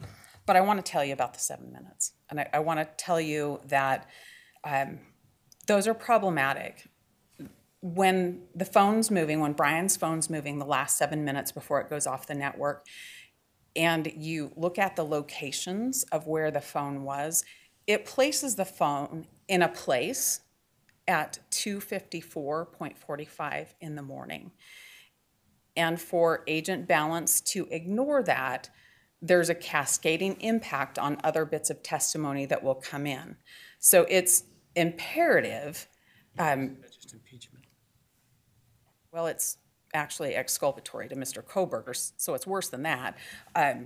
So You're doing this in the frame of a motion related to the expert disclosure, and so his opinion is what his opinion is, and he's disclosed what he's disclosed. And let's just hypothetically say he can't opine about the last 7 minutes because he hasn't disclosed that. And I haven't gone through in enough detail to make that conclusion, right? Isn't that then just a matter of you putting on testimony from your expert about that 7 minutes and impeaching him about, you didn't even look at the last 7 minutes, you missed that. And what could that mean? Couldn't it mean, as my expert, obviously your expert won't have testified by then, but impeach him essentially on his lack of diligence, as you would put it. well, I anticipate impeaching for the lack of diligence. Here's the fear, though. I don't know what he's going to say about those 7 minutes, so I want to impeach him about that. I want to impeach him about a whole lot more, too. But if I do, and he says, well, I did analyze it, actually, I hope the court's order stands and he's not allowed to talk about it. You have to be careful about what doors you open, but. I agree, and when the court said that, it made me think of that. Going back to what I'm asking you to exclude, I'm asking you to exclude everything that wasn't contained, and there's no opinion, there's no analysis contained in that original PowerPoint. There's just PowerPoints with a few things on them that he won't be able to explain because... They did supplement and explain, at least in some detail, more about what each slide kind of means, as I understand it. Well, Your Honor, that comes back to kind of where we started with the state waiting to see what we had. That's not how this works. In the adversarial system where the prosecution has the burden of proof, we can sit at the defense table and do nothing. I don't have to produce a thing. they have the burden always to prove the case. And what they've done is they've turned that upside down. They've essentially and figuratively shifted the burden by holding on to what they had, even though they have the duty, and said, show us yours first, and then we'll rebut your experts. And that's just not the way it works. And I think the court should look at their disclosure deadline, and they didn't go home from the January 23rd and 24th hearing when the court said, your job's not done, I'm not going to allow things in that aren't disclosed. They didn't go home and say, we got to get this done now. They trickled things in, bits at a time. And that is just not the way the system works, and that's in violation of Mr. Kohberger's rights, and we're asking the court to limit it. What they gave us on December 18th, that's what they get to talk about. There was no opinion in there, no real analysis in there. And that's our position, and that's the way to bring it back and keep the burden at the table it should be and protect the due process rights and the right to a fair trial at the table it should be.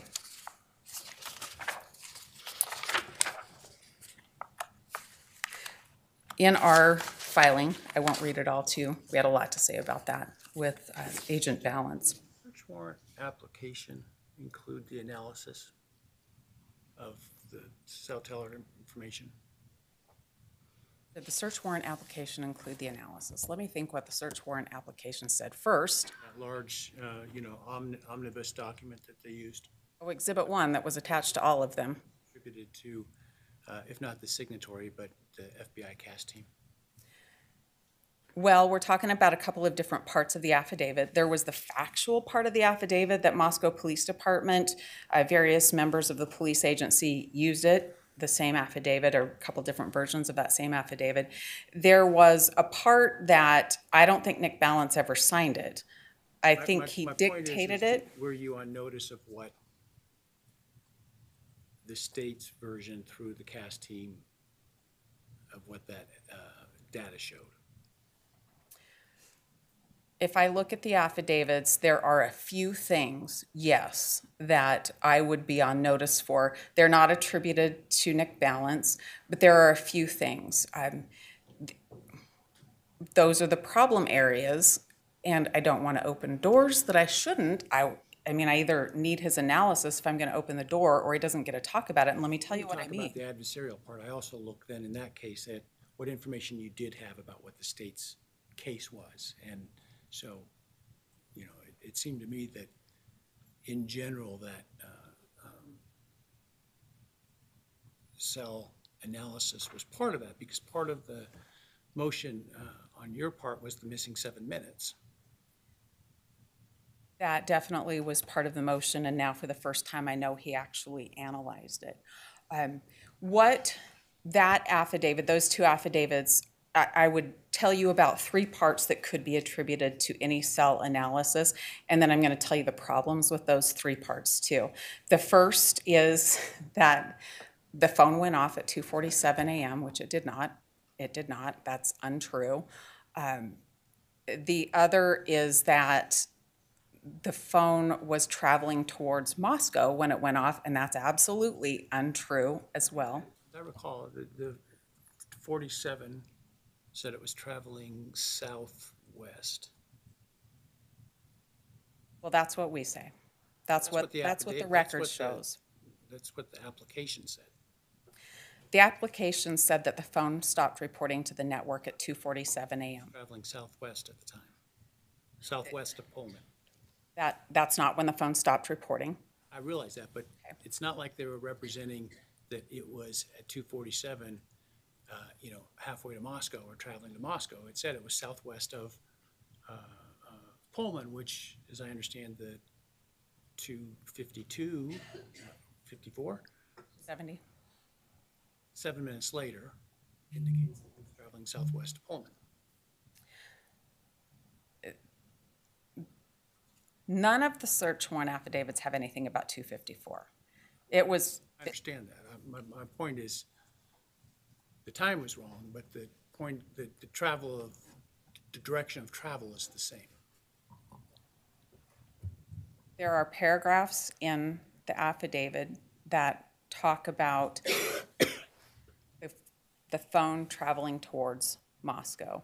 There are slides in Agent Balance's PowerPoint that have an arrow, and that's not true.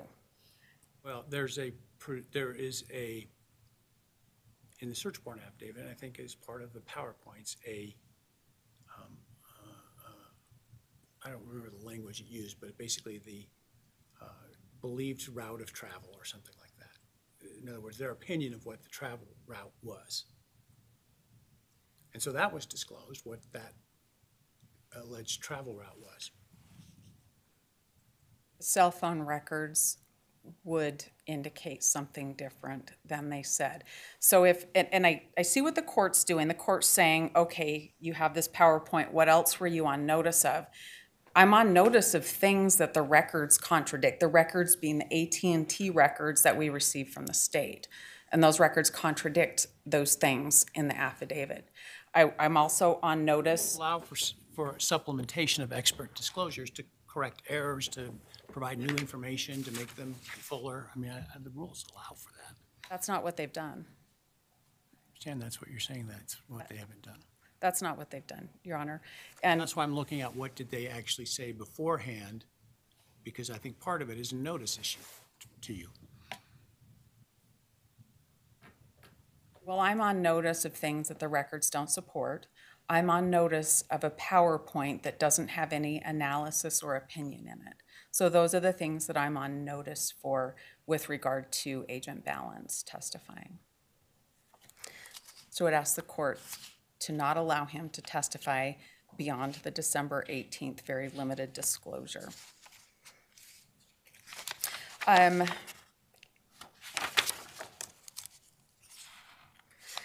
We have the disclosures that still have some vague language in them, and we talked about this back in January, where it's imperative to not let people offer opinions based on this vague language that they can change their opinions. That happened a lot with lab people.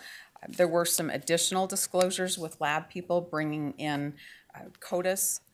That came in the That's not an opinion, first of all. It is an explanation of why they didn't submit evidence to CODIS. I'm not seeing that it's an opinion. That's just a statement of what the facts are. Your Honor, It's not expert testimony. That's, here's our policy, here's when we submit stuff to CODIS, and here's when we don't. And this has been raised as an issue, why didn't this get sent to CODIS, and this is why.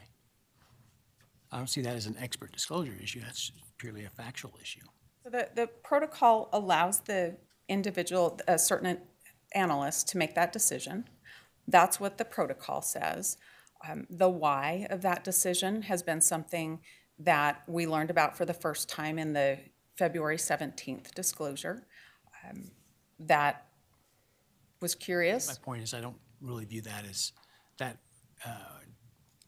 expert testimony. That is simply the underlying factual happenings. It's like, you know, why did you then make a phone call to this person? Well, because.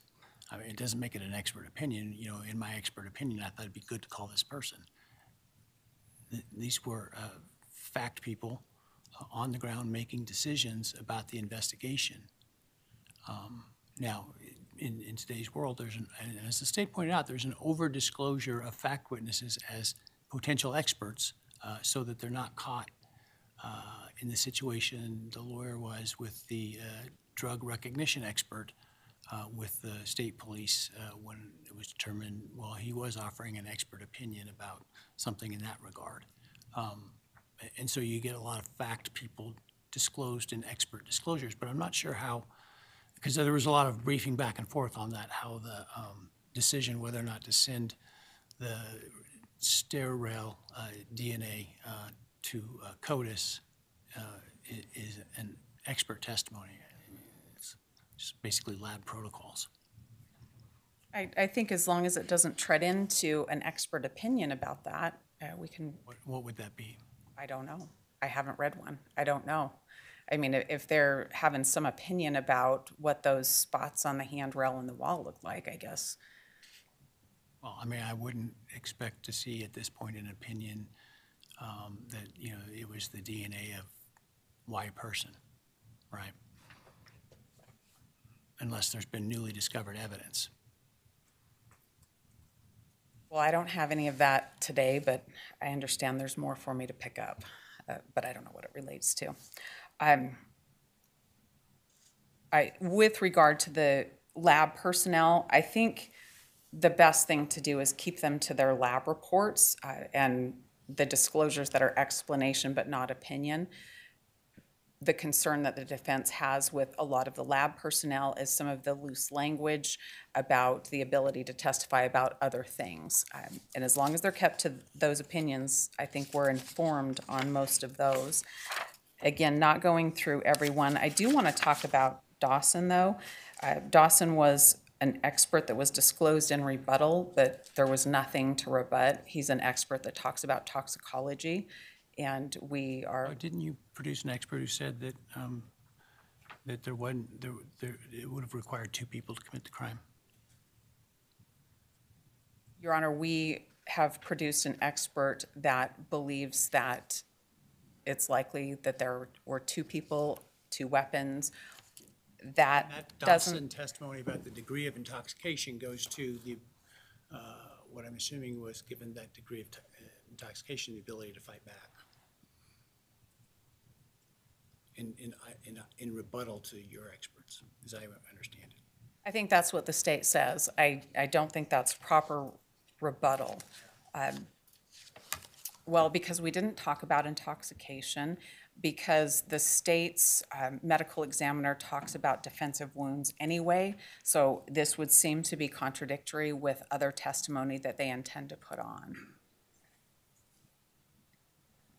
We are not contesting the intoxication level of any of the deceased. I understand your argument. Thank you.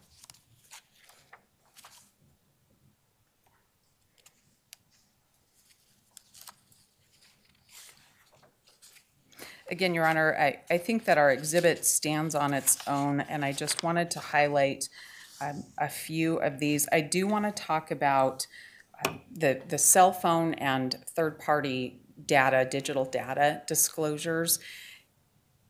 We have a little bit more in the way of opinion now, but not full opinion.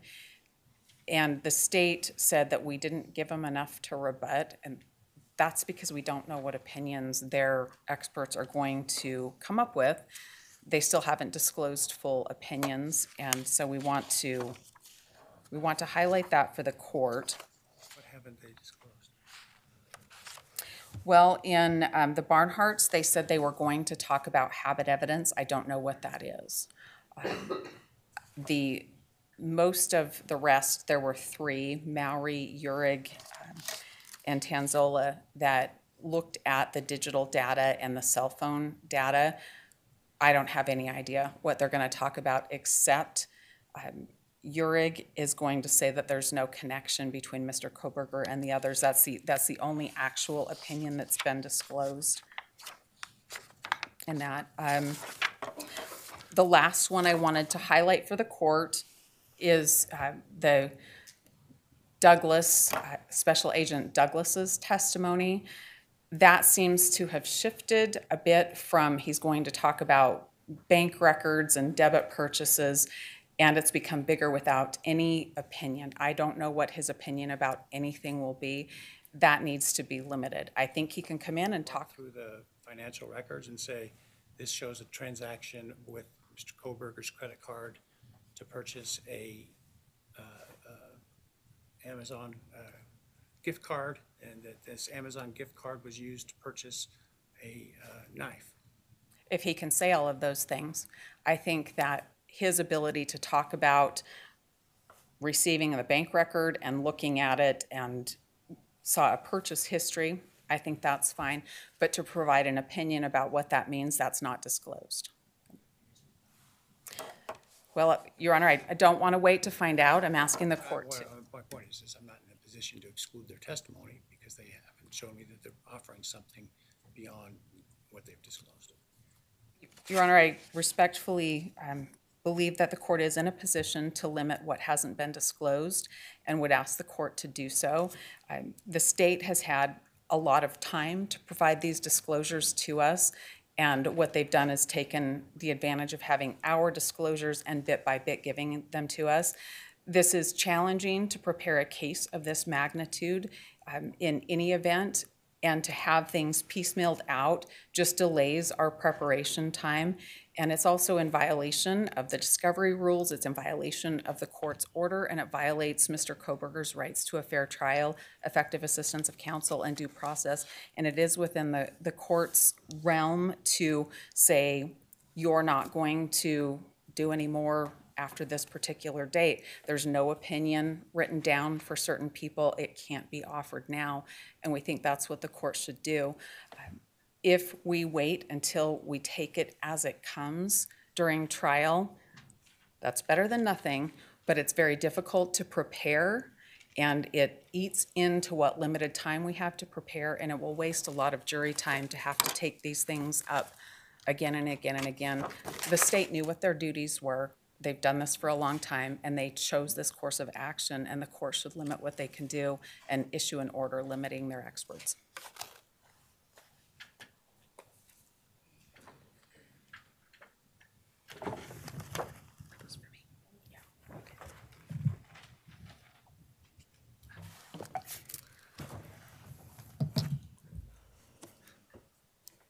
Defendant makes a lot of assumptions about what has occurred. However, I can tell you the state didn't wait to see what the defendant was going to disclose first. That would be an incredibly risky game for us to play. And that's not what happened. We know what happened. As laid out in the state's response, the state filed our initial disclosures on December 18th, 2024, disclosing 25 experts for the guilt phase. And then at our last hearing on January 23rd, the court addressed this issue. And Your Honor stated and issued a word of caution, instructing the parties that the disclosure should cover over-disclose. We should really go back to our experts, lay out, and you talked about the amount of work that this would take well in advance of trial to go through everything that they intend to testify to and put that into a disclosure. And that it doesn't go as far as the civil rules, but that you didn't want to have these issues coming up at trial. You were very clear in that you directed to the state that our work was not done. We took that to heart. You did not set a specific deadline, but instead instructed both the parties that supplements would be reasonably allowed. In response, we did immediately go back. We went back to all of our 25 experts and asked them to review their testimony. We had to have several meetings to discuss what their testimony was going to be, and they supplemented their disclosures. On March 3rd and March 14th, the state filed the supplemental expert disclosures. I submit to you that the state has complied with Rule 16. We have a continuing duty to supplement. The defendant has filed expert disclosures past their deadline. The state has allowed that. We are trying to be reasonable in this. And in fact, in that stipulation to allow them more time to disclose, we stated, it serves the interest of the parties and the court for there to be reasonable flexibility to facilitate the development and exchange of relevant information to assist the trial jury. That's where we're at, and that's what we're asking for. Thank you.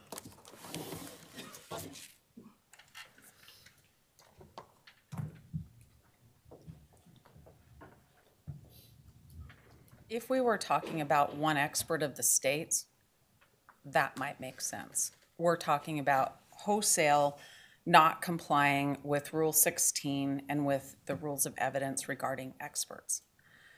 When we realized that the state hadn't complied with the rule and provided us very little in the way of understanding how their experts would frame the issues in the case, we sought an extension to prevent the state from having our work first so that we could try to respond to what their expert disclosures were with our experts. That wasn't something that was given to us. That was denied, so we filed our expert reports. For us to have a couple of experts that came later when the state has done their job as they've done their job, that is really a hollow way to say they did it so we can too. The state did not comply with Rule 16 or with the court's order, and the court should limit what they're allowed to produce at trial. All right, I'll take that matter under advisement. I want to, I did invite the parties to supplement. It takes time to supplement. I'll look through to see if there's any significant new additions. Well, first, I'll look to see if there's, what is given is adequate. If there are concerns. Secondly, if there's anything that was provided that wasn't shaping and as I've said, making more fulsome, making more whole, making more clear what opinions there are.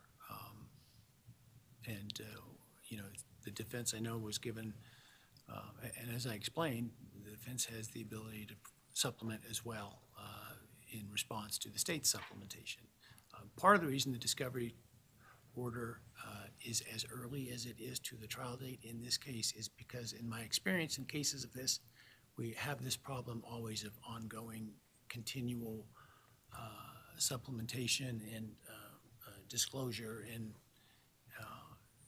so I wanted to accommodate that within the time frame, within the several weeks to months in advance of trial. And so I'll look at it and I'll get you an opinion. All right. Amazon click activity.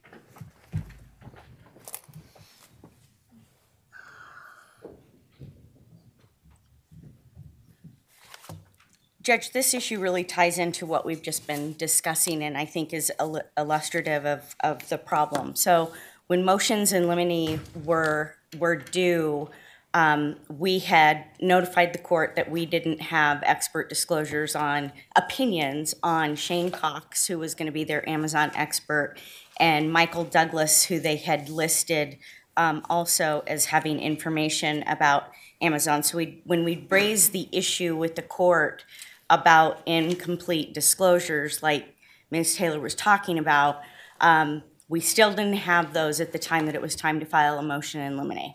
So our motions in limine. So the motion in limine related to Amazon Click and Amazon Records has to do with a lack of disclosure. When we filed the motion in limine on Amazon Records, we then got supplemental disclosures on Shane Cox and Agent Douglas, but not with any opinions.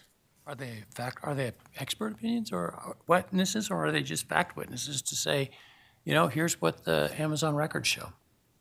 Well, I'm going to explain why it falls under expert opinion and what we've come to learn in trying to figure out what this data is. And I'll there talk. May be some rebuttal stuff in there based on your disclosures in terms of why the Amazon data, as I understand it, you're saying shouldn't be relied upon or admissible because AI made me do it. Well, I think it's a broader explanation than that. But the issue is that we had received this data and without expert opinions to explain what the state intended to do with it, it left us in a spot of trying to figure that out. How was it vague what they were trying to do with the Amazon records? It was pretty facially evident what the relevance of those They're were. not facially evident, Judge. We have an Excel file that has a ton of names with metadata, and then we have what is known as an Amazon click packet that the state has produced, we think from Shane Cox, that has a sheet that talks about specific purchases that include the knife, include things like the gift card that you were just talking about. but without any context. And our hope was that with expert disclosures, we would understand, was there going to be testimony from them that somehow there was information on computer searches specifically from computer examination, or the context of what metadata might explain about the ClickPay documents that they got. We now have some information because we have got an Amazon expert who has explained to us what we have and what we are missing. Obviously, the evidence is important to the state's case related to the Amazon information.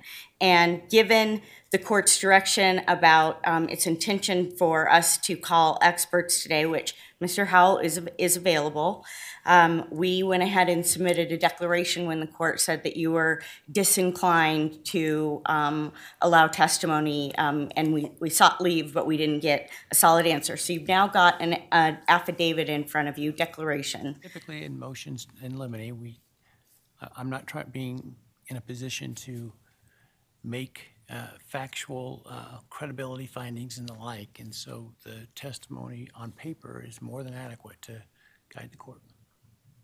Okay, I appreciate that. So I'm going to explain then what the basis is for where we're at. The other issue that of course the court knows is that we sought to seek suppression of the Amazon records because the warrants were extremely broad. We expected to be getting significant data or have data that we hadn't yet reviewed. The court denied that suppression issue. And so what we know that we have now is the list that I explained, but it's without metadata. And so for the purposes of what we've got going on here, there is, pursuant to Rule 106, a whole level of context that's really important to the Amazon data. And it's not just AI technology, it has to do with machine learning. And I think a lot of this is something that pardon? Isn't that AI, machine learning? I think that machine learning, I'm definitely not an expert on this, Judge, but I've provided you with a declaration, and if you want me to put Mr. Howell on to testify about the difference between, he's far more articulate at it than I am. It's a combination of both with what happens with Amazon, because in terms of machine learning, one component is that when there's a household account where there's multiple users with multiple cell phones and multiple laptops going into purchases, there's machine learning and cross references there. In terms of the way that Amazon works as a company globally and artificial intelligence, they're doing all kinds of things to understand what consumers and purchasers and sellers are trying to do to actually prompt people to buy certain things. So in this instance, with regard to these purchases, we have very limited data regarding Mr. Kohberger's purchases without the metadata and the context. And that's the reason that we are seeking to exclude it. Now, Well, you got what they got, right? Not really, because what we have is, we know that they're going to draw conclusions and that they're going to draw conclusions about intent, but the way that they've presented it to us in data is that this relates to Amazon clicks. Well, Amazon clicks makes it sound like to me and you, someone goes on and actually, with a mouse, clicks, opens a document, takes it into a cart, purchase it, and it's a much broader term than that. And the state's testimony from their person who will testify that this is what the Amazon data shows, is that Amazon data shows that Mr. Kohberger, or at least his name, purchased the knife sheath and cleaning thing, knife sharpening, equipment, and looked, as anybody who orders on Amazon does, is it Where's it at in delivery? And then later on that same account, after the homicides, looked at knives again. Now, I understand the defense's position and evidence and expert to be that, well, that's a shared account and anybody could have done that on that shared account. I don't know that that's a matter of exclusion, though. Isn't that a matter of just impeachment and cross-examination and your own experts? That if the court doesn't exclude it, then that would be the remedy and the approach that we would Would it take. ever be the remedy of exclusion? Judge, if you don't exclude it, then that would be the alternative, I On guess. what basis would I have to exclude it? I started with that we did not have expert opinions at the time when we had to file a motion in limine regarding this data, and it's misleading that the way that you just portray it, that because there is a purchase in a household account, that is automatically attributable to him, and that there's somehow It's not a purchase in a intent. household account. It's attributable under his particular name in the account, as I understand it. Now, could somebody else in the family get to it? I don't know. I suppose your expert will tell us that. But I'm not sure how that is excluded, and I'm not sure how that's expert testimony. I understand you have an expert to say, well, you know, all these other factors come into play and all these other things could have happened, and okay, you can put that on, but I'm not sure why that excludes the state's evidence. Well, it would be extremely misleading given the way that Amazon You're functions. asking me to be the fact finder again. I mean, I'm not asking you to be the fact finder. I'm telling you that when we don't have complete disclosures and we're playing a guessing game of what this information means, and we have deadlines where we have to file motions, then we end up in this circular situation right now, right? Because we had to file a motion about this without knowing what the opinions are and what we're lacking in data. Now I have an expert who's explaining it. We've asked you to exclude it. You're indicating you don't think it's an expert opinion, and so then the next logical step would be our expert comes in and we're allowed to confront the evidence. But you also just proffered that, you know, that based on the information that you understand, that equates to a purchase, and I've put a declaration in front of you from an expert that says that Amazon doesn't work exactly that way. And that's the problem, that when it is represented as a click, that indicates to the average person that he sat at a desk and clicked and made a purchase when there's a lot more to that. and maybe I'm completely out to lunch, but as I understand it, to buy something on Amazon, you got to put it in your shopping cart and hit purchase. Am I wrong about that? No, that is a step, but how it gets in your cart and what items get in your cart really has to do with the whole model and the ecosystem of the way that Amazon works, right? And so the state wants to apply in an argument, they will apply intent to purchase a K-bar to get to November It's an 13th, inference that you can draw 2022. from the evidence to argue at closing arguments. But we still have to have testimony that explains those things in between. Welcome to put on testimony that implies that Mr. Kohberger was not the one that hit purchase, or that he purchased it for a benign event, or that here's the knife, I have it. I don't know. And based on what you're saying, that the Mr. Cox you think is a lay witness, then I'm assuming that also extends to him not being able to testify beyond what the disclosure is as a lay witness and no other opinions, and including Agent Douglas, who's given us no opinions whatsoever. I don't know what they're going to say beyond that. And if they say something beyond that that is an expert opinion that hasn't been disclosed, then the state's going to have a problem with it. Okay. That's why we're having these arguments, Judge. They take a lot of work. It takes a lot of energy. It keeps us from 68 terabytes of evidence. Well, if everybody would just disclose, we wouldn't be having this But back and I think forth. the problem is you view it as a more complex issue than the state does. Because it is. Well, that's not their worldview, okay? And that's the factual dispute that the jury gets to decide. So what we're trying to do is make sure that their myopic worldview is what they're held to, because there is a much bigger picture to this evidence. Okay.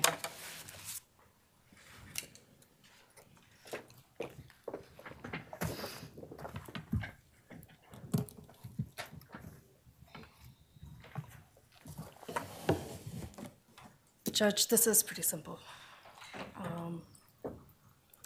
Shane Cox and Mike Douglas, since he gets brought up, they're fact witnesses.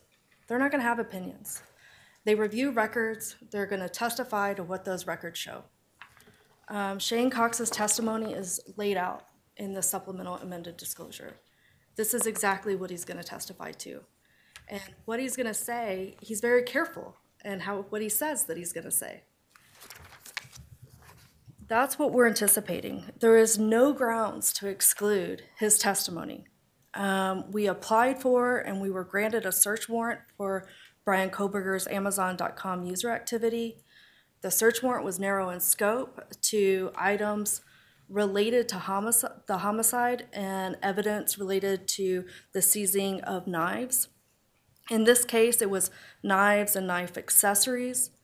It directed law enforcement to see certain items: his customer click activity pertaining to knives and accessories, his payment methods used, details of items in cart, including all items added to the cart or removed from the cart or wish listed or in a shopping basket, all suggestions made to the account, all records regarding reviews by other Amazon users, advertising data, devices used to connect to the account, and all accounts linked to the account. The state requested the data between limited time periods, March 20th to March 30th, and November 1st to December 6th. Those were the relevant time periods. And in response, we got responsive data, and that's what we plan on presenting to the jury. Amazon's use of AI is not a basis to exclude, and it's completely irrelevant. AI doesn't click on things for a user. There are no legal grounds to exclude this. We ask that you deny their motion. Thank you. Thank you. So I think there's a fundamental, just different worldview as to the relevance and impact of the Amazon data. And the defense is entitled to challenge the data in terms of, does it really show who bought it? What else did they buy? In what circumstances? I understand the state's not really going down that apart from what the data shows, which is the purchases that have been laid out in the report. If the state tries to go beyond that without having disclosed those or without a rebuttal disclosure to some of the things the defense has disclosed on that, then they're not going to be allowed to testify to it. But there's not a ground for exclusion because you have an expert that thinks that the evidence can be explained in a different way. That's just simply a fact determination for the jury based upon the conflicting evidence.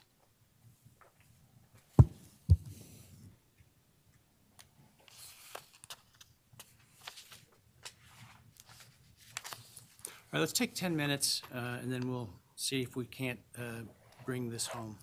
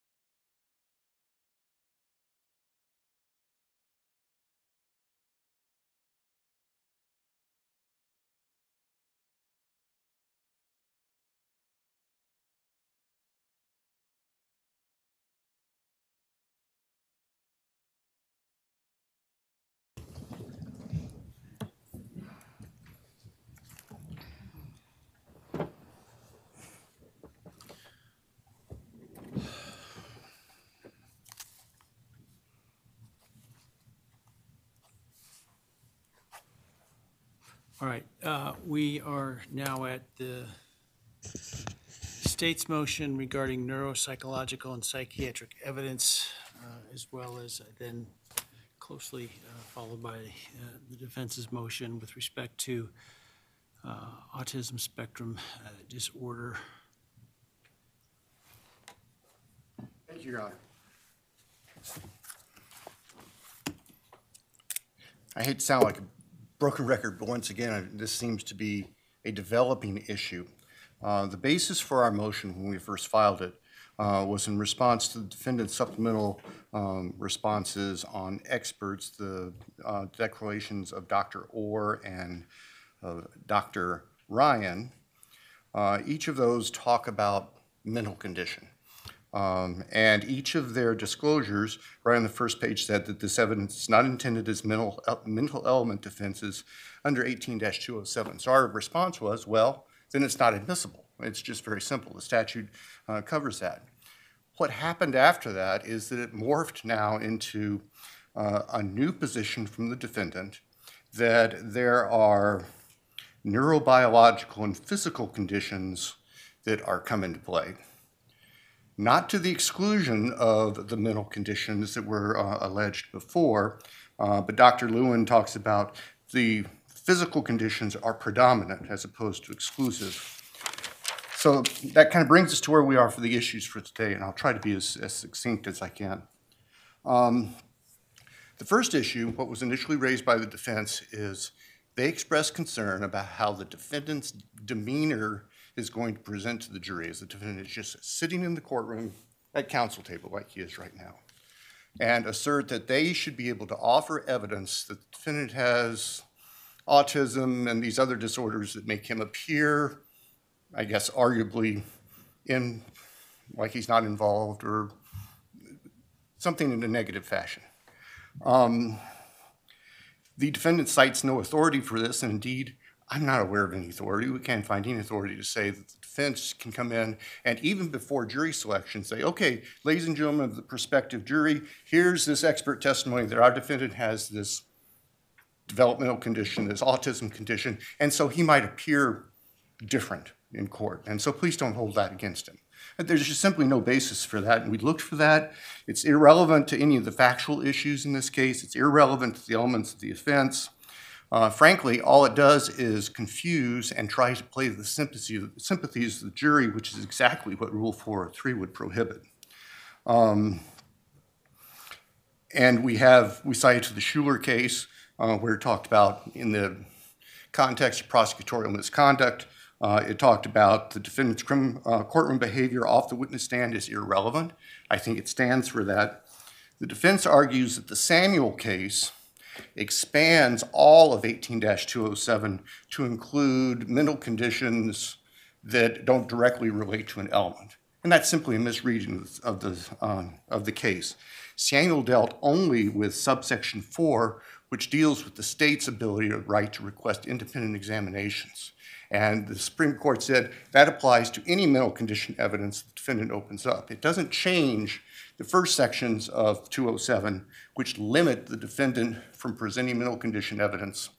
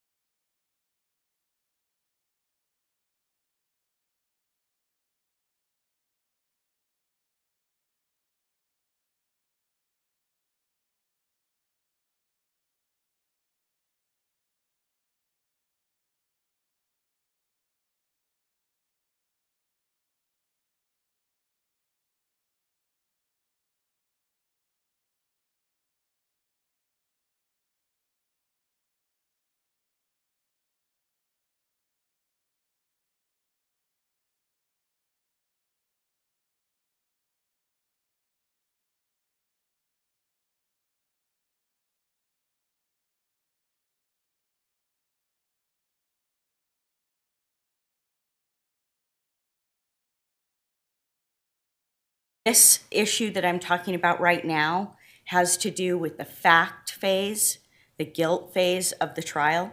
Everything related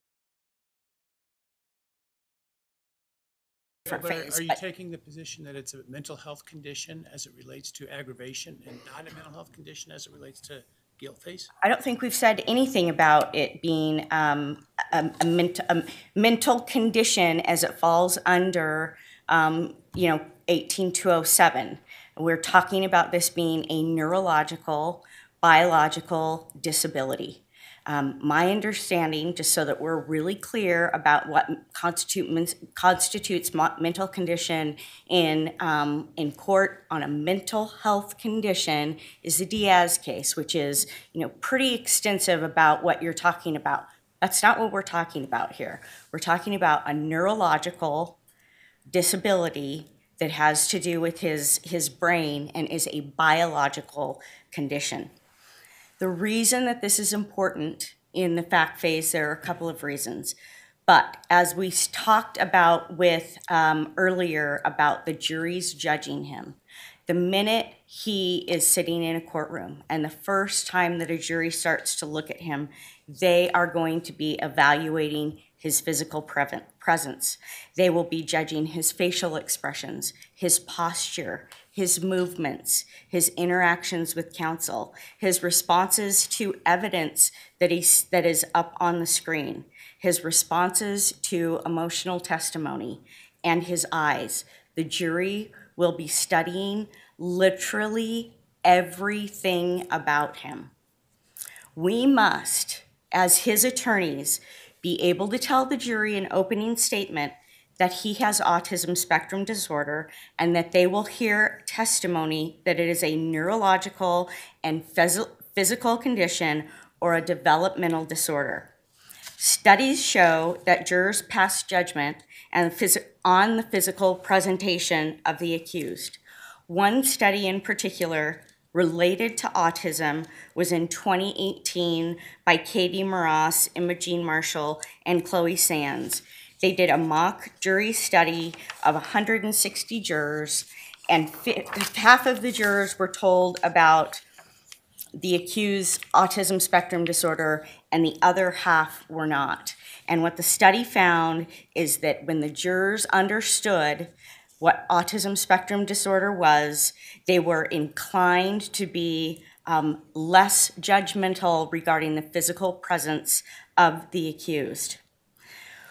While first impressions of autistic adults are less favorable, studies like the one that I just referenced show that informing of observers of the ASD diagnosis results in significantly more favorable consideration.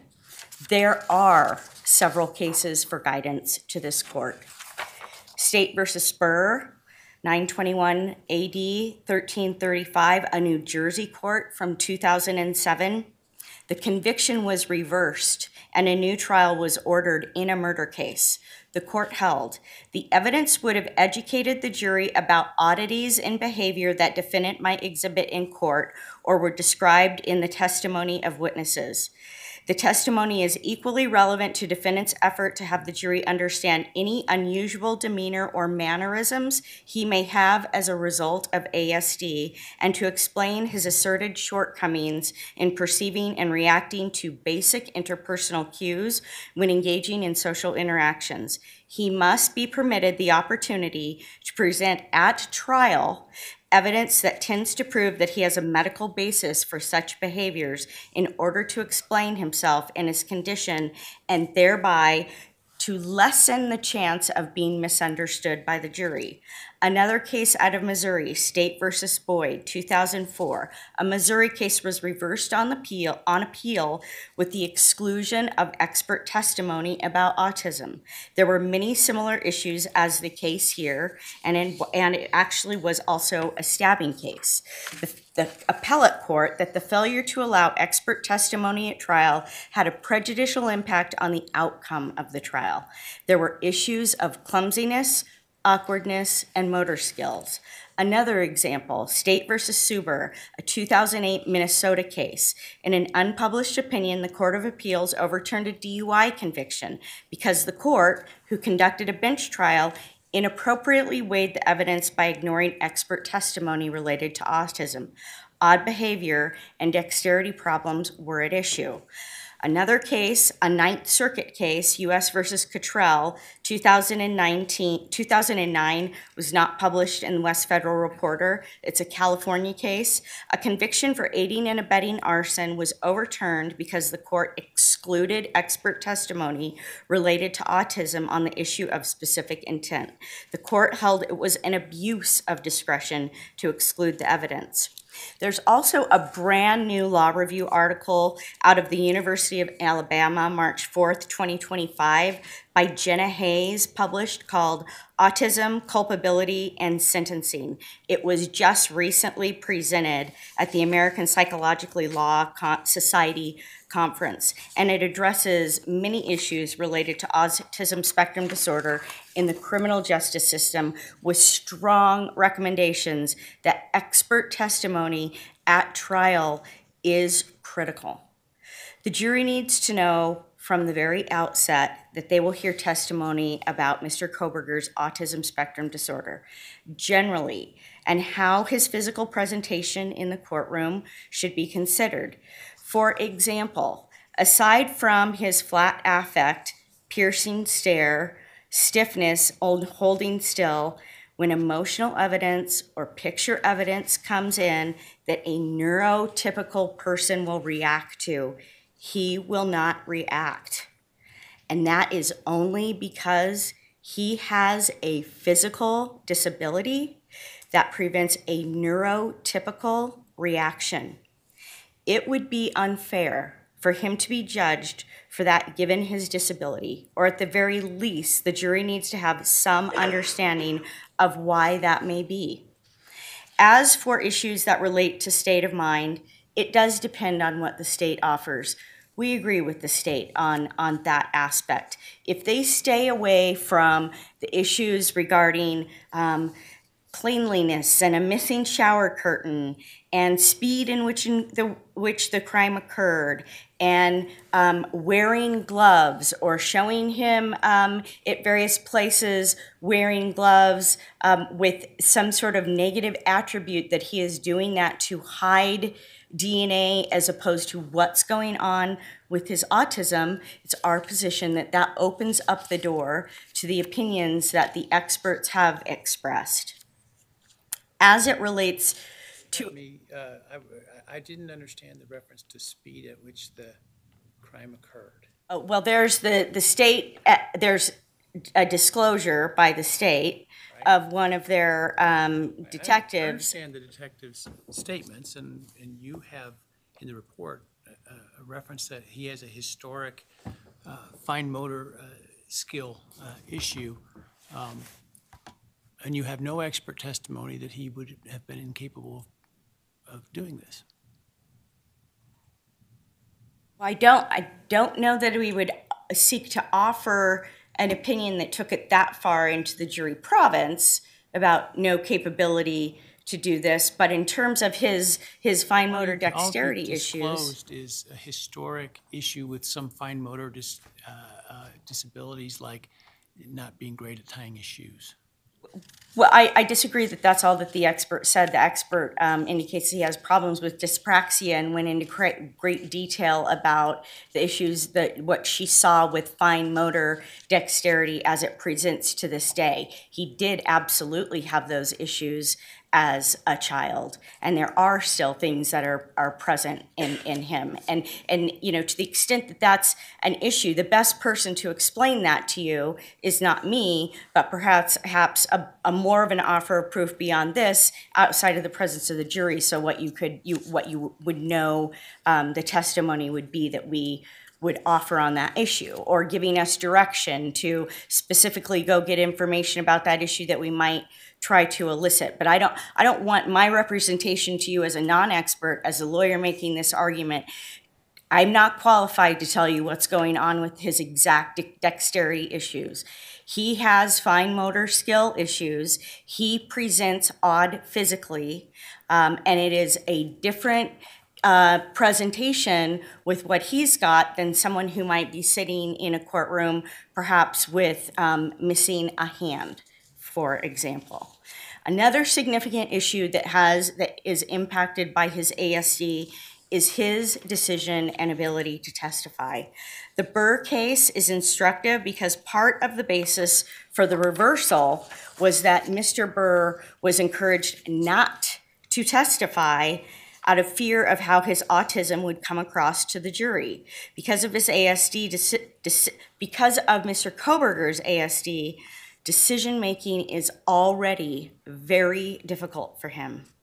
If we cannot let the jury know about Mr. Kohberger's autism, the decision about his to us as we guide him, we need to avoid misperceptions of the jurors. And the only way to do that is to inform them. The cases I have referenced discuss how the constitutional right to due process is violated when a jury does not get to take into consideration this specific type of evidence. There's one other way that I want you to think about this, one other frame of mind.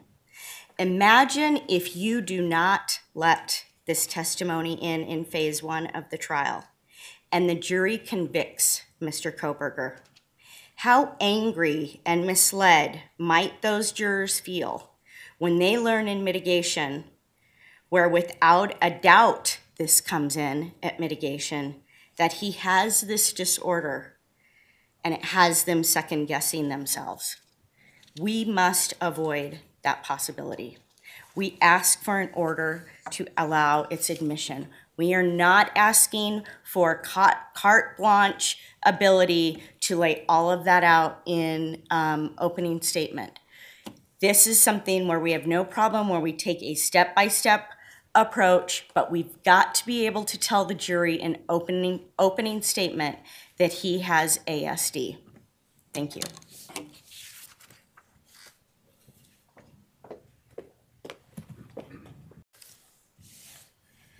So what we've just heard from the defendant still begs the question of what's relevant and irrelevant in Idaho. And I think the case law is clear to the extent there is case law that the defendant's appearance when he's not on the stand is not relevant. I think that the court, if it has concerns about that, could add language to the ICG 202 that talks about the type of evidence the jury can consider, to say the jury may not consider the defendant's demeanor as he is seated in the courtroom, if the court feels that's appropriate. I'm not sure it's necessary because 202 specifically lists what jurors can consider, and the defendant's demeanor is not part of that. In response to Your Honor's question about, or observation that there's no evidence from an expert here that the defendant is incapable of committing these crimes, the response from the defendant was, well, yeah, that's right, which is exactly our concern because the defendant in his filings took what little was in the expert disclosures and then stretched it out to this conclusion that the defendant is incapable of committing the crimes when the experts don't say that. I mean, they are essentially creating an opinion that doesn't exist. So, Your Honor, our request stands. Certainly the evidence that's being proffered about his demeanor is not relevant. It shouldn't be admitted. And if there's an issue that comes up about the defendant on the stand and his appearance there, I think we can address that as it comes up. Likewise, if the state opens the door to questions about the defendant's behaviors, which we are not intending to do, we can address the issue at that time. So we'd ask the court to defer any kind of ruling on those hypothetical situations. Thank you, sir.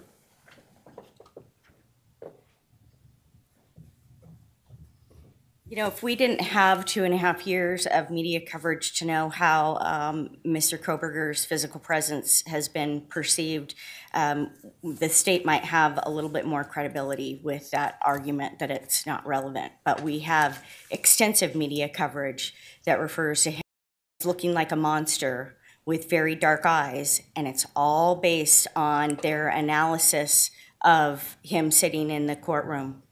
Pardon? None of that is his autism spectrum, what you just mentioned.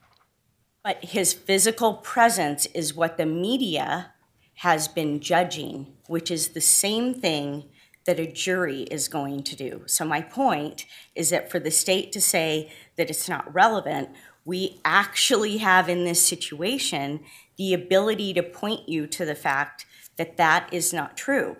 Because what the media has done, I mean, there are, even before the cameras were cut out of the courtroom, there were all kinds of zooming in and stories with experts doing body language studying about him, including the fact that this is how he holds his hands, and there's details about that. So it's disingenuous to say that he's not going to be judged by his appearance. That is exactly what jurors are doing.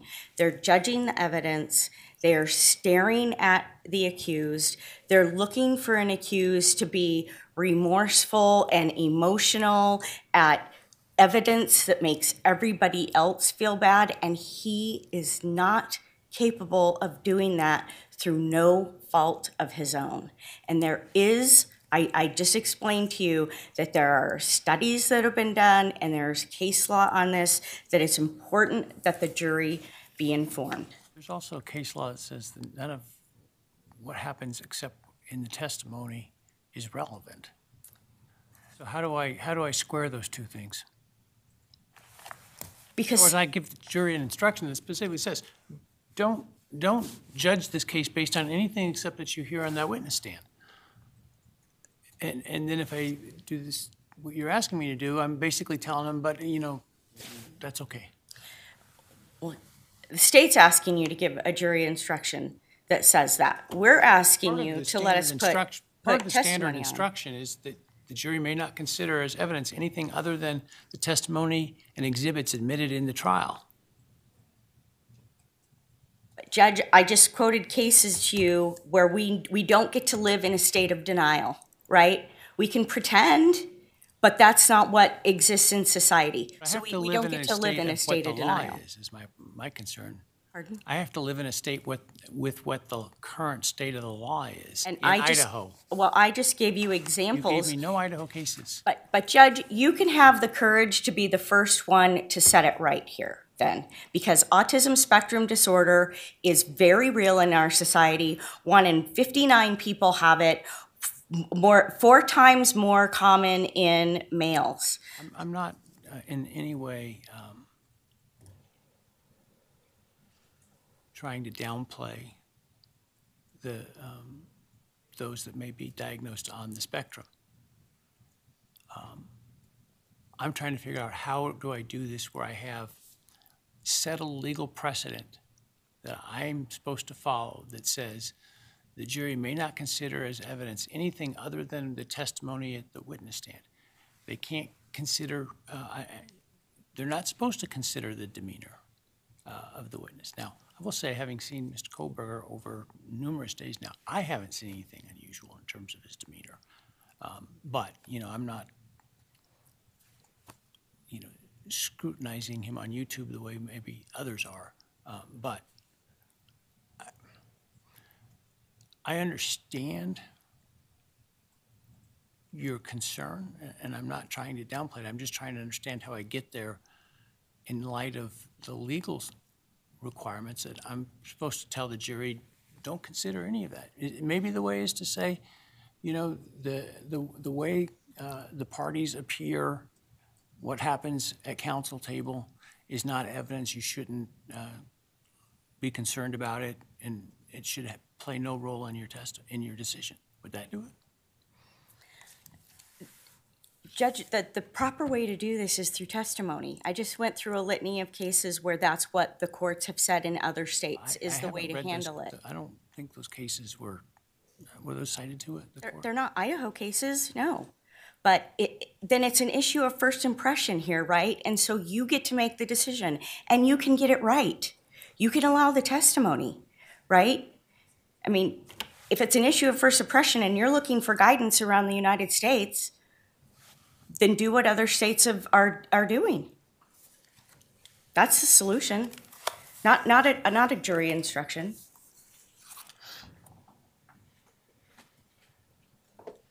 I'll take the matter under advisement. The council cited cases that weren't cited in the briefing, so I'll need to look at those.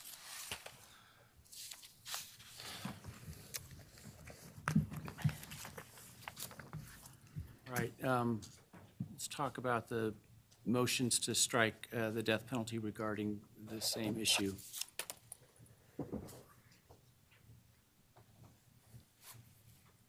All right. Focusing now to a different phase of the trial and why this should be a grounds to not even let Mr. Kohberger be considered for death. There's too great a risk that constitutionally protected mitigation can be reliably assessed by a jury. The impairments cited by the United States Supreme Court in holding that the death penalty is unconstitutionally reliable for juveniles and people with intellectual disability apply with equal force to people with ASD. General legal principles. From Supreme Court precedent to new facts. The United States Supreme Court just reiterated this in Andrew versus White, a 2025 decision decided January 21st, 2025. The general legal principle here is that the Eighth Amendment and its requirement of heightened reliability in capital sentencing applies. Unreliability exists when a defendant has an inability to present mitigation evidence, which creates an unacceptable risk of wrongful execution. The four impairments in Atkins, which apply here, are A, less able to give meaningful assistance to their counsel, B, demeanor may create an unwarranted impression of lack of remorse for their crimes, C, typically poor witnesses, and D, mitigating evidence of ID can, quote, be a two-edged sword that may enhance the likelihood that the aggravating factor of future dangerousness will be found by the jury. All four of these impairments apply to ASD generally and to Mr. Kohberger in particular. As to less ability to give meaningful assistance, extremely rigid thinking, he perseverates on specific topics, processes information on a piecemeal basis, struggles to plan ahead, and demonstrates little insight into his own behavior and emotions. He may understand the definition of mitigation, but he has no ability to assist us and understand what might be mitigating and why. The impairments that he has go all the way back to his very young years, where he walked on his tippy toes, rocked on all fours for extended periods of time, could not engage in imaginative play, wrote his fives upside down and backward. He was provided with extensive supports in school. He was evaluated for ASD, but not properly diagnosed, and bring that to current time where he is at age 28, where he has few personal relationships. He does not have any insight into things like the fact that he once volunteered at the Special Olympics is mitigating, or that he helped save someone's life on the job, and that's mitigating. He can see the logic in the word mitigation, but he has no ability to understand and help us develop a case for him for mercy. His demeanor, he has a limited range of facial expression, odd eye contact, and intense gaze with subtle rocking, sitting very still.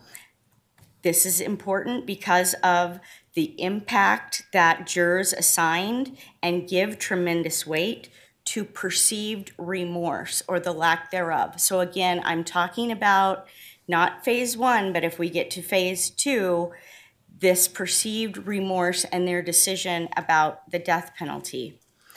As evidenced, as I've explained, by the media demonizing his appearance.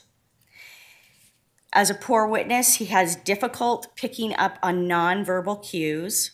Tone and cadence are abnormal, affect is stiff, and language is disorganized, repetitive, and oddly formal.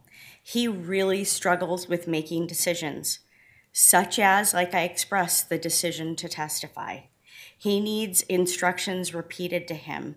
He's easily distracted on what is happening around him, or so focused that he's lost in the big picture. He perseverates on unimportant details, and these are symptoms of his disability that will either unfairly keep him from testifying on his own behalf or alienate him from a jury and make him easily trapped on cross-examination.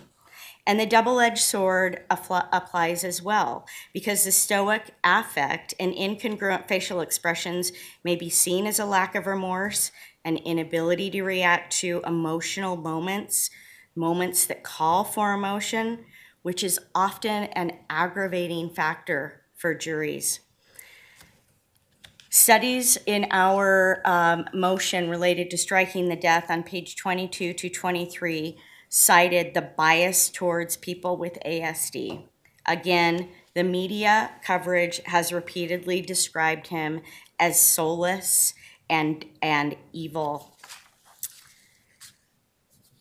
I want to address the issue of national consensus because the state pointed that out.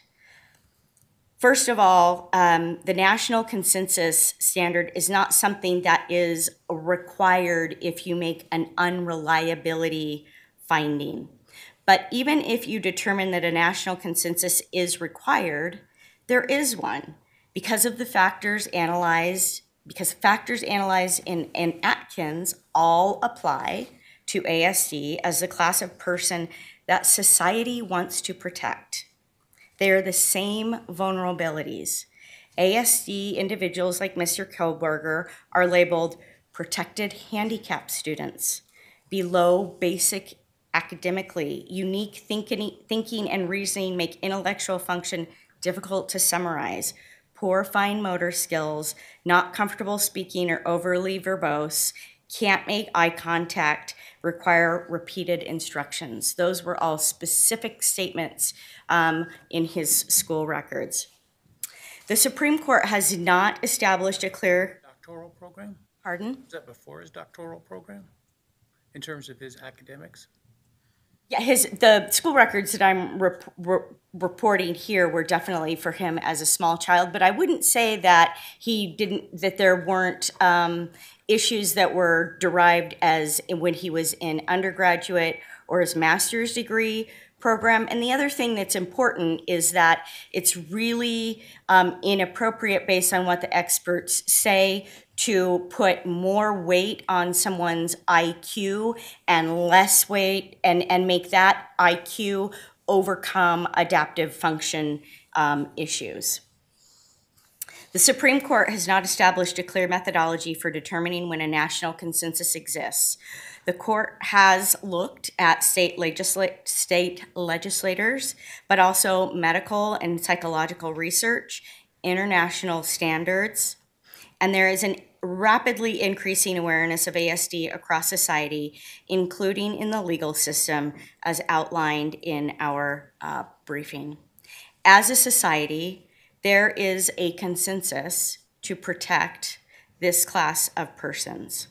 And if you don't agree that any of those arguments are convincing, then some court needs to have the courage to be the first to declare a consensus, and that should be you. Thank you.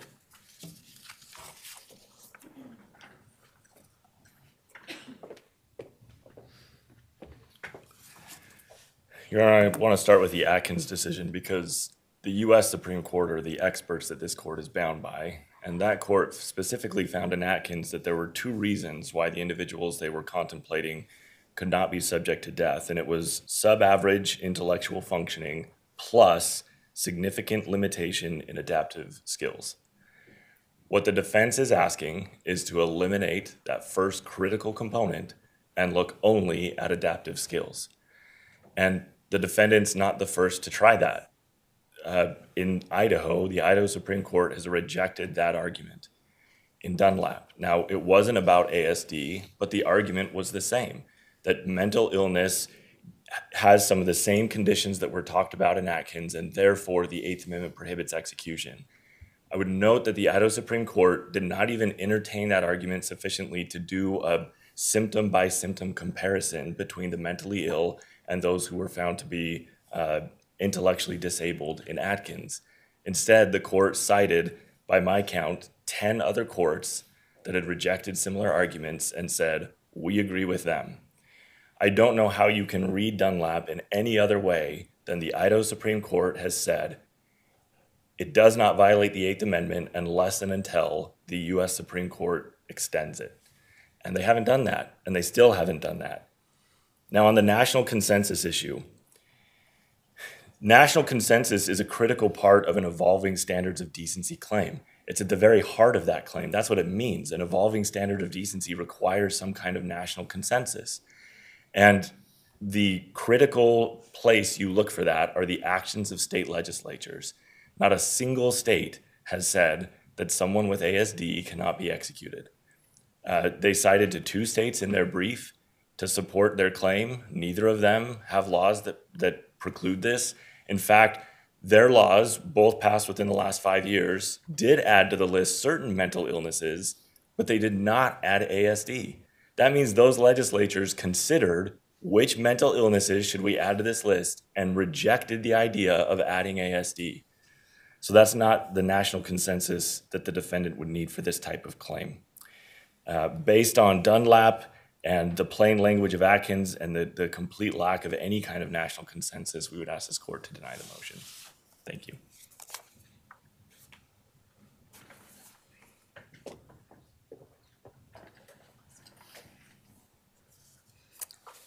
I addressed the issue of national consensus initially, so I'm not going to repeat why that is something that you don't need to find. But I do want to point you to another resource that is really informative, because what we're asking is that you make this finding on the unreliability principle. And Scott Sunby has an article titled "The True Legacy of Atkins and Roper, the Unreliable Principle and the Unraveling of the Death Penalty." And that explains the court's pathway on how Atkins and Roper is focused really on why society protects people with vulnerabilities, and why people with vulnerabilities like ASD cannot properly be reliably mitigated in front of a capital qualified jury. And that's why you should strike the death penalty in this case. Thank you. Thank you. I'll take the matter under advisement and issue a written opinion. Let's address what I have as to be the last item, which is the motion to strike the death penalty regarding discovery.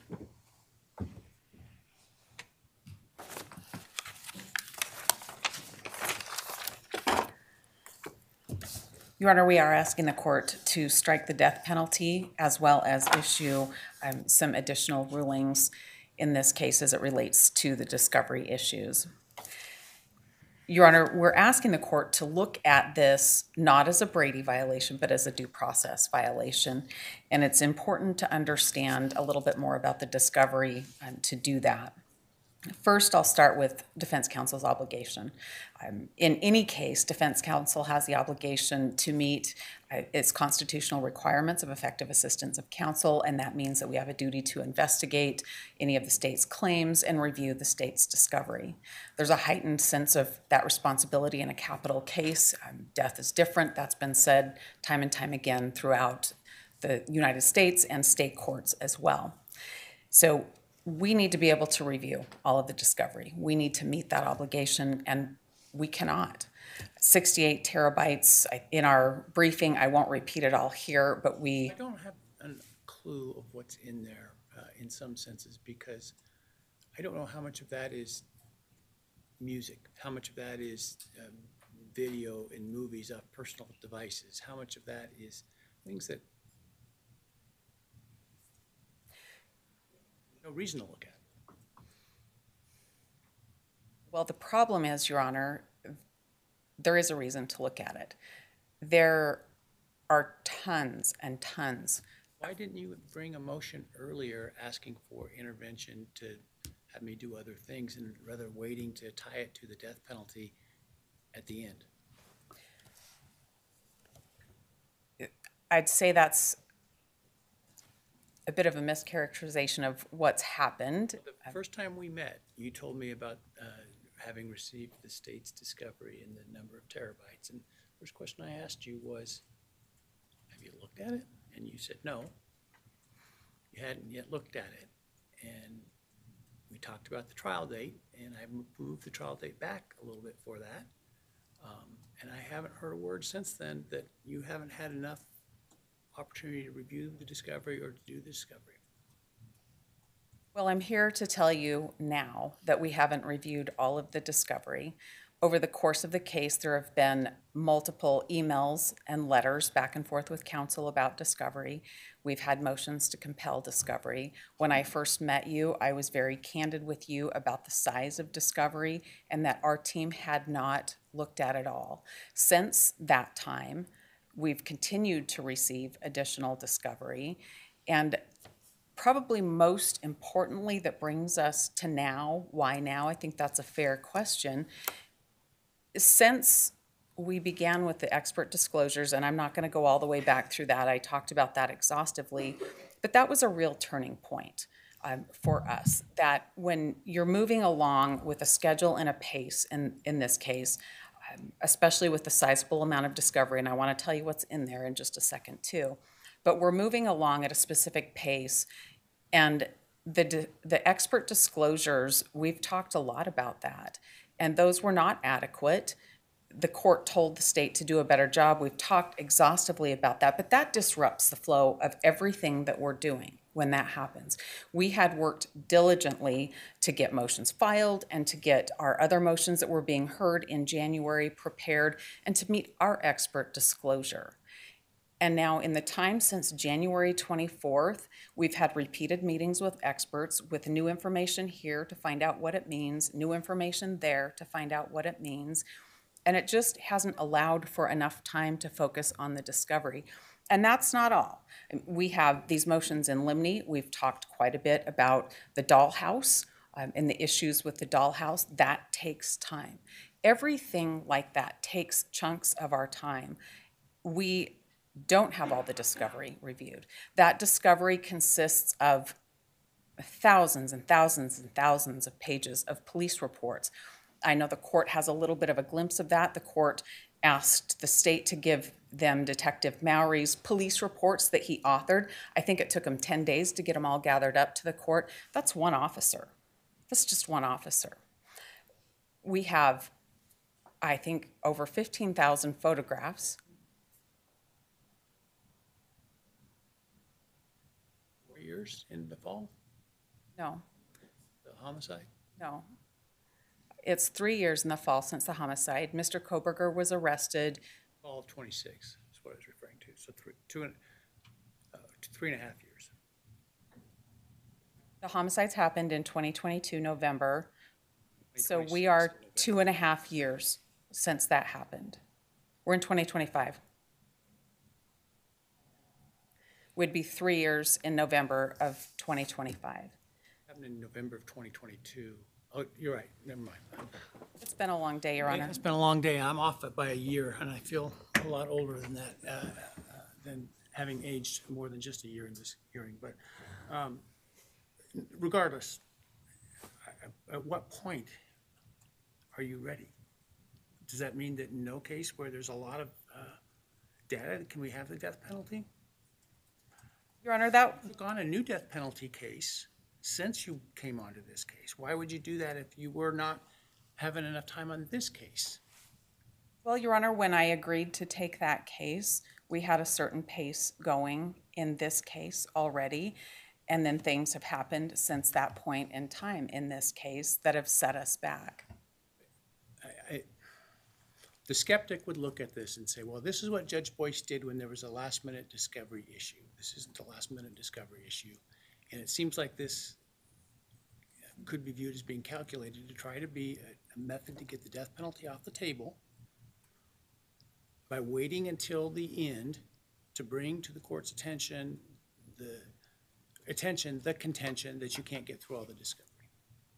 I'd ask you to look at the things that have happened since I would say our status conference, the first time we met, when I was hopeful that we could get through a number of the things that we still had left to do. There are things that have occurred that have taken an extraordinary amount of time. There are a lot of things that we haven't had a chance to look at yet. We continue to go through discovery as rapidly as we can. We're just not going to get through all of it by the time we get to trial. Part of that is the way that it's organized, and that's why part of our request is to have the state give us the documents they rely on. And With giving hot documents is if they don't point out a document that you later say, oh, we should have known about that one. Now somehow they're culpable for not seeing the document the same way you did. And so that's why courts are very hesitant to employ that remedy, because it makes the state kind of do your job for you. Your Honor, I would let the court know how we've received discovery in this case. And this has been a topic between counsel since the initiation of the case. The discovery goes to the police department, and then sometime later, the state gets it, and then they get it to us. So there's a delay already, but the documents don't come in any organized fashion. When you received all of Detective Mowry's police reports, those would have been scattered over probably a year for us to get. We litigated the video, 1112 King video. We litigated that for about a year before we got the full copy of that. Those are all things that take time, and we are now months before trial with the cumulative effect of what's happened. And we now are faced with the issues with expert disclosures. Hearing the state today, I don't expect they're done trickling in expert disclosure after expert disclosure. At what point is it enough when we can be counting on that's it, we can get ready? The court's discovery deadline came and went. A lot of additional discovery has come past that deadline. At what point is that enough? I'm picking up more discovery today if I can meet up with the prosecutor. Is it a penalty-based discovery? I don't know. I haven't seen it yet. Part of my problem is I don't know, because you're very vague about what it is you haven't been able to do. Well, let me tell you then. There is surveillance video from all of the university, all of U of I, and there's probably some pretty critical places where that discovery or where that video exists. I haven't watched that. I've sat down to watch it on several different occasions, and other team members have sat down to watch parts of it too, to try to see what's there. The way we've received it, it's not labeled in any fashion at all. I can open up a folder and I can look at something and figure out what date and time that's from. And there's multiple cameras and multiple days. There's no index, there's no guide to what it is. So I haven't looked at all of that. There's a couple of additional video footages that I haven't looked at. Now, if we want to start talking about cell phone data and third-party digital data, I have an expert who said it would take 3 years for him, an expert who knows how to do this, to go through every single piece of that. Now, he's been through a lot because we've had a little bit over 2 years to work on that. Not a full 2 years because we haven't had that discovery for the full 2 years. But there's quite a bit that I haven't looked at. I don't have an expert giving me even a report. We're not completed with that. I think I've read most of the police reports in this case, but I haven't read the thousands and thousands and thousands of tips that came in on this case. Don't think they're all not relevant, though. Recently, we came across a tip, just in trying to work through some of these issues, we came across a tip that would appear to be an alternate suspect, and we're trying to work through that as rapidly as we can. It was quite a surprise to come up with that. There's got to be more in there that I need to know. We were disclosed a bunch of email communication between different law enforcement officers, different lab personnel. I probably have read about half of those by now, and different parts of our team have read different parts of it, but we don't have it completed yet. Those are some quick examples that I can give you. I've looked at every picture, and I believe I've read every police report. There's a lot left to do that could have things that are favorable to Mr. Kohberger. In January, I had to stop doing that because I had to start worrying about the expert disclosures that we didn't get. I continued that through February. We've responded to the motions in limine. We've responded to the dollhouse. We've met our deadline with our mitigation experts. We're meeting the deadlines that are set out, but there's only 24 hours in a day. This is, what's happened here is not satisfactory. That the discovery is not in an organized fashion. It's not in a searchable fashion. We've encountered documents that have been locked, most critically the entire DeSales record for Mr. Kohberger's education at the DeSales University. Those were locked documents. They were a complete mess. It took one of our team members probably 10 days to get them in an organized fashion where we could understand what document went with what other type of classroom or assignment or other event. I will tell you about the motion in limine we didn't discuss today, the self-authenticating records. When we received the state's initial list, these are the list of things that we want to put in with a certificate. We went through those discovery folders, and those didn't contain just one document. They didn't even contain a document that made sense about what the state was trying to do. That took me personally about 10 hours to go through all of those folders of discovery so that I could write a response to that. The state replied abandoning wanting to use about half of those right out of the gate after I'd spent the 10 hours. And we come today prepared that the court was 100% right. Those pleadings weren't ready. There's not a packet with a certificate of authenticity for the court to make a decision on. The court was right. But that doesn't mean that I can't be prepared. Those things take time. And when we're talking about the amount of discovery that's left outstanding, everything that happens like that eats up those minutes. In this situation, Your Honor, it's not that we saw what Judge Boyce did in Vallow and thought this is a great idea. We are at the end of our rope doing everything we can, and I know about what Judge Boyce did, and I have to come to you and say, you need to do this too. This impacts Mr. Kohberger. I can't not bring this motion because somebody might think I was waiting to the last minute. I can tell you we weren't. We weren't. We've been working as diligently as we possibly can work on this case. We have understood the court's... Have you gone to Judge Monson to ask for additional resources? Well, Your Honor, we do have an additional resource. We recently added our attorney, Ms. Barlow, to... A team of another 5 or 6 paralegals, for example, to go through stuff. I can definitely do that. I don't know how that puts the information in my head fast enough, but I can definitely do that. Of having litigated many very large cases, you have staff that tell you, here's an important document.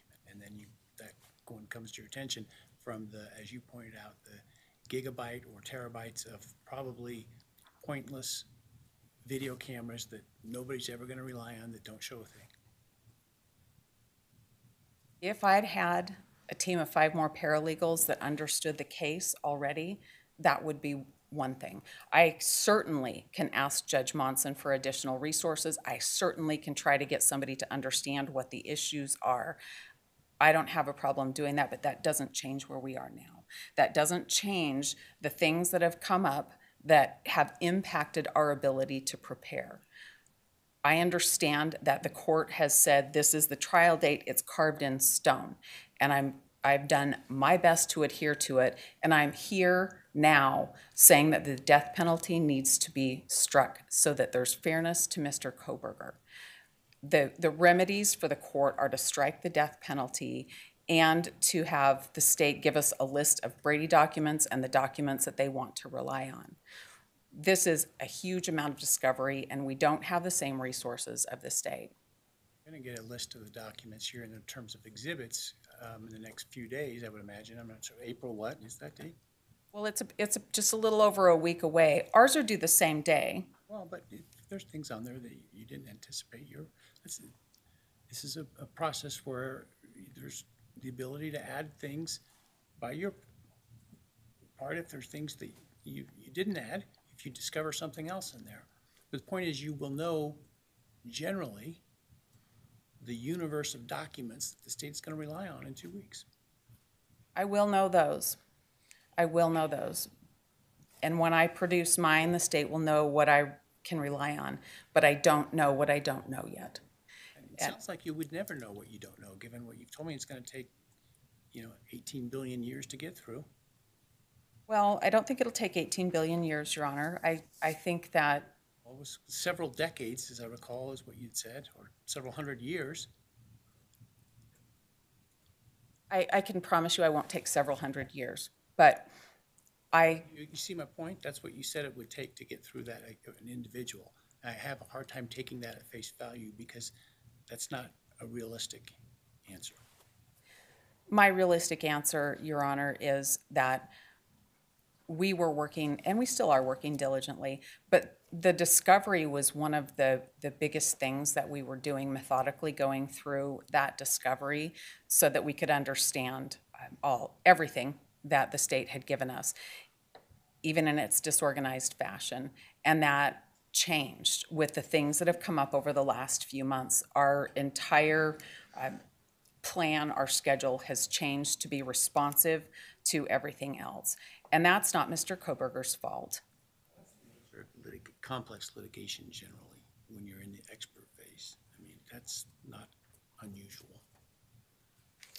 I guess, Your Honor, I think it's unusual when deadlines are blown by the state or not adhered to by the state, and our client pays the price for that.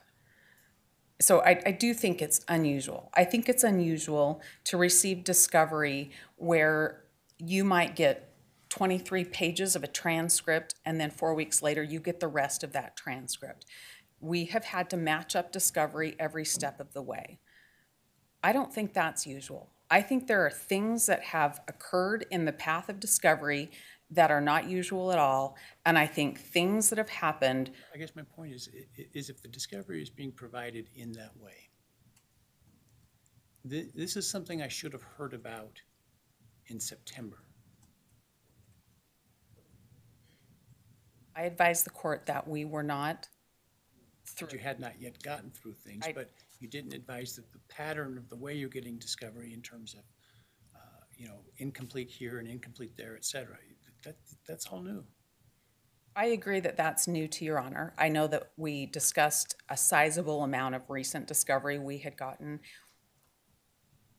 Those issues came up prior to this court taking the case over. We had talked about the way discovery was being received early on in the case. We filed discovery request after discovery request in addition to talking about the mismatched way discovery was received. That has been put on the record.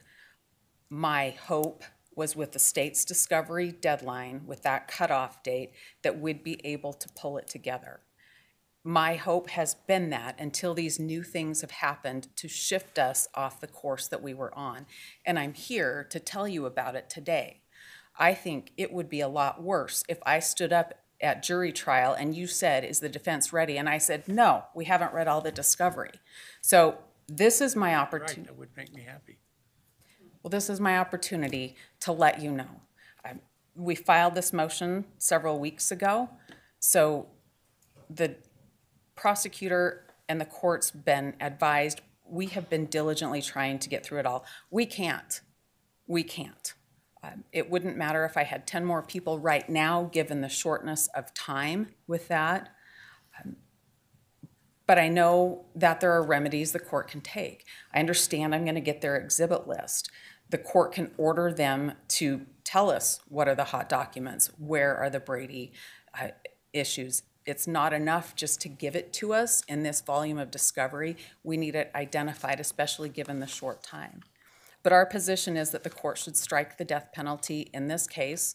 It will take the heightened level of pressure down, and it will allow us to focus on the trial phase only rather than the mitigation phase as well. There is precedent in Idaho. The court knows. Circumstances were completely different, though, counsel. I'm not saying our circumstances are identical, but it's a due process issue, just like was analyzed in the Vallow case. That was analyzed as a due process issue because counsel didn't have the opportunity to be prepared. and that was grounded in other case law. That was Riviera versus Clementi, Grover versus Florida, and Lopez versus Matthews. And those apply now. We do not have an opportunity to meet the state's discovery, and we're asking the court to make the orders for the state's disclosures and to strike death.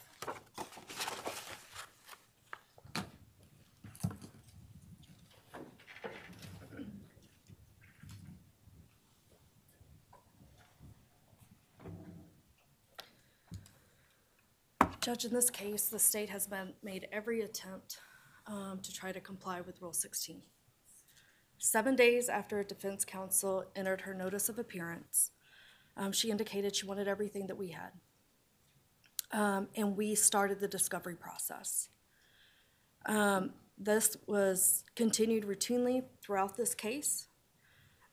Generally, documents such as police reports, lab reports, et cetera, were bait stamped and then turned over, and essentially turned over in the same way that we received them, in the same order. As they were done and turned over by various investigating officers or whoever, we put a bait stamp on them.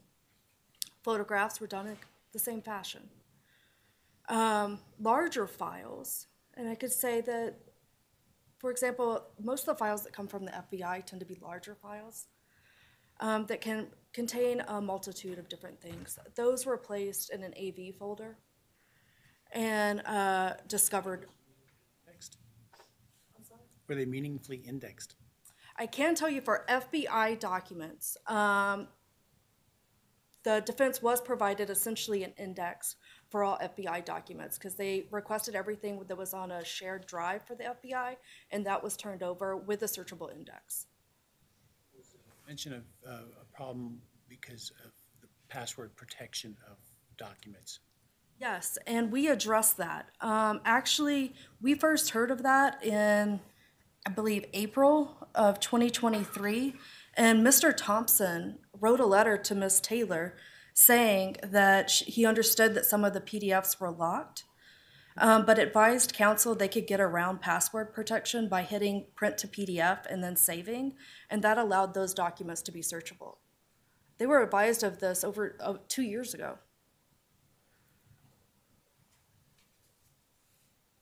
It's true there's a large amount of discovery. There was a 6-week-long investigation prior to a substantiated tip that led to Mr. Kohberger's arrest. So yes, there was a massive amount of discovery. We extracted cell phones for anyone that had any kind of connection to the victims. We gathered surveillance video for weeks, if not months, of random places throughout Moscow trying to figure out what happened. So to answer your question, there's a ton of discovery, and the majority of it is completely irrelevant. Are you aware of any Brady information that is in the the cameras that are not the ones listed in your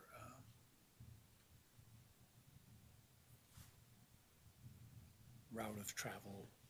And No, Your Honor, I am not aware of any Brady material, any exculpatory material that's within those videos.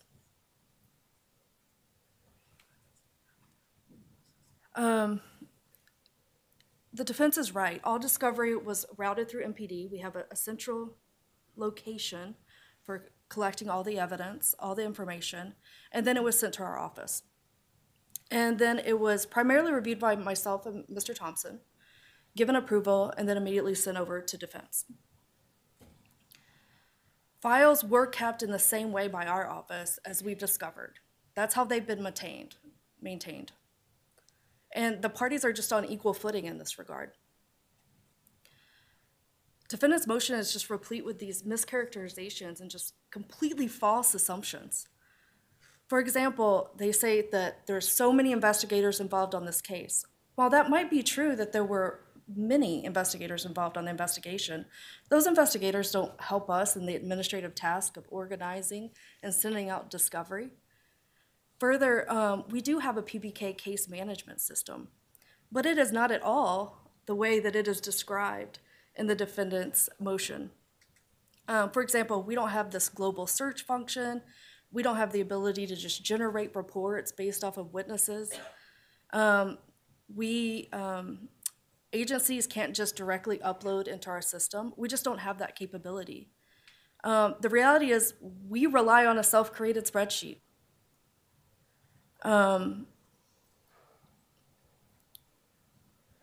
Throughout the case, defendant has filed over 20 separate requests for discovery. There's been 400 itemized requests for different items, and the state hasn't just simply responded with whether or not we complied. We directed them specifically to where they could find that specific item, if it existed, the location, the description, and the date that it was discovered. I would just go back to that massive dump that we were talking about of the 50 terabytes of data. Defense has had that for over 2 years. It's hard to, I guess, rebut a lot of the allegations because there's no specifics. They just talk in these general terms about all of this data, and I'm not totally sure how to respond other than we've given over the data as we've received it. And they've had the majority of it for several years. Most importantly, defendant has not specifically pointed to any particular piece of evidence that has been withheld or any actual prejudice suffered, and instead just points to the vast amount of discovery, which we have absolutely no control over.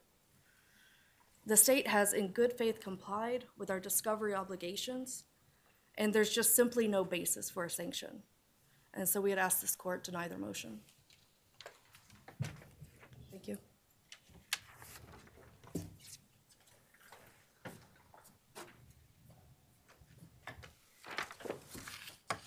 This motion is not about withheld discovery. This motion is about discovery in the format it's in, the vast amount of it, and what's happened over the last few months that have taken us off track and our inability to be prepared.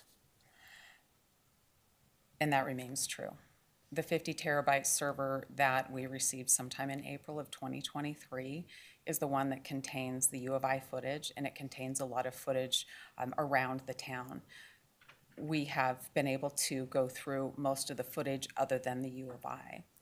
When the court asked the prosecutor... Counsel, is there any known Brady material in the U of I surveillance cameras? Not to the state's knowledge. Your Honor, I think you'd have to watch that at various relevant times to know if there is or not. I think when you're thinking about Brady material, when we're thinking about video surveillance, and we'll go back to what we talked about the vehicle before and how Special Agent Immel's going to testify, there very likely are vehicles, light and color, white or silver, on all kinds of different cameras. Those could be Brady depending on what he has to say, but they should certainly be looked at. We're trying to look at that as quickly as we can to understand that. We've watched a lot of the video that's contained on that server.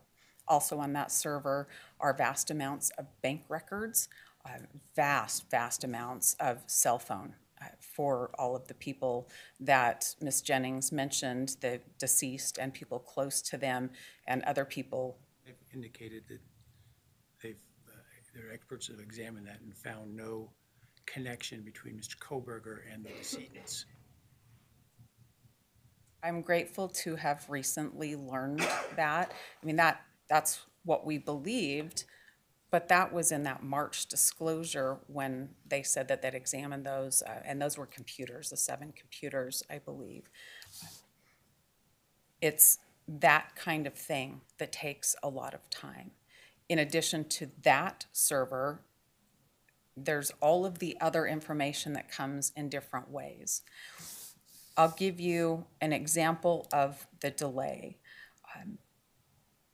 We received a lab report that was dated March 30th. The state received it March 30th, and this wasn't this year. This was obviously not this year, it wasn't even last year. We didn't receive it until May 8th. So the delay going from Moscow Police Department getting it, the prosecutor getting it, to getting it into our hands, that's well. I think it's important to realize that the FBI index we have, you can't push a link and get to the document, but I do at least have that index. When we're talking about locked documents, the print to PDF, that's the problem. That's the steps, the additional steps that it takes when we're talking about thousands upon thousands of pages of documents. I think it's hard to imagine that there's not material somewhere in there that isn't favorable to the defense in some way. We recently found that, and we found a pretty good lead that we're trying to follow up on. And that is really what it comes down to. This is not organized data. It's not easy to go through. We've made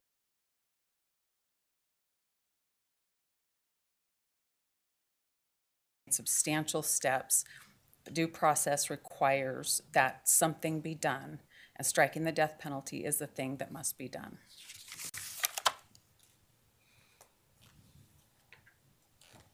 All right, well, I will take, it'll help to review file. Number one. Number two, with respect to the witness, with the exhibit list. Now, I will say the exhibit lists need to be specific and detailed, not Exhibit 3 video, not Exhibit 3 video from X Bank. It's Exhibit 3 video from X Bank, minutes 25 through 27. Detailed, specific. I would also look at as a issue whether it might be appropriate to require the state to certify that it is unaware of any